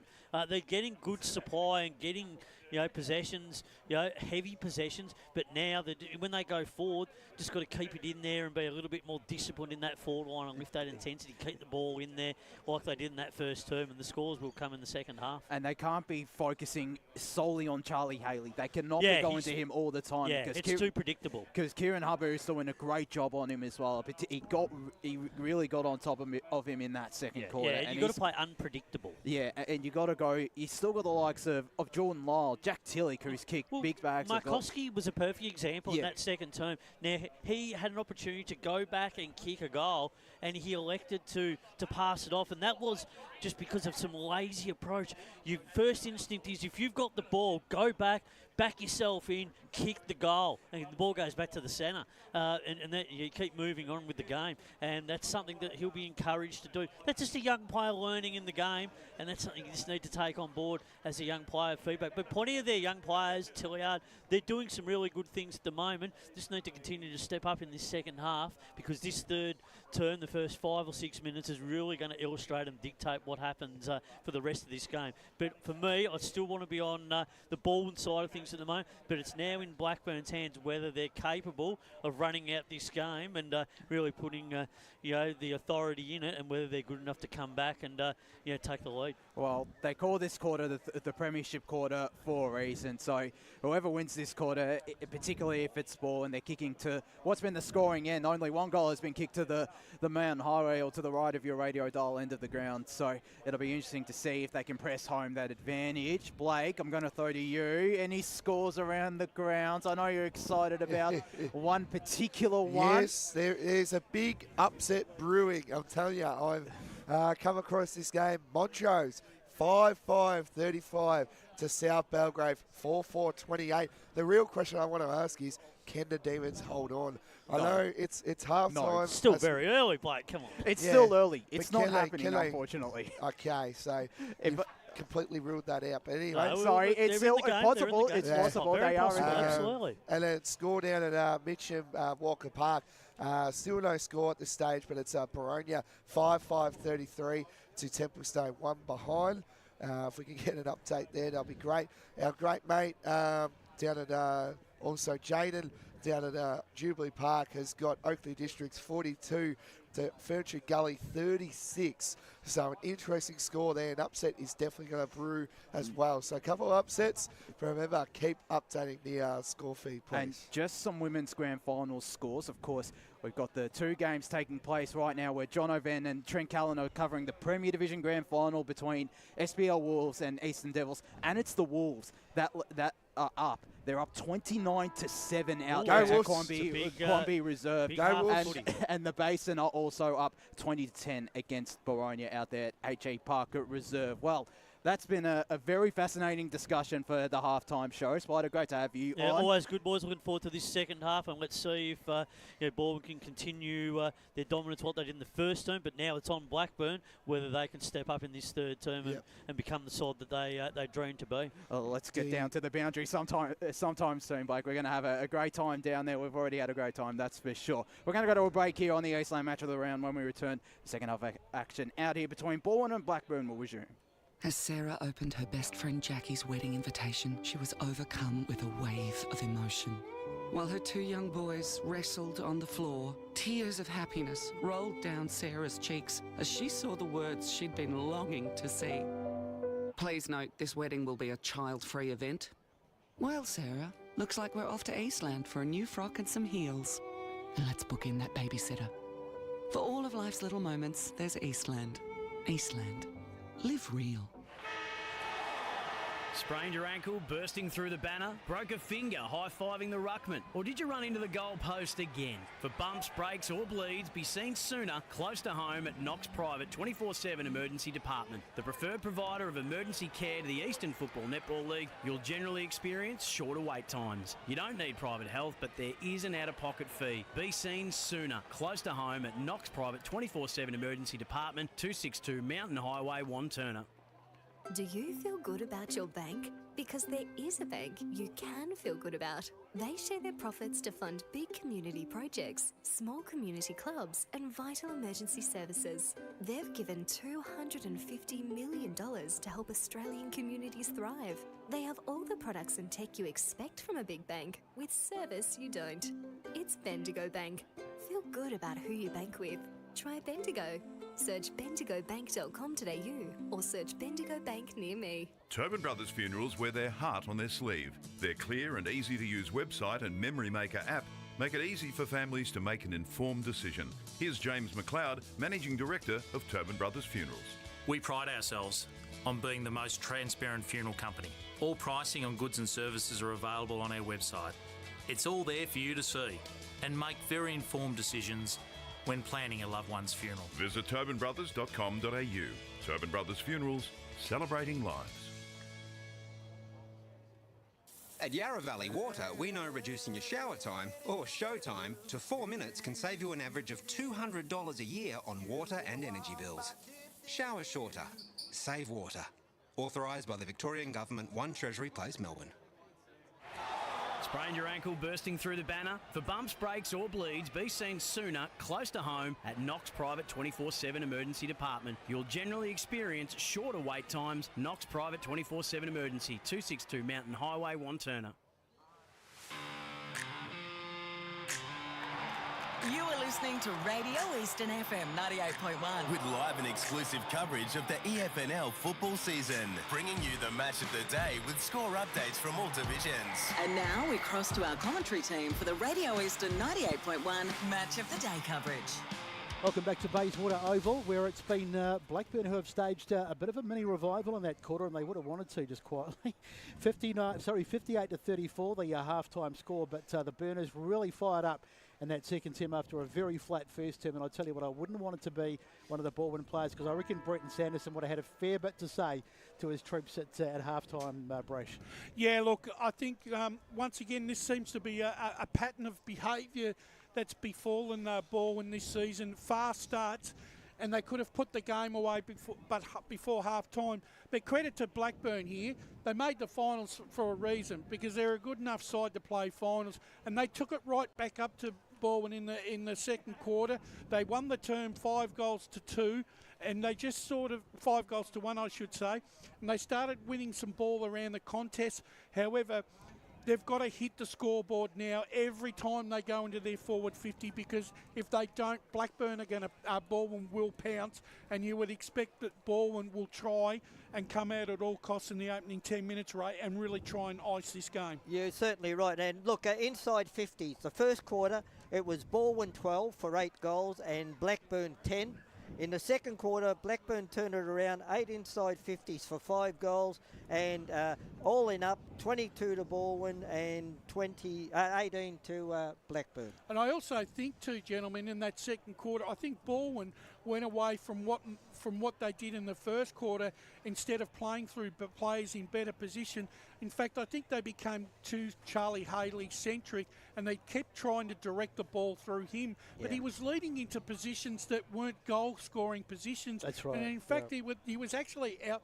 They were actually doing themselves an injustice, and so they need to improve their options again and go back to what got them where they were in the first quarter. So for all their endeavour, though, you'd have to say that Blackburn is still going to have to strike early in this third term. They've done really well to get back to 4 goals, but if they concede a couple of quick ones here, they'll virtually undo all their good work. But nonetheless, exactly right.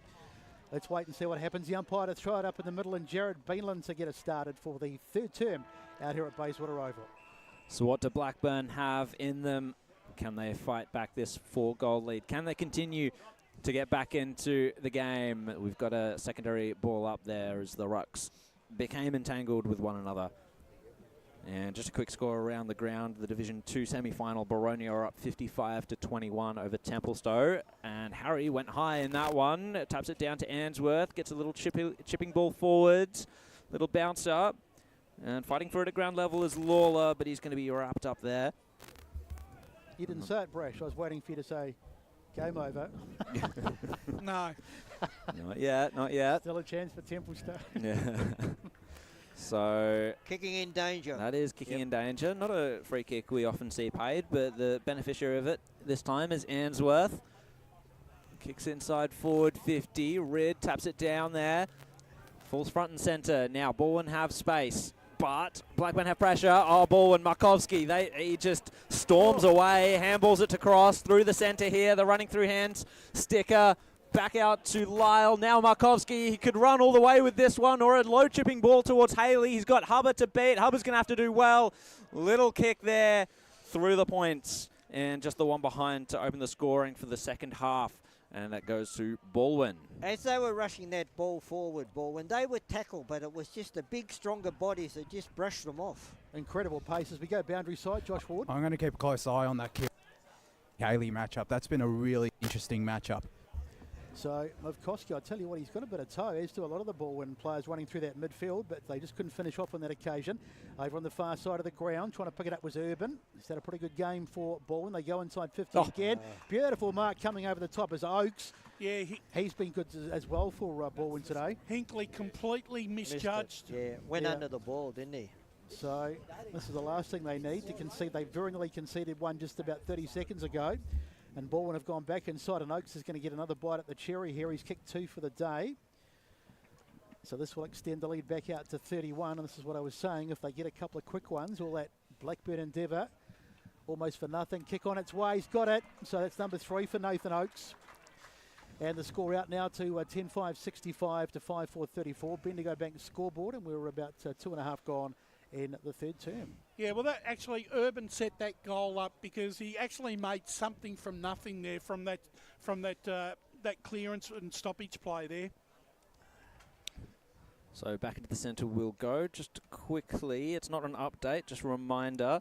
Oakley Districts were up 42 to 36. That was approaching half time in the Division 3 preliminary final. That was a while ago though, so we'll have updates. More updates for you shortly. Bajaya was worried out of it there, and Smith gets the clearance. It's a high ball towards the forward line for Balwyn. Chasing it is Haley. He's got the skill, he's got the toe, he's got the handball away as well, and he's got it back as well.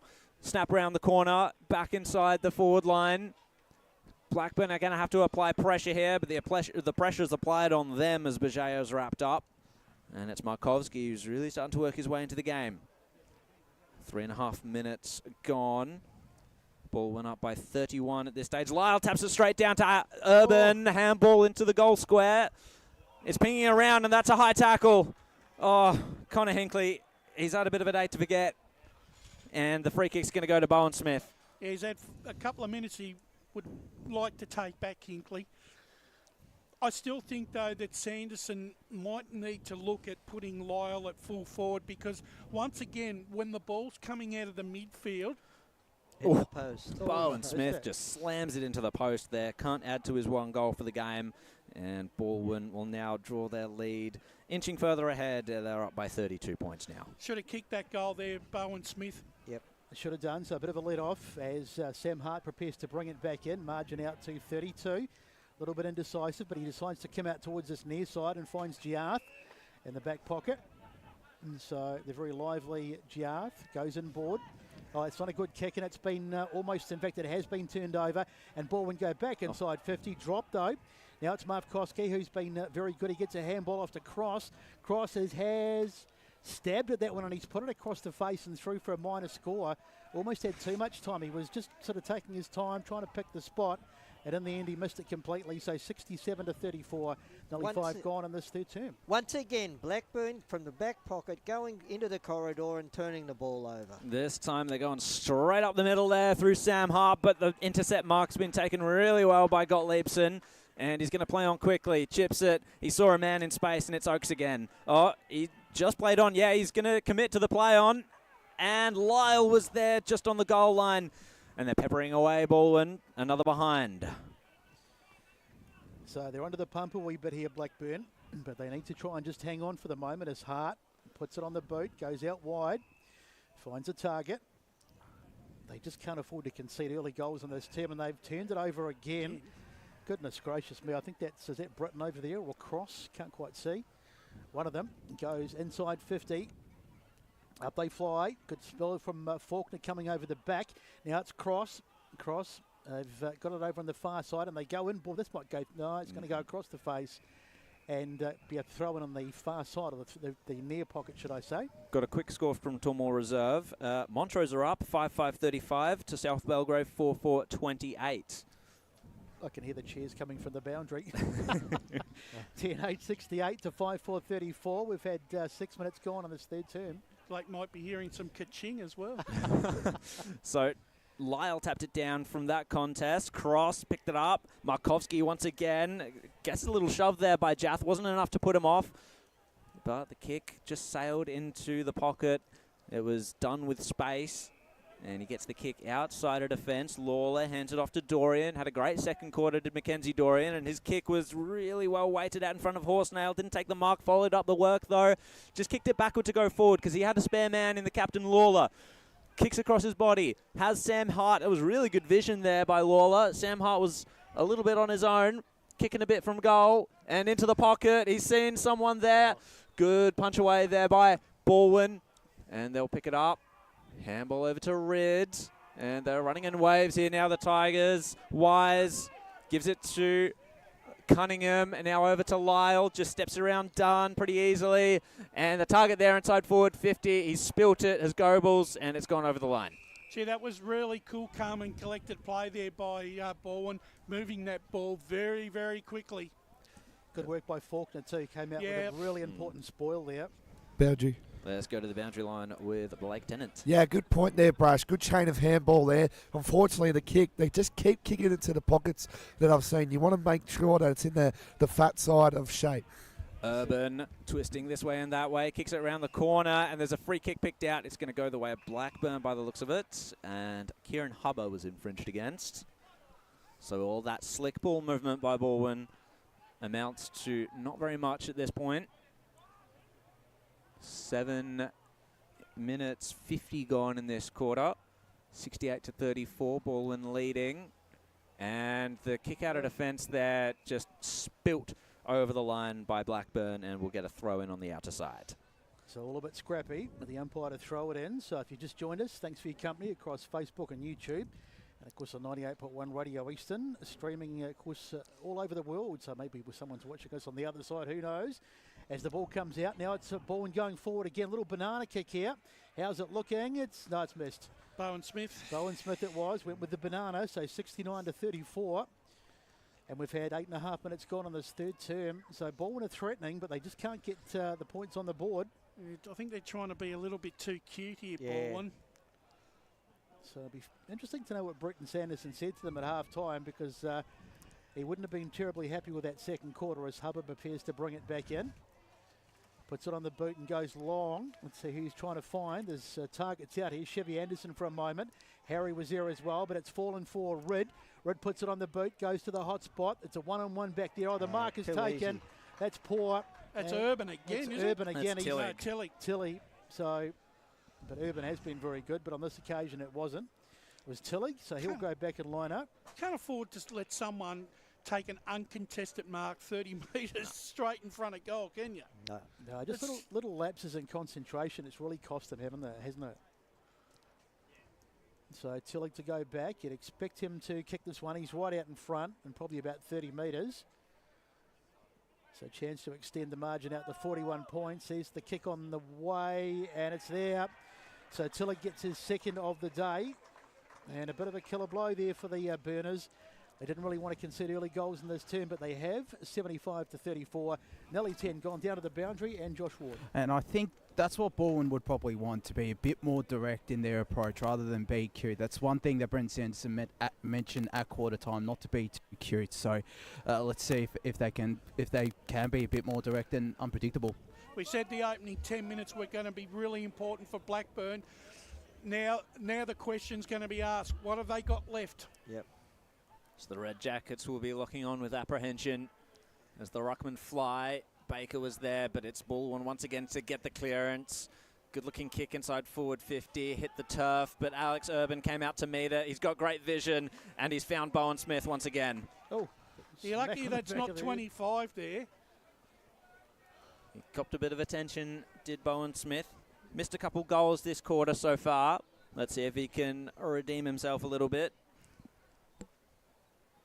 And this would be a real hard pill to swallow for Blackburn if he's able to get this one through.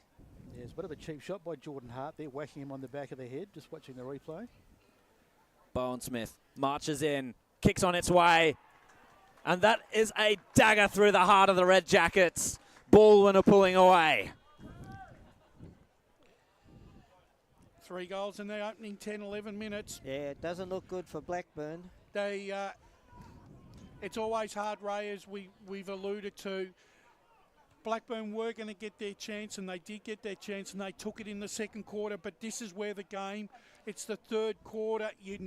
This is when you're behind. You've got to find that little bit extra because you are behind, and all of a sudden they've fallen back. Yeah. Well, we tried to make a case for Blackburn at half-time, but it's going up in flames at the moment because those 3 quick goals have really pushed it out again. We're almost back to the situation we were in the first quarter as Blackburn are under pressure. And you just know that they're going to be trying things, and they'll turn it over as they try to take risks. And once again, it's Balwyn who bring it out of defence, out towards Goebbels, takes the mark. The big man, he floats it forward to an unmarked player in the middle of the ground, and Oakes. Oakes chips it out wide. They can't afford to let them have these uncontested marks. Now it's in the hands of Britton. Britton goes into the pocket. That's out on the, it's almost over the fence. It's a terrible kick. So it's going to be a free kick to Blackburn. In the back pocket. Here's a little stab forward. Oh, no. What on earth. It's gone straight to cross. Oh, just kicked it away. It's a comedy of errors as Blackburn bring it out. My goodness, it's going to be a free kick as well as one of the Blackburn players goes to ground. And it will be, my word. Jared, clean it up. Sam Heaton, he's... well, I don't know what I can do. Sam Heaton's going to have to be the one to pull off a clean kick, and he did that time to Answorth, sharing it around with Hart, kicking board, and oh no, what have I done? Turn it over.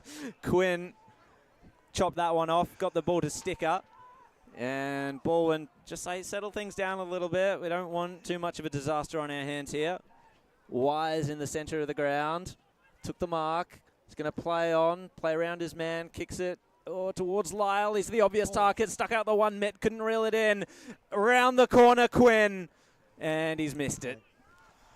Balwyn continue to press hard, and Blackburn are very much under siege now. So not one for the coaching video this particular start to this third term. There's a lot of mistakes being made. A lot of turnovers and some errant play. Now Hart looking around once again to see who he can kick to. Anybody but a Balwyn player would be good. So Hart sets off. He puts it on the right boot and goes out wide. And he doesn't really find a target out there. Well, he nearly turned it over again. He did.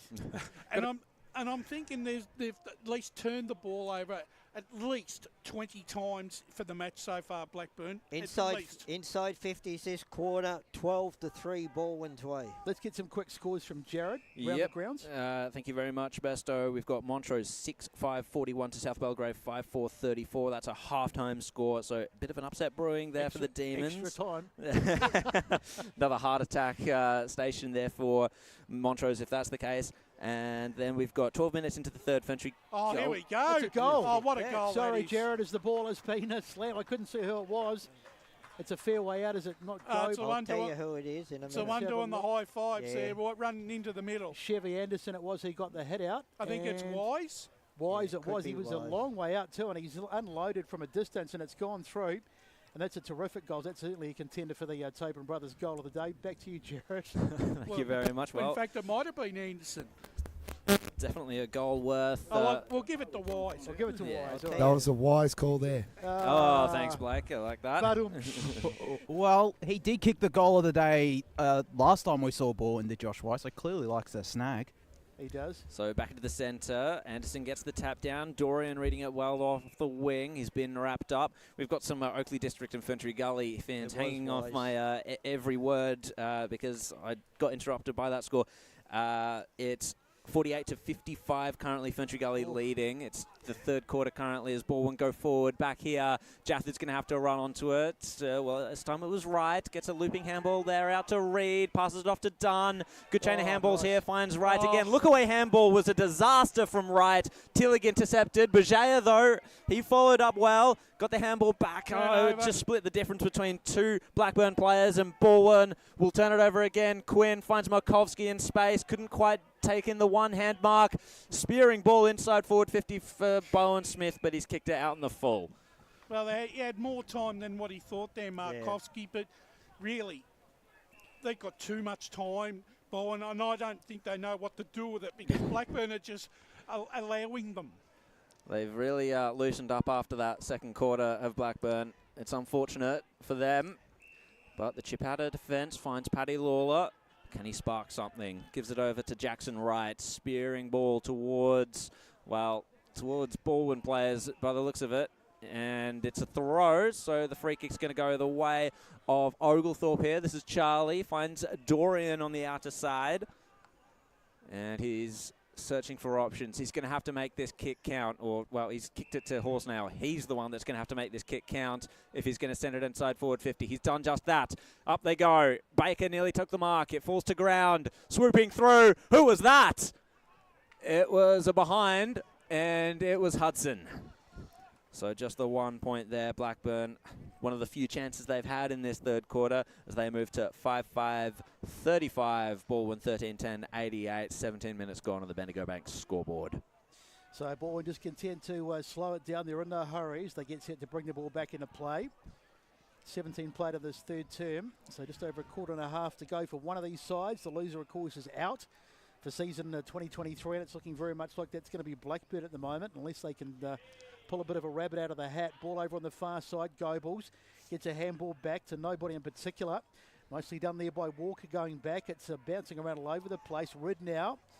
Good pressure by Blackburn, and they may have forced a turnover here. It's all over the place at the moment. Lawler runs across and then just bangs one into the middle. Trying to find a target. Going back, though, and it's going to be Blackburn's footy again on the half-back line. It's here we go. Alex Urban going through the corridor, taking it on. But look at all the space. This is ridiculous. It's like a training drill. And there's players out everywhere. Now it's in the hands of Lyle, who pops on over the top, and that is awful. That really is awful. And it's going to be Charlie Haley to go back. In fact, he's going to have a crack. He just wheels around onto the right boot, and I reckon he's missed. He has. Should have gone back and done the drop pump, but it's gone through for a minor score. But Brash, there was a lot of space there, wasn't there? Bit casual there by Charlie Haley. One goal for Charlie Haley. Yeah. No. It was like there were a few witches' hats there for a moment, Brett. Well, I was surprised Lyle even went to in the pocket because he had options in the corridor again, as leading well. to the pocket. Yeah, what we were talking about in the first half. Yeah. We've got some three-quarter time scores in some women's grand finals we'll get to in a moment. As Blackburn chip it out of defence. Dunn takes the mark. And he's going to go towards Baker, but it's the safe hands of Jamie Gottliebsen who intercepts the ball. And Blackburn's thrust forward halted before it began once again. Jackson Wright, he just lost it. He lost handle of the ball there, and Balwyn will pounce. They've smelt blood before. They smell it again. Jordan Lyle round the corner. Great goal.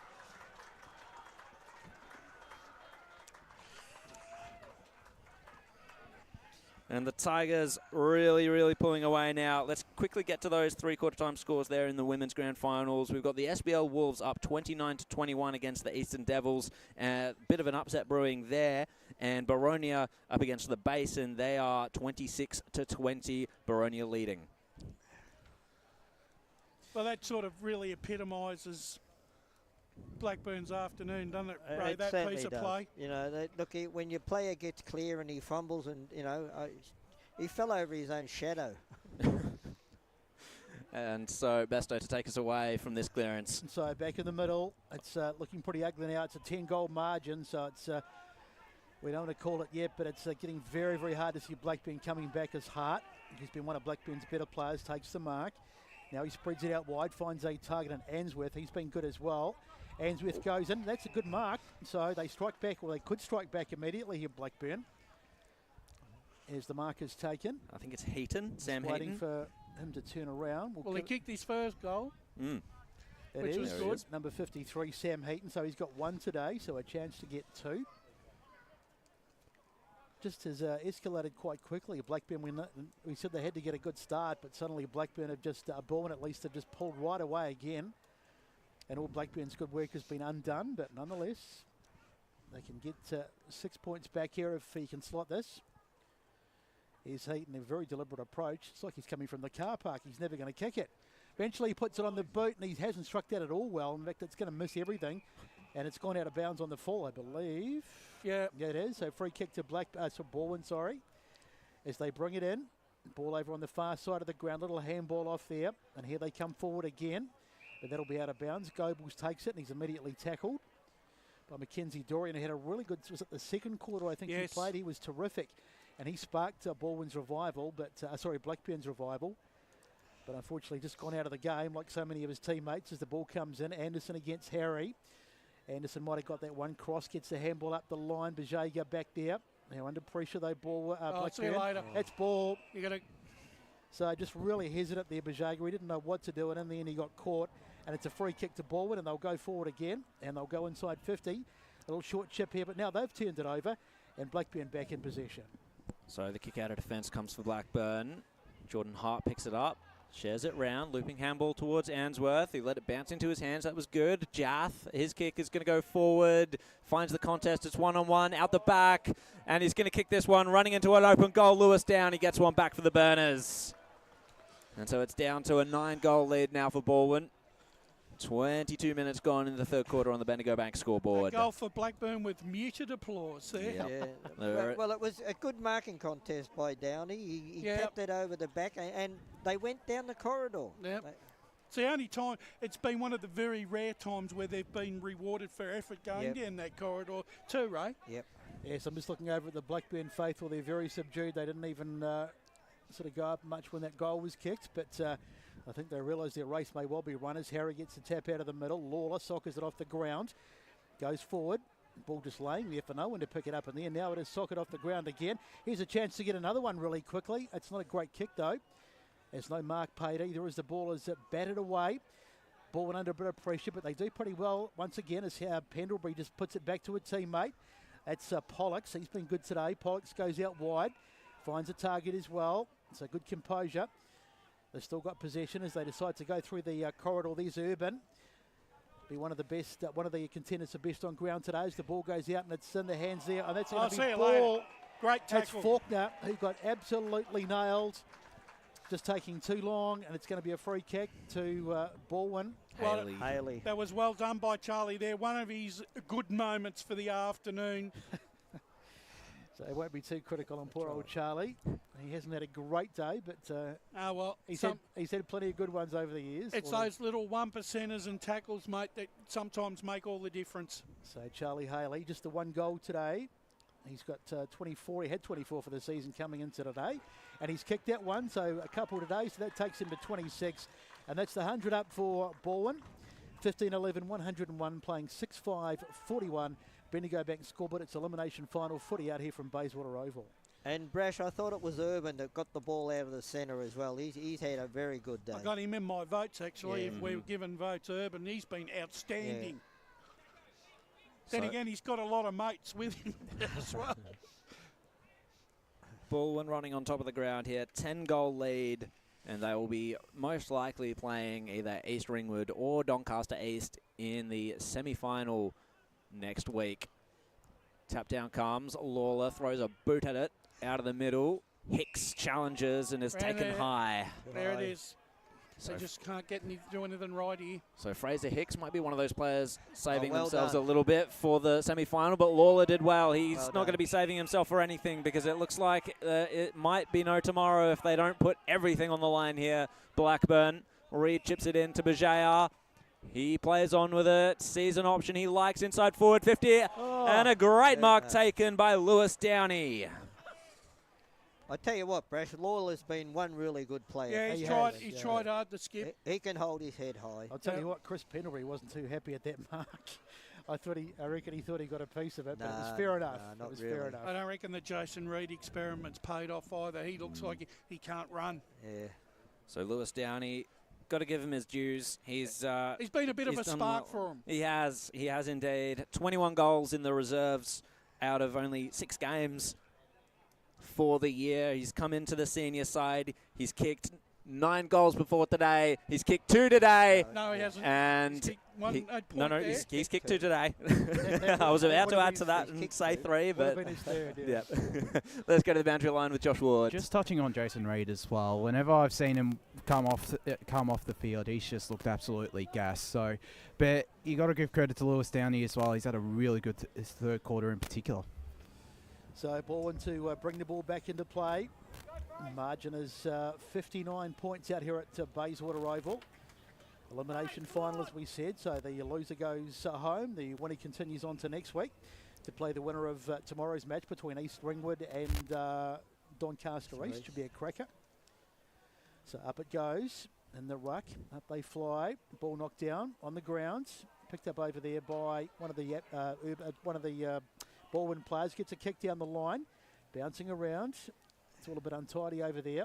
Trying to pick it up over there with Sticker, I think that is, on the ground, and he's wrapped up. And the umpire says we'll have a ball up. And that's no disrespect to Jason Reid. He's been a star player for Blackburn. It's just because he's been out injured, his just lack of fitness has hurt him today, that's all.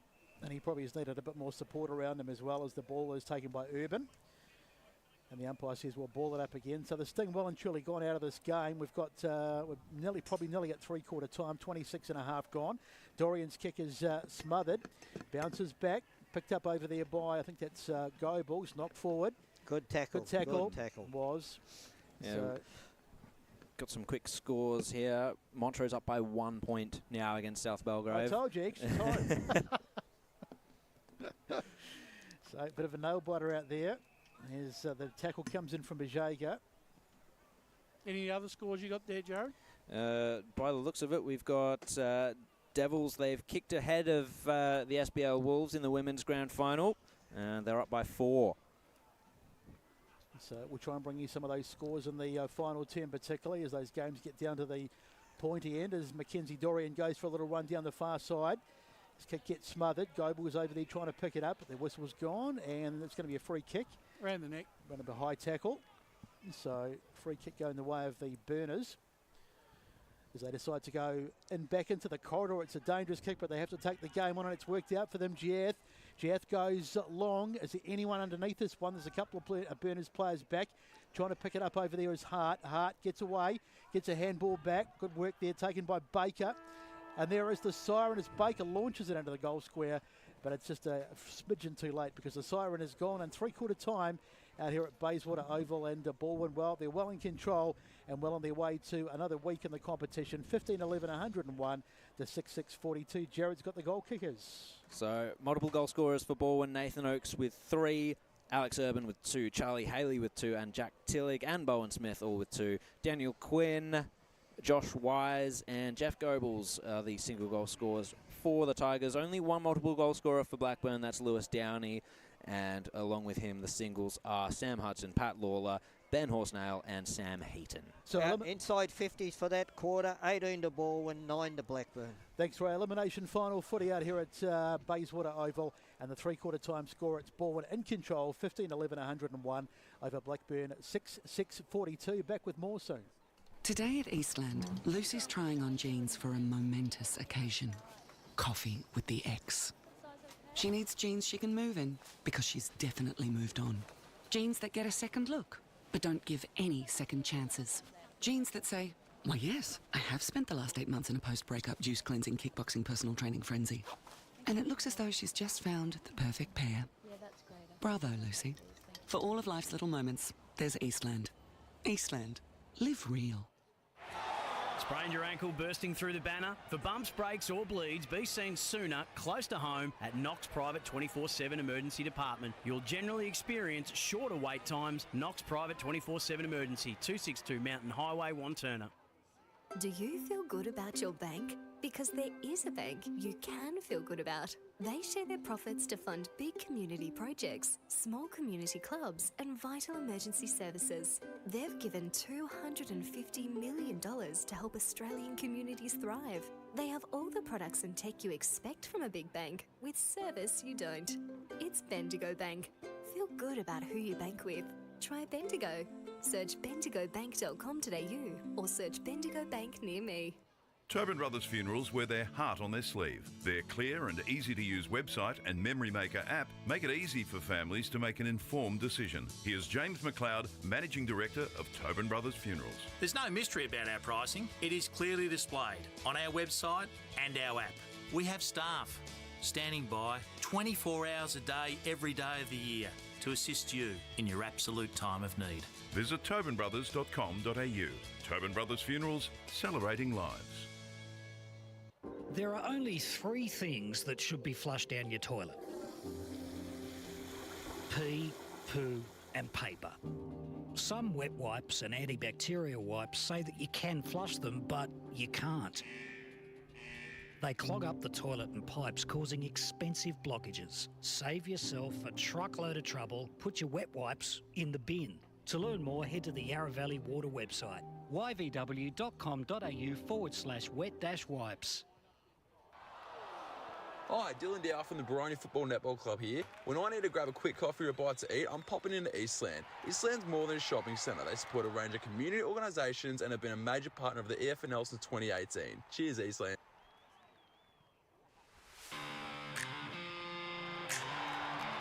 You are listening to Radio Eastern FM 98.1. With live and exclusive coverage of the EFNL football season, bringing you the match of the day with score updates from all divisions. And now we cross to our commentary team for the Radio Eastern 98.1 Match of the Day coverage.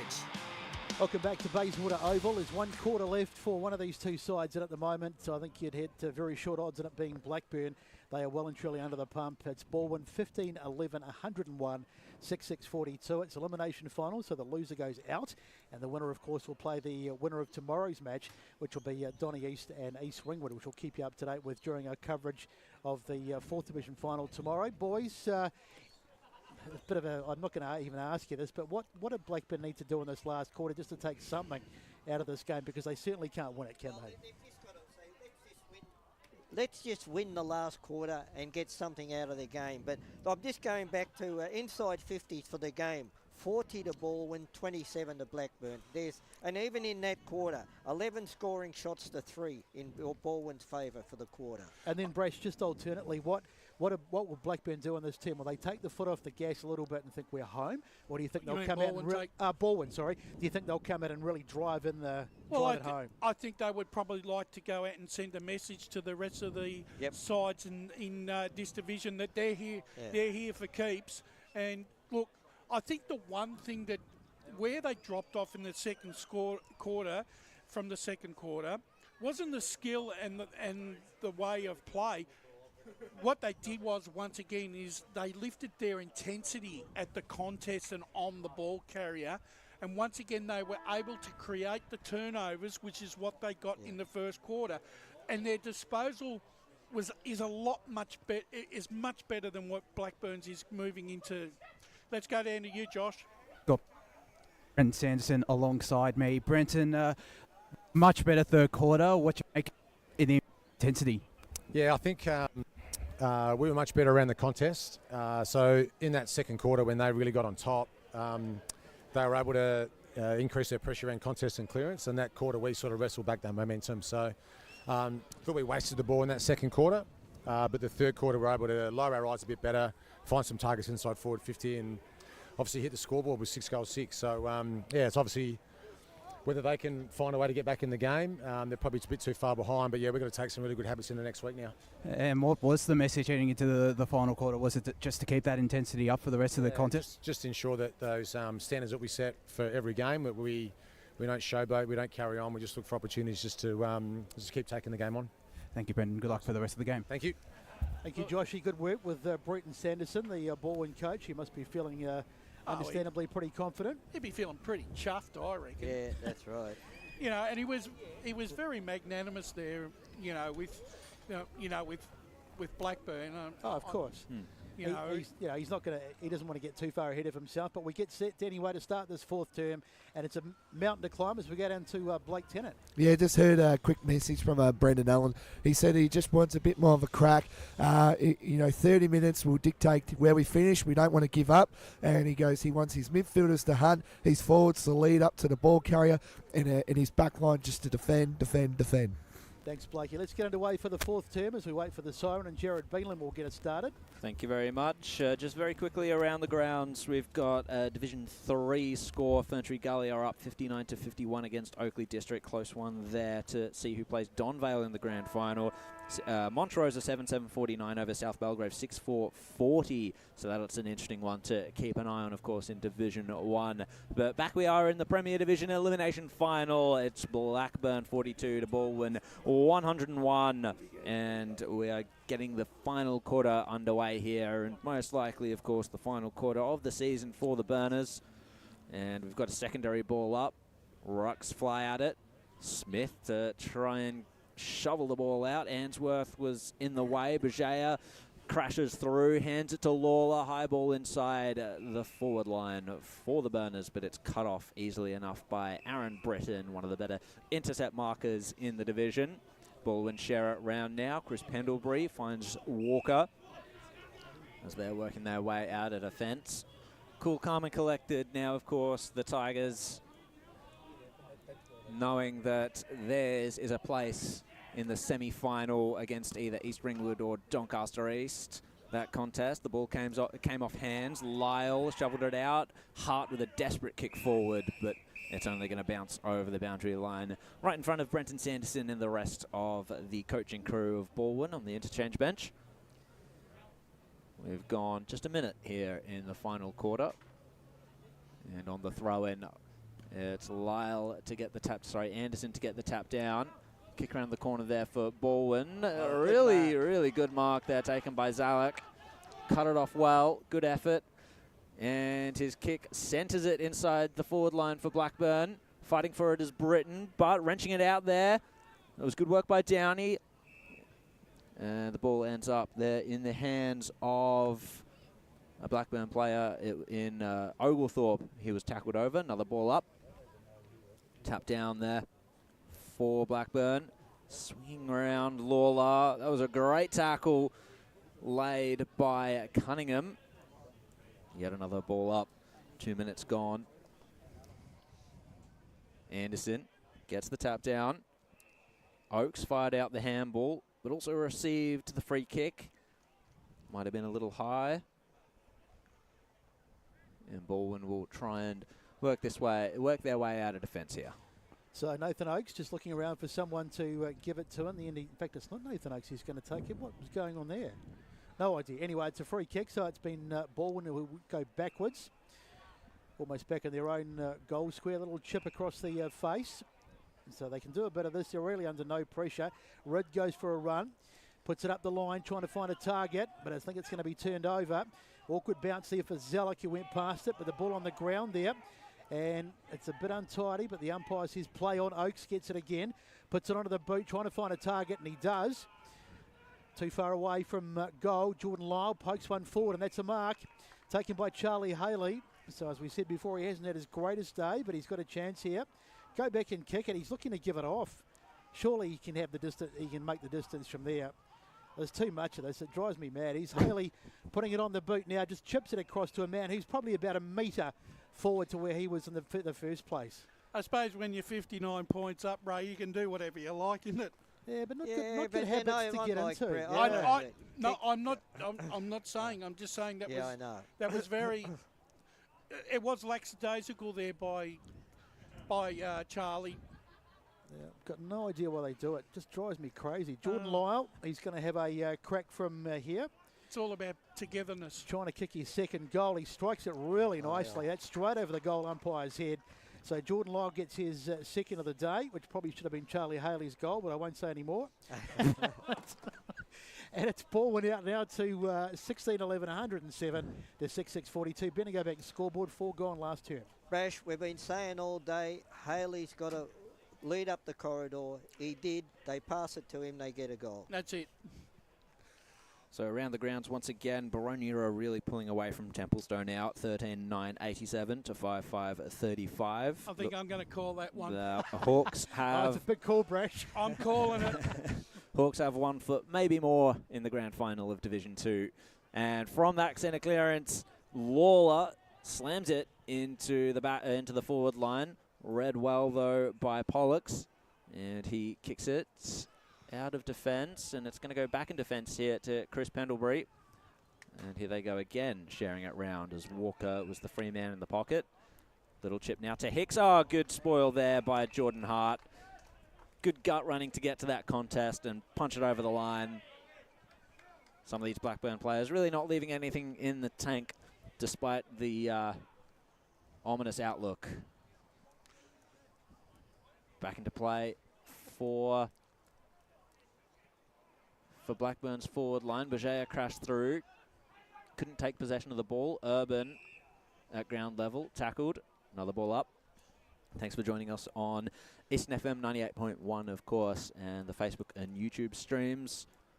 We're live from Bayswater Oval for elimination final action in the Premier Division. That's out. And that is out in the full there by Jordan Hart. So kicking it in will be Cunningham.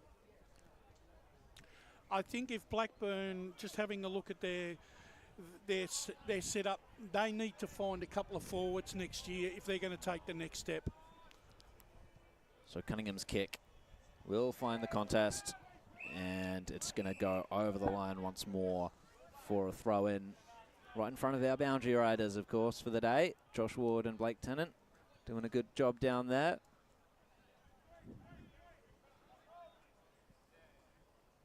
And it's very subdued here at Bayswater Oval as the result is a bit of a fait accompli. Tillig to try and get that clearance away. Didn't happen for him. It's almost like you can hear a pin drop. It's not a big crowd anyway, but they've become very subdued in the last few minutes. Harry slams that one forward for Blackburn. Horsnail carries it over the line. Josh Ward on the boundary line.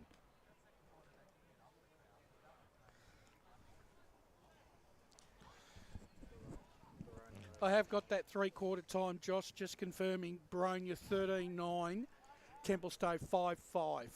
Okay, so Bryony are definitely home there as the ball goes in. Tillig was over the back. He managed to get a little hand on it there, falling into the hands of Sticker, who got a bit of a handball away, but now they go forward. Bouncing around awkwardly once again. Blackburn are under pressure.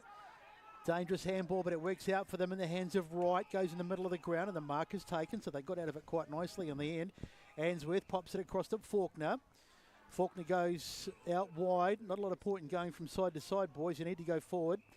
Down the line. Mark taken over. Because they have a lack of key forwards, Brett. They do, but they've got to try something. Now it's Bajeka who puts it onto the boot, fires it down the line, gets right out over the back. In the hands there of Hudson, who tries to hook it back.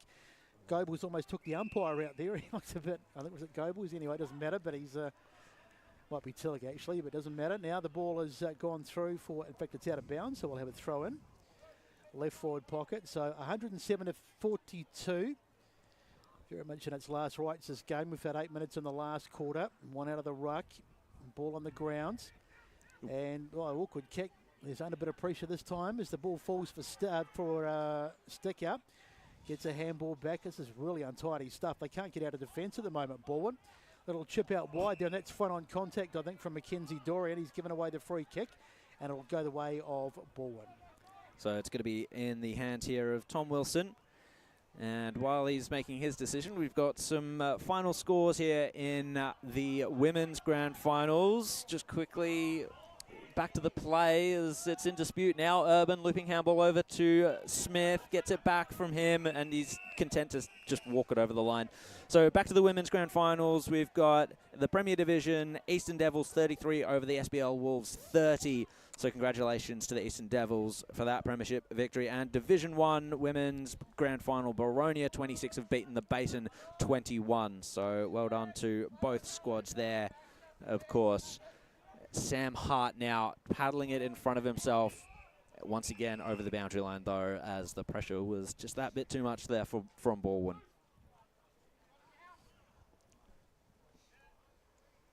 Shortly we'll bring some more men's finals action scores from the other divisions. Alex Urban from that clearance. Stifled handball there from Cross. It was well done by Lawler. Ball finds the boundary line once more. 16-11-107, Balwyn leads 6-6-42 Blackburn. Well, the sting has rarely gone out of this game. Yeah, don't say, Brash. Oh, my God. It's going to be a long 9.5 minutes, that's for sure. Oh, dear. So back into play it was Cross. Good tackle, holding the ball. Jaya. He's tried hard at Jaya, but he's just been caught so many times today. Yeah.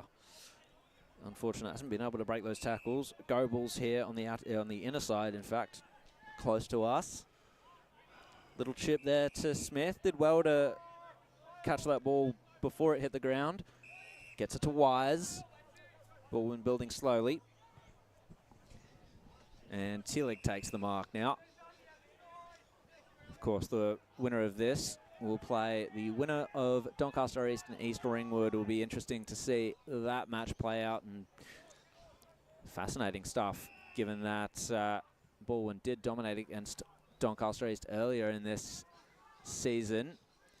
Bajaya scooped it up. He's going to find the outer side now. Bouncing ball onto the wing. Oglethorpe scoops it up. In two minds. He had forward to go, or backward. He had to go back. Had he no had other one to options. kick it to. Yep. Hart chips it to Lawler. Former Box Hill Hawk, of course, captain of Blackburn now. Good mark by Horsnail. It was a great option. Bajaya was the man running past, and he's going to kick the goal. Roared for effort for Lockie Bajaya. Blackburn moved to 7-6-48. Balwyn 16-11-107. Nearly 11 and a half minutes gone in the final quarter on the Bendigo Bank scoreboard. Elimination final action They had to here work from so Bayswater. hard for that goal, though, Blackburn. They have spent a lot of petrol tickets this afternoon for their 7-goal 6. Bajaya looks absolutely shot, doesn't he? He's tried hard all day. He's been one of Blackburn's better players, but he looks absolutely spent. I thought Harry's tried hard in the ruck. Yep. South Belgrave chipping away at that Montrose lead. And there are Montrose up 50-47. Ooh, tell you what, Blake will be biting his nails down on the boundary as they go forward again. Now it's Bowen Smith who fires it forward, and there was a whistle. Now which way is this going? I think Charlie's got a free kick. Yeah. Charlie has got a free kick, so Charlie Haley will go back and be able to line up once again. Now I'm going to watch the reaction on Brett Beston if he passes this off, because you're not going to be happy, are you, Besto? Eh? He's got to go back. I swear, if he gives this one off, I'm going home. Fair income. You'll have to wait at Bayswater Station, Brett. There's another. It'll be a train in 20 minutes for you. I will too. Maybe I'll have to stay. So he's Haley. I'll tell you what, I'm still watching him because he could still give it off, but I think he's committed to the shot this time. Here he comes. Oh, dear. Should have given it off. I reckon he should have given it off after all. That's a terrible kick. It was a deliberate pass to go out of bounds on the ball. Hart with a handball and it's gone out of bounds. Well, Brett, that explains why he hasn't done that all day, doesn't it? That kick. Maybe I was wrong all this time. Boundary. So, let's go down to the boundary to Josh. At least you didn't bet your house on it, Besto. I've lost too many houses this season. I've been living in tents for the last few weeks. Now the ball comes down again. It's a little handball off there from Harry. He's been one of Blackburn's better players on the ground, and the umpire says we will ball it up. So 13 minutes played, 107-48. It's elimination final footy from Bayswater Oval. Give it to me, says umpire Beard. Bit of volleyball from that stoppage. Harry wrapped up. And we've got another ball up. Most players, you could throw a blanket over just about 20 of them. High ball outside of Blackburn's defensive 50, and the umpire did say play on from that. Boundary. What I thought was a mark. Let's go to the boundary line. Boundary. Blake Tennant.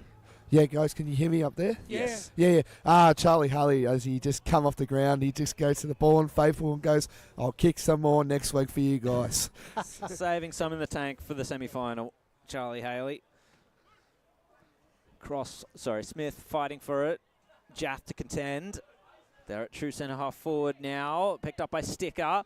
Oh, he's broken his way free. On the left. Sends it towards home. But it's just the 1 point off hands. I wonder if Blake's vast network of Montrose people are giving him some good scores there. So now we know the reason why Charlie Haley hasn't been in the game today, because he's saving them all for next week. Yeah, well, you know, I wouldn't be saying too much to the opposition supporters on his game today. No, he's been pretty ordinary, but I'm sure he'll be back as Horsnell gets it forward, trying to find a target in Oglethorpe. What's the umpire paying here? Free kick going the way of Balwyn. Back to the boundary, Josh. I just want to give credit as well to Kieran Hubbard, the job he's done on Charlie Haley. He's done a really good job on him. Yeah, you're right, he has. Yeah, he's been a good player for them. So ball's gone over the fence. You can see a few cars leaving behind there. That must be Blackburn supporters. Gee, I'm wondering if some of them actually started driving out at quarter time.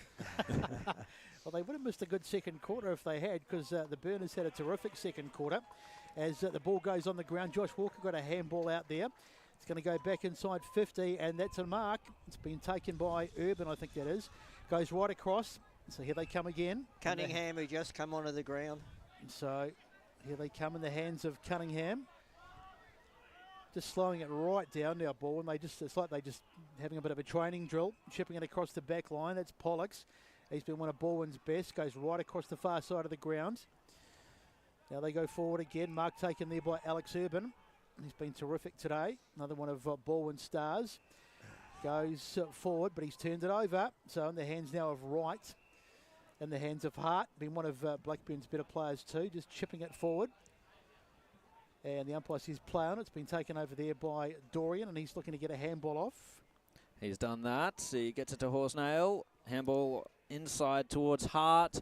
From the boundary line, he's going to find a target there inside forward 50. He didn't. Off hands. Hudson has kicked it over the boundary line. It was a skimming ball there. Blake Tennant on the boundary line. Yes, I do have a score down at Tomore Reserve. Unfortunately now, it's good news for South Belgrade fans. They've just kicked 2 goals in 1 minute, so they are up by 9 points at this stage. Ooh. Right out of the ruck was Chevy Anderson. Handed it right down to a teammate there. And Lyle takes the relieving mark. Well, not particularly relieving, I suppose. Outside of defensive 50. Gets it back to Pendlebury. Stalwart defender for the Tigers. Over to Urban. Started really well this game and continued it through to the second and third quarters. Would like to know how many disposals he's racked up today. He's got it to Lyle. 2 goals to his name for the day, working his way up the ground. They haven't had a match up for him, have they? No, not at all. And now Cunningham. Kicks it across the ground. Mark taken by Walker. And his chip is going to find Aaron Britton. One of the better intercept markers of the league this year. Fighting for it at ground level. This is Oakes. He's been wrapped up by Charlie Oglethorpe. And it'll be a ball up. 17.5 minutes gone in the elimination final here. 108-48 Balwyn lead on the Bendigo Bank scoreboard. Tapped down by Harry. Sam Hart bounces it along the ground through that kick. Dorian just stole it there. Sends it inside forward 50, but his bouncing ball will go over the boundary line. And just a reminder, Eastern Devils, the women's premiers in Premier Division, 33-30 over the SBL Wolves. And in Division 1, Baronia have beaten the Basin 26-21, both of those women's scores. Grand finals, of course. Looks like a big day for the Baronia Football Club. Indeed, because they are leading Templestowe currently in the Division 2 semi-final of the men's. And they look set to head into a grand final. And will await either Templestowe, Heathmont or Waverley Blues, the contenders still in it in Division 2 this year. Chevy Anderson went up and went down. Urban trying to fight for it. Mackenzie Torian tried to kick her over his head. Didn't happen. And Balwyn's defence will pounce. Hicks with the ball now. Kicks it onto the wing. Good mark taken there. I think that's Markovsky. And his kick's going to sail towards Cross. And Cross is going to chip it into the pocket there for Quinn. It gets it on the bounce, but was challenged immediately, holding the ball. And that was good work by Dunn. That was a pretty terrible kick there by Sean Cross. So the Burners to bring it out of defence in the hands of Paddy Layla, who's tried hard all day today, the skipper. As is this man Hart. So Sam Hart gives it off. Now they go inboard, finding a target in his, that's Jordan Hart, so 2 Harts on the side today. Little chip out wide, mark taken. That's back to Sam, I think. And then, in fact, it's out on the full, the umpire says. Brash, all this chipping around is not from desire. It's because if they bomb the ball down long, they're going to be outmarked by the Balwyn back. So, a bit of a caught between a rock and a hard place at the moment, Blackburn. As Ray said, they can't really go forward, but the chipping's not really helping them either. Yeah. As they go out wide, once again. Now, they do put it onto the boot and go long, but you know what's going to happen here. It's almost inevitable. It's called Terry turnover. So, back across to Pendlebury. And Chris puts it onto the boot, little chip inside, finds a target. Alex Urban. A couple of goals for him today in a super game he's played. Yeah, he set him up early. Him and Pollux set him up early. There's the kick, finds the target. I tell you what, this game's like a pop balloon at the moment. The air's gone right out of it as Cross puts it onto the boot, goes back to Urban. Urban back across to Pendlebury, I think it is over there. Now the little chip down the line. Mark taken in the hands of Sticker. Sticker finds an opponent. Now they come, teammate should I say. Now they come forward. Go long. Gets right over the back. Will it sit over there? It does for Red. Red trying to get away from his man. That's holding the ball. Got to be done for holding the ball. His pants almost came off as well. He touched the ball on the ground while he was being tackled. That's automatic holding the ball. So it is a free kick, and it's in the hands of Hart. Sam Hart, of course, he's played well. 4 goals in the first round. Stoush with the ball in earlier this year. And he's not hit the scoreboard today, not for a major anyway. And he's chipped it to Bajaya. Meanwhile, Division 1 semi-final, South Belgrave have found another gear. They're up 65-50. Dunn takes the mark. Finds a man in space here. And he's going to go for a run here as Tyler Faulkner kicks a bit of a wobbly one. And straight to his opposition full back in Chris Pendlebury. Gets it to Pollux. He's under a bit of pressure there. Cunningham was there to help out, and Walker will be the target over the top on the outer side. 21.5 minutes gone in this fairly pedestrian final quarter. Well, I reckon Turnover's probably been the best player on the ground this afternoon. The amount of turnovers Terry's had, he's had a marvellous afternoon. And then his brothers played it right to Apple. Yeah. So Sticker shared it there with Britton, back to Walker. And now over the top to find a teammate. Put it this way, this quarter is... There's been so many junk possessions in this quarter. It's pure stat padding, isn't it? From both sides, really. Yeah. Tillig takes the mark down the line for Balwyn, kicks it inboard. Mark taken by Smith, hands it off to the running man in Cunningham, and it's a low ball, and he finds a mark inside 50. Every time I hear Cunningham's name, it reminds me of Happy Days, Raymond. Does it? Okay. Richie Cunningham. Yeah, Richie. Sunday, Monday, happy days. Get on you, Richie. He couldn't beat the fines. He was the man. Well, you can tell this is what we've been reduced to. Yeah. Took the words right out of my mouth, bruh. So Josh Wise is the man going for goal here. It's taken a while on his lead up to push Balwyn further in front. Yeah. And Brenton Sanderson was talking about creating good habits, and goal kicking has got to be one of those habits that they got to find themselves in if they, when they advance to the semi-final. And Josh Wise has done just that with his second goal of the game. Brash, you talk about television shows. Well, Ryan Long, he knew this was going to happen yesterday because he said, "Get me out of here, I'm the media manager." Yeah. Well, put it this way. Look, they've been, and great for the women's game this afternoon. All those grand finals have been really close affairs, so that's a good advertisement for the EFNL. Yeah. Yes, one day we'll get a radio game that's a close one. I'm sure it'll happen before the... Maybe when you're not here, Brad. Unfortunately. So Urban it was who had his hands on it for the moment, but now it's Giarth. Giarth goes forward.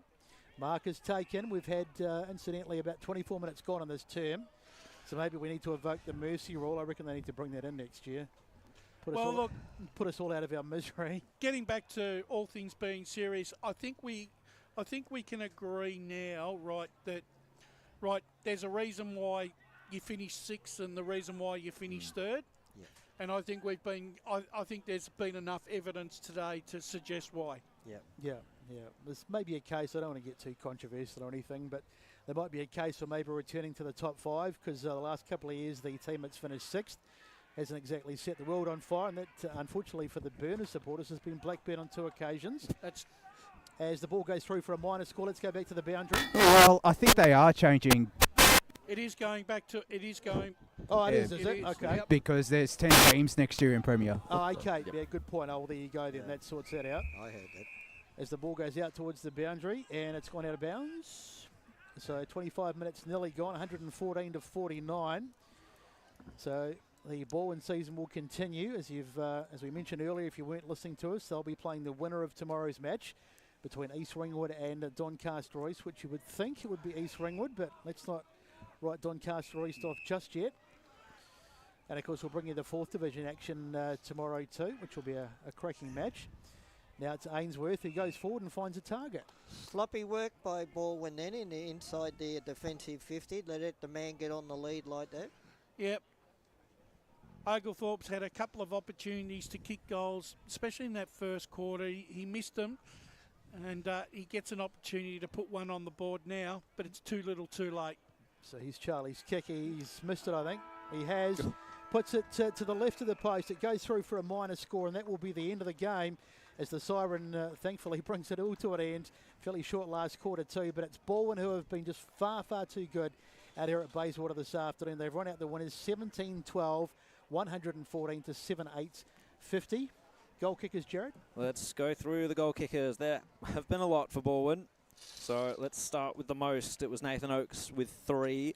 And then we've got plenty of players with two goals to their name. Alex Urban, Charlie Haley, Josh Wise, Jordan Lyle, Jack Tillich, and Bowen Smith. That's all with 2. And then 1 goal each to Daniel Quinn and Jeff Goebbels. Both of those coming in the first quarter. An absolute clinic put on in the first quarter there by Balwyn, of course. And Blackburn, their goal kickers, 2 to Lewis Downey, and then singles each to Sam Heaton, Ben Horsnail, Lachlan Bajeo in the last quarter, Paddy Lawler, and Sam Hudson. Yeah, well, 6 goals in the opening 12 minutes of the first quarter. That really shell-shocked Blackburn. They never, ever recovered from that moment forward. Balwyn just basically took control of the contest for most of the afternoon and got the game on their terms and won accordingly. Let's go down to the boundary where Blake Tennant's got a special guest.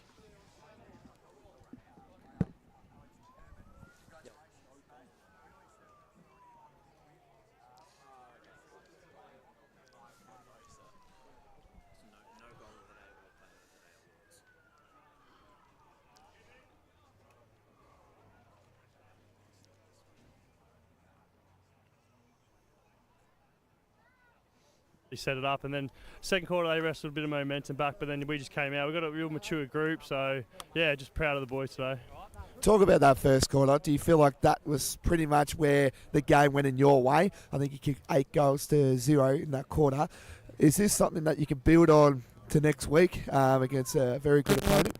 Yeah, I think that's what we pride ourselves on. That's our bread and butter, like the contest and the pressure and the tackling. We say it every week before the game. So if we can just bring that every week and bring our effort, then that sort of kickstarts our day. Yep.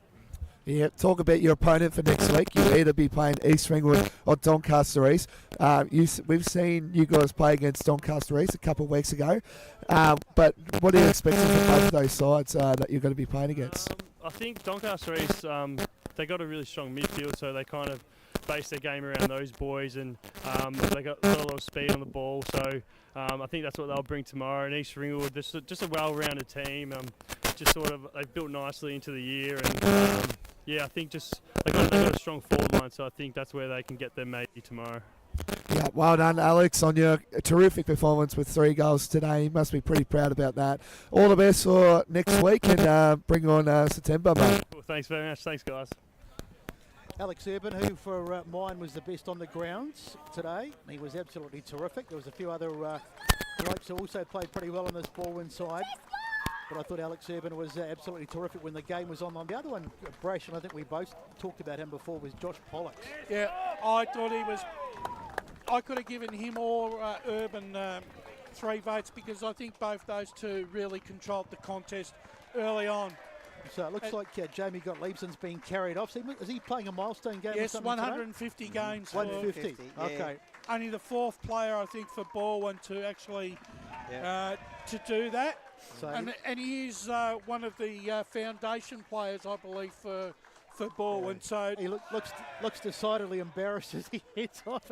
He couldn't get off the ground quick enough. I don't think he's never been one of those players that's gone for the limelight either. No, he's been a real team player throughout his career. Yeah. Ray, what's a guy like Bretton Sanderson brought to this club? Do you think he's because Balwyn went through a little bit of a couple of years where they didn't go that well, but they seem to be back at the top of their game now and really back as a powerhouse? Well, look, you had Rodney Eade there before, and you got Brenton Anderson. They're both very professional coaches. I just think that, he's probably brought something different that Rodney Eade brought. I spoke to what's her name? Please, Anyway, I spoke to Joe, their team manager. Joe Tregear. Yeah, Tregear, when we were down there for the Donny East game, and she said that he's a great communicator with the players. He talks to every player one-on-one. But I reckon too, Ray. I think he might. I think there's a bit more. They've got a little bit more run from some of the younger players that they've brought into the club. Yep. Let's go downstairs and see if we can get a bit of the song. No, we're not getting the song. We can't go down. The song has officially been cancelled. Well, let's hope people can lip read because it says home of the mighty Waters. I tell you what, you were talking about the speed of some of those young guys. Their run through off that halfback line early in the game, they were lightning, weren't they? Yeah. Oh yeah. Yeah, absolutely fantastic. And these are like if you've got a game plan that suits this ground down pat, you're going to be successful playing in finals, especially at this venue. Yeah. And only the very good sides, gentlemen, know how to play this game and play it properly. We did talk about that before the game because obviously the bigger ground and it's bigger than most grounds, so that was going to be a factor. But if Balwyn can play well out here, then they're a big chance going forward. I mean, putting the sort of the crystal ball in front of us all, like what? Can we see Balwyn going all the way? Well, look, history says no because of the fact that it's just so hard to come from an elimination final downwards. But look, it's been done before. Well, they've won a flag from fourth position. They have. When they first come into the competition. It doesn't happen too often, Brett. No, Look, it's a bit of a rarity. I think the difference between them and the top two, Vermont and Roval, is the top two play a more open open game of football, whereas Balwyn, they're a bigger side than the other two sides, and I just think that the big wide open spaces of Bayswater plays into the hands of the way that the top two play their football. I feel Balwyn they've got the experience.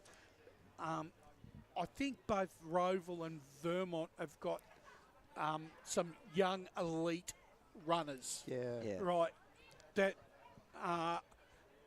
whilst where I'm wondering when the game needs to be won, I'm just wondering whether these younger, fitter men are going to be able to might outrun some of the established Balwyn stars. You can sort of the thing with this ground too, you can play keep-ins off. Yeah. And those younger players can have the ability to play keep-ins off, and I think that's one of the. And we saw that in the last quarter. Really, for 20 minutes of that last quarter, it was both sides were playing keepings off, and there was a lot of junk time. There was a lot of junk, stats being wax lyrical there. And I think, look, I think it's very hard when mentally you've got the game won, that you got to, there is a time where you do switch off. And once you switch off mentally, you're not going to get back to that level because there's no one challenge you to get mentally back to where you need to be. Yeah, well, we sort of, after the second quarter, Jared, we sort of hoped that Blackburn, for the sake of the game, would come out and get maybe 2 or 3 quickly. Yep. And that would have maybe got them back in the game, but it just didn't happen. Balwyn had a quarter off, and they came out after half-time, and they got the first, I think from memory, maybe 3-4 goals quickly. Yeah. And that was the end of the game. So they just had the one good quarter, but really overall they were never going to lose this game, Balwyn, were they? That's exactly it. No, I think for mine, Blackburn might have shown just that little bit of a weakness of Balwyn during that second quarter. They were able to expose them and capitalise on some poor decision making. I don't want to say complacency, but I think you're right because when they started to switch the ball, Blackburn were a little bit flat-footed. Yep. And you're right. There were, and I noticed that there was Vermont and Roval personnel out here this afternoon watching this game with great interest. And I reckon that some of them might have taken some notes. Oh, no doubt. Yeah, it was the defensive running that just lacked a little bit for Balwyn. And it's those sort of lapses that can be really capitalised upon by those faster running sides like Vermont and Roval. Yeah. If Balwyn don't string together those 4 quarters of very consistent, hard-working, defensive-minded play, then they can be exposed. And the one thing too, Ray, that Balwyn have also got to be aware of is that they're coming up against two sides in Oval and Vermont that are mentally very tough as well, and they're going to have to bring and keep that. They're going to have to really, their intensity will need to be even up more, taking on these sides as they go further through. Brash, we've only mentioned the top two sides. I think there's another side in there that will really worry Balwyn, and that's East Ringwood. I personally think East Ringwood will get over Doncaster It'll East be tomorrow. It'll be a very interesting... Because for the same reason we're talking now. East Ringwood's another side that run the ball well. And if they get over to Doncaster East tomorrow, I think that they've got as much ability as Oval and Vermont to outrun and do everything against Balwyn, what we just said. You got the top four sides, 15, 14, 14, 14 and 12. Right? 12 wins is a good season. Right, particularly in your first season up in Premier. I mean, because it's look, it's a great achievement, and like Ray said, I think East Ringwood, they are mentally a very, very tough side. They've gone through the school of hard knocks. They've won a premiership, so they know what success is all about. And they're going to carry that into tomorrow's contest, and it'll set them in good stead. One downfall East Ringwood have, in my opinion, is that they go to Farmer too often. We spoke about here that the Balwyn go to Haley too often. For Trent Farmer, a great player, fantastic player, win the goal kicking, all that, kicks goals. But you can. If you've got someone like Pendlebury playing on him, and you know that 9 times out of 10 the ball's going to go to Farmer, you can eliminate him out of the game. And obviously with Lawson not playing, there's another, and Sahaf Ali not playing as well, due to too many games played. That sort of has reduced their goal-kicking prowess and ability to kick scores, especially late in the season. They had one big win, and that was against Doncaster. But the last time they played ball, and they got beaten by 50 points. And Oval beat them by 50. So is there a gap between the two of them? We don't know that. We'll find out tomorrow when those two square off, East Ringwood and Doncaster East. So it looks like we've got an interview coming up shortly here. Looks like Nathan Oakes. And Nathan Oakes will be joined by Josh Ward on the boundary line. We are indeed joined by Nathan Oakes. Pretty good victory, Nathan. Must be happy to get over the line and move on to a semi-final next week. Yeah, absolutely. I think just a sec. Yeah, me too. Sorry, technical difficulty there. Oh, thank you. Yeah, absolutely. I think it was just a good. We obviously had a few changes to the side this week, and it's good to get a few boys back from injury. I know we had Chucky come back after a long stint in the sideline, so I think the boys overall sort of had 22 contributors, which is good performance. And it looks like you're playing a bit of a different role in the forward line this year. I think you were playing predominantly midfield last year and for patches throughout the season. How are you enjoying playing up in a forward line that boasts the likes of Charlie Haley, Jordan Lyle, and a whole host of talent? Yeah, I obviously don't mind to have to run as far down the goal square, but no, it's not too bad. It's obviously a different look for all of us midfielders playing deep, but it's just what it requires when you've got that much talent to sort of, I guess, roll through the midfield. So yeah, it's been a good look and it's working for us so far. And how are you enjoying your time under Brendan Sanderson as well? He's done it looks like from the outside he's done a terrific job with the side. Yeah, absolutely. He's brought a whole new look to the new energy, I guess, to the club, and got around the boys, and the boys have got right around him in return. And yeah, it's been positive energy all year, and I guess obviously today the results sort of showed that on the field. Going to throw it up to you boys up there on the balcony. Jared, it looks like you might have the first question, or Brash. Like it's Brash. Nathan, congratulations on the win this afternoon. I want to talk about Josh Pollux. I just thought that his performance at centre half back was outstanding this afternoon. It must be really good to know that you've got a guy that really knows his football inside out, and that you can play off and play through. Yeah, absolutely. I guess it's a bit of a new look for Pole down back. I know he played a lot of footy at centre half forward last year, and I guess a young kid just reads the ball really well, and having him on that half back line, he sort of knows he reads it as a forward, so he knows where the ball's going, and then being that strong in the air, and his aerial power, I guess, has been a real strength for him, and he's putting it out there to show at the moment. It must be an absolute pleasure playing with another quality midfielder like Alex Urban. This afternoon he was once again right amongst the mix. He seems to have taken his game to another level this year. He was great last year. I think he averaged over 30 possessions, but he's even upped that this year where he's averaging 35, 36, but he just knows how to get the ball and bring all the players around him into the contest. Yeah, absolutely. Like I said before, there's so many guys rolling through the midfield. It's a bit of a different look for us all, but Herbs just seems to know where the ball's going. He seems to find it every week, and no matter what attention the opposition puts into him, he's a workhorse, so he seems to work it off, and yeah, he's having a really outstanding year, which is good. Nathan, it's Jared here, mate. We just saw Jamie Gottliebson get chaired off the ground after his 150th game. Just, I'd like you to talk about just how he is around the club as an experienced veteran, and what I've heard is a strong team man. Yeah, absolutely. I guess there's not many better blokes than Jamie floating around the club. He's actually our social committee president, so he'll love that little shout out. But it goes to speak volumes of what he is as a fella, and the boys at the end there, and the whole club getting around him. He is just a true Balwyn man, and it's really good to see him play 150 games. Oh, Nathan, congratulations on your own game. Chipped in there with 3 goals. Look, I've seen you twice today, and I saw you against Doncaster East, and in both games you obviously jumped out of the blocks. What was Brenton's message at half-time? Because in both cases you sort of slacked off in the second quarter. Yeah, I think it's just for us to make sure we've got our head in the right space the whole time. Like you said, we sort of jump out the blocks really well in the first quarter, and I think it's just to keep the foot on the throttle and just make sure we keep the momentum rolling throughout the 4 quarters. And I guess, today was an opportunity for us to show that in that second half. We stayed as a team, did the team things, and it's a result on the scoreboard in the end. Nathan, you're on a bit of a roll. You haven't lost a game since, I think, round 13, I think I'm right in saying. But we were just talking up here before, and if you are going to go all the way, you're going to have to do it the hard way because you're playing like sudden death footy. Is there a belief in the side that as hard as it looks from externally, that you can go all the way and win the flag?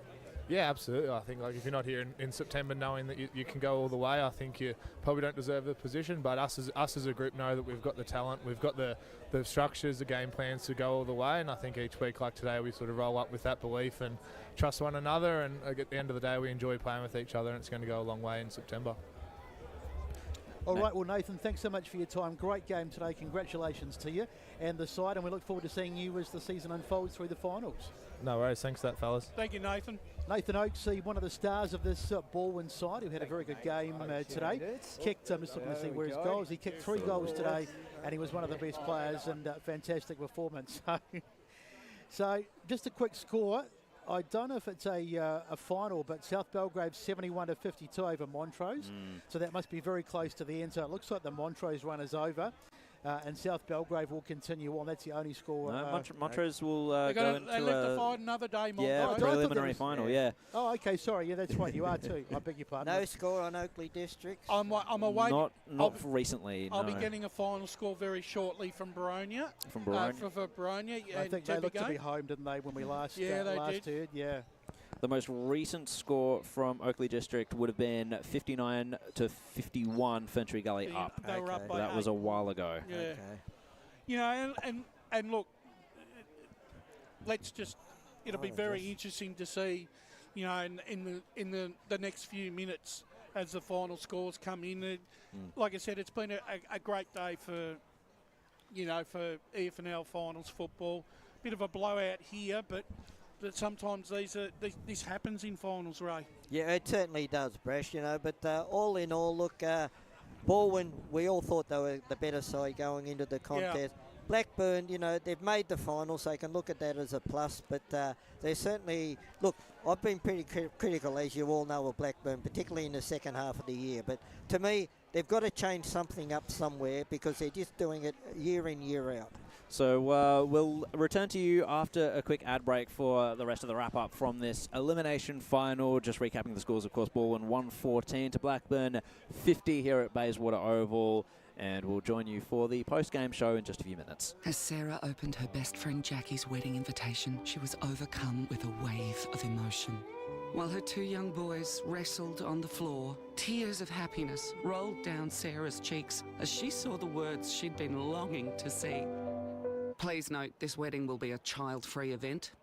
Well, Sarah, looks like we're off to Eastland for a new frock and some heels. And let's book in that babysitter. For all of life's little moments, there's Eastland. Eastland. Live real. At Yarra Valley Water, we know reducing your shower time, or show time, to 4 minutes can save you an average of $200 a year on water and energy bills. Shower shorter. Save water. Authorised by the Victorian Government, 1 Treasury Place, Melbourne. Sprained your ankle, bursting through the banner? Broke a finger, high-fiving the ruckman? Or did you run into the goal post again? For bumps, breaks or bleeds, be seen sooner, close to home at Knox Private 24/7 Emergency Department. The preferred provider of emergency care to the Eastern Football Netball League, you'll generally experience shorter wait times. You don't need private health, but there is an out-of-pocket fee. Be seen sooner, close to home at Knox Private 24/7 Emergency Department, 262 Mountain Highway, Wanturna. Do you feel good about your bank? Because there is a bank you can feel good about. They share their profits to fund big community projects, small community clubs, and vital emergency services. They've given $250 million to help Australian communities thrive. They have all the products and tech you expect from a big bank, with service you don't. It's Bendigo Bank. Feel good about who you bank with. Try Bendigo. Search bendigobank.com.au or search Bendigo Bank near me. The first time I met the team at Tobin Brothers Funerals, I felt like I'd known them for years. They're so caring, honest and passionate. James McLeod, Managing Director of Tobin Brothers Funerals, sums it up best when he says, Every day our people get out of bed to assist client families in their absolute time of need. Our people love what they do, and you will not find a more highly trained group of people than those at Tobin Brothers. Visit tobinbrothers.com.au. Tobin Brothers Funerals, celebrating lives. Hi, I'm Ben Desson from Montrose Football Netball Club, and when I need a new kit for a night out, I head over to Eastland. But Eastland is more than a shopping centre. They support a range of community organisations and have been major partners of the Eastern Football Netball League since 2018. Thanks, Eastland.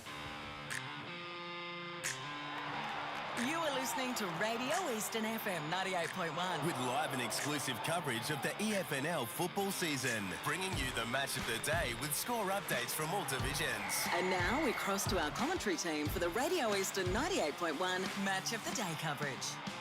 Welcome back to Bayswater Oval. This is the post-game show as we wrap things up from the big elimination final out here this afternoon. And if you've just gotten home from being out for the day and you've missed all the action, just recapping that Balwyn have continued their unbeaten run. They haven't lost a game since round 13, so they're on a bit of a roll, and they've won it pretty comfortably today, 17-12, 114 over Blackburn, 7-8-50. So the Burners, well, their season is done. They can start packing the bags for Bali or wherever they want to go, and Balwyn will move on to the next match, which of course will be next week. Who have Balwyn got? So either East Ringwood or Doncaster East of course, next the winner week. of tomorrow. That's right. So of course. And that'll be at Ringwood. So yeah, next week Premier Division finals. You've obviously got Vermont and Roval. That's out here, and then you've got Balwyn up against obviously either the Roos or Doncaster East at Jubilee Park. So they get an extra day's rest. Do the Tigers? Oh, it'll make a huge difference. An extra day. We've got some updated scores here from Division 3. Ferntree Gully 10-6-16 leading Oakley District 8-10-58. Not sure if that's a final score just yet, but Oakley District's finals campaign, first finals campaign in the EFNL could be over at the hands of the Eagles. One of your favourite destinations to go to? Never been there, mate. I have no intention to go there at all. Jared, did you say 10-16 to 8-10? I did. Yeah. I did indeed. Okay, that's 18 points. Yeah, so it's probably... They've had a great run, the Oakley District. I mean, from where they were a couple of years ago, they were the easy beats. They came into the competition, were getting walloped, and here they are 2 years down the track or whatever it is. And they've made finals, and they've been absolutely fantastic. What you got to know is that there's 2 years, the last 2 years in the Southern Football League, they were in Division 2, which is the bottom division. 2 years ago they didn't win a game, and then the next year they won one, and then they come into the Eastern Footy League. So they've turned it around. Yeah, and that is a final score from out at Jubilee Park. So unfortunately, the district season comes to an end 8-10-58 to Ferntree Gully 10-16-76. So a Donval Eagles grand final next week, next Saturday at Jubilee Park. As predicted. Yeah, I reckon. Yep. The thing is, the Gully get another bite at the cake. The Donvale cake, indeed. Yeah. I tell you what, I don't think they get too much of they might get the icing, but that'll be about all, because I think Donvale are going to be the reddest of red hot favourites to win that. But, stranger things have happened. Indeed, I mean, the other anomaly that crops up at the way the final structure is, you've got two sides like Baronia and South Belgrave who have won on the Saturday, right, and now go straight into the grand final. The two Sunday games, Waverley Blues and Heathmont, and the other game, Mitcham and North Ringwood. Those two sides, the favoured two sides, knowing that they've still got 3 games that they've got to win to make it into a grand final, it's sort of a bit of a tall. It sort of gives you a bit of a tall order, doesn't it? Well, you can't look any further than the next game. I know. Once you get finals, you know. And you mentioned Boronia there. They're probably into the grand final. I don't think this is an updated score because it was from a while ago, but it was Boronia 13-9-87 to Templestowe 5-5-35. So the Dockers are going to go into the prelim, and they'll play the winner of Heathmont and Waverley Blues, of course, tomorrow. We do have a final score from there. Boronia 17-11-113, defeating Templestowe 7-6-48. It's going to take some stopping, though, Brian. Oh, yeah. They are now. I'd love to see them win it because they've been sort of one of those sides that they've been close around the mark a few years. Haven't quite been able to get it done, but this year looks like it could well be their year. And as Spider has alluded to, sometimes when a side has had a dominant season, that second semi-final can be a bit of a bogey game. But Boronia has looked like they've handled it with aplomb and done what they've had to do, and they've moved into a grand final. And they're moving up a division. I can remember them playing in Division 1, you know. Yes. You probably remember them too, Breast, in the top division as well. Yes. Just a quick one. I'll ask you and Ray this question. Yep. Can you still see Templestowe making the grand final, or do you think Waverley Blues or Heathmont could get them in a prelim? Well, it's going to be interesting now, Blake, because Templestowe will still have some self-belief that they can beat Waverley Blues, but you're not 100% sure the next time around whether they can reproduce the same result rate. And Blake, they've been beaten by 10 goals today. That takes a lot of coming back. If they were beaten by 1 or 2 goals, yes, there's still that belief there, but they've been smashed by 10 goals. But Waverley Blues have still got it to do tomorrow. Yeah. I mean, look, Heathmont are in there with an undeniable chance. As I said earlier, both those sides split 1-1 this season. So I don't think neither of these two sides will hold any fear against each other. I actually think it's going to come down to whether Waverley Blues are going to get the game on their terms that they want to play, because I'm still not convinced that they have a plan B. Well, they still also have to respond from last week because they were terrible last week. That's true. Yeah. And their response from how they respond from last week's debacle will tell you a lot about their team. That last quarter last week was Mayo. Yeah, wasn't it? The game was done and dusted. Templestowe had, not saying they put the cue in the rack, but they worked so hard in the opening 3 quarters that it was inevitable that they were going to run out of steam. Yeah. And also momentum is very crucial in the world of footy, like local footy and all, of course, the big league. So the momentum could honestly drop down Templestowe just a little bit, because 50 points is a pretty harsh, margin point of view. So, but then you got to face the informed Waverley Blues, who are coming off, if all Heathmont as well, that have full momentum heading into next week. I think if Heathmont win, they'd probably give themselves a chance. I think Waverley Blues would too, but just of what happened in that second qualifying final, I think Templestowe, they know how to shut out the Waverley Blues. Yes, they let their foot off the gas in the final quarter. I think Templestowe will probably go in as favourites if they face the Blues. Yep, have to agree with that one, to be honest. I'd just like to recap the women's grand finals. Of course, it was a huge day out there at H.E. Parker and around the grounds, of course, for the women's games. I'll have some more scores for you in a second, but first of all, the Premier Division grand final was won by the Eastern Devils, 33 over the SBL Wolves, 30. Boronia in Division 1 has beaten the Basin 26-21. And I'll have some more scores for you from that league shortly. But, of course, thank you for all the guys out there. Ryan Long, Trent Callan, Dylan Smith, and John Oven, of course, for doing the commentary for those games. It was a big day for them, no doubt. Jared, just a question from novices like me. Eastern Devils, where's their home?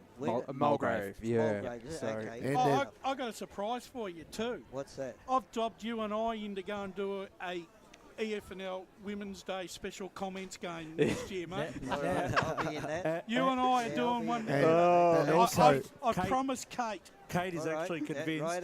She's convinced you're actually going to be calling the games, not not special comments. That I'd like to hear. Lee, for Kate, we'll do anything. Okay. There you go. and just a quick one: the Eastern Devils are now going back to back. So they joined the Eastern Football Netball League in 2022, I believe. Yeah. And they have now gone back to back. But unfortunately, their reserves lost to Kilsyth. So.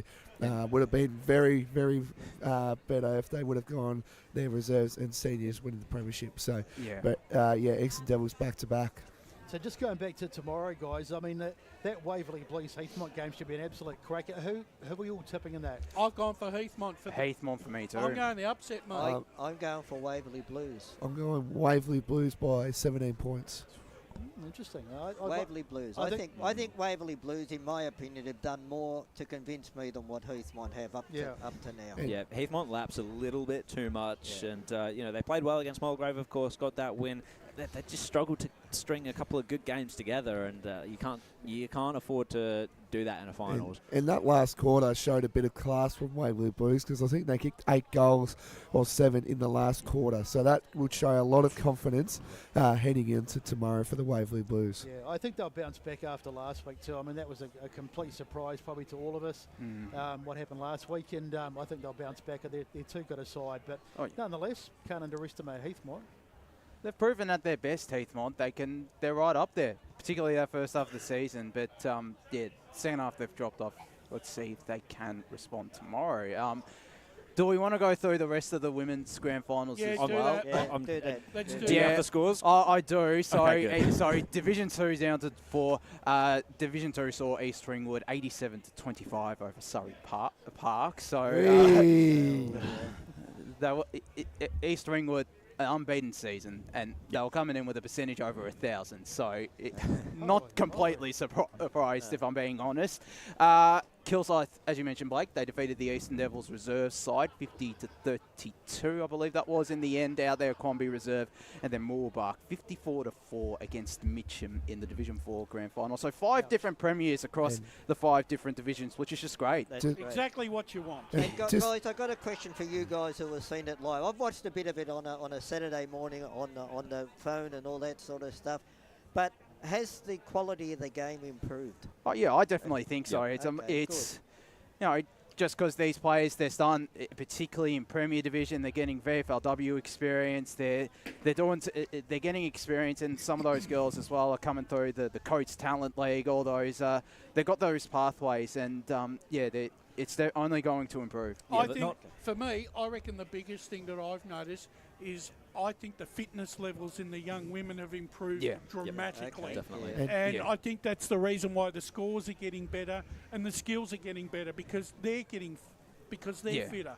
And kudos goes out to the Mitcham Footy Club, because they've got a female coach as well, haven't they? Yeah, and there's a couple of others as well. Oh, They've got okay. female coaches. Just on that too, you're saying we've done quite a few junior games earlier this year, and then of course the junior final.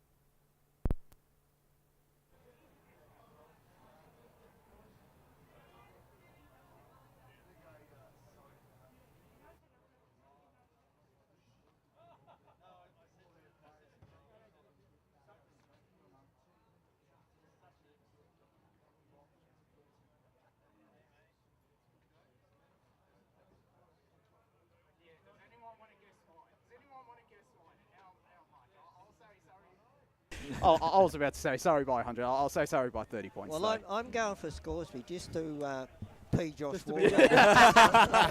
No, we love being contrarians when Josh and of course Blake are about. I've got Surrey Park in this one. I think their form is just a bit better than Scoresby. I reckon the scalp of beating Kilsyth is just a bit more impressive than that of beating Chirnside Park. And Brace really quickly. 48 points, Surrey. Sorry.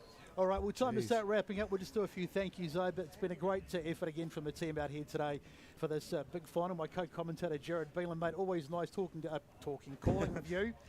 So great job again today. The two old-timers on the special comments, the dynamic duo, of course, Brash and Ray. You hear their dulcet tones throughout the season. Fantastic work from you guys. Thanks, boys. Well done. And, of course, our two boundary riders today, which have been right down and amongst it, keeping us right up to date. Josh Ward and, of course, Blake Tennant. Well done to you guys. Thank you, Thanks, Besto. guys. Looking forward to it tomorrow as well. Indeed, and of course a special card for Lee Green from LKM Media and all the team that have brought you the action from Bayswater. Join us tomorrow for more EFNL football. Well,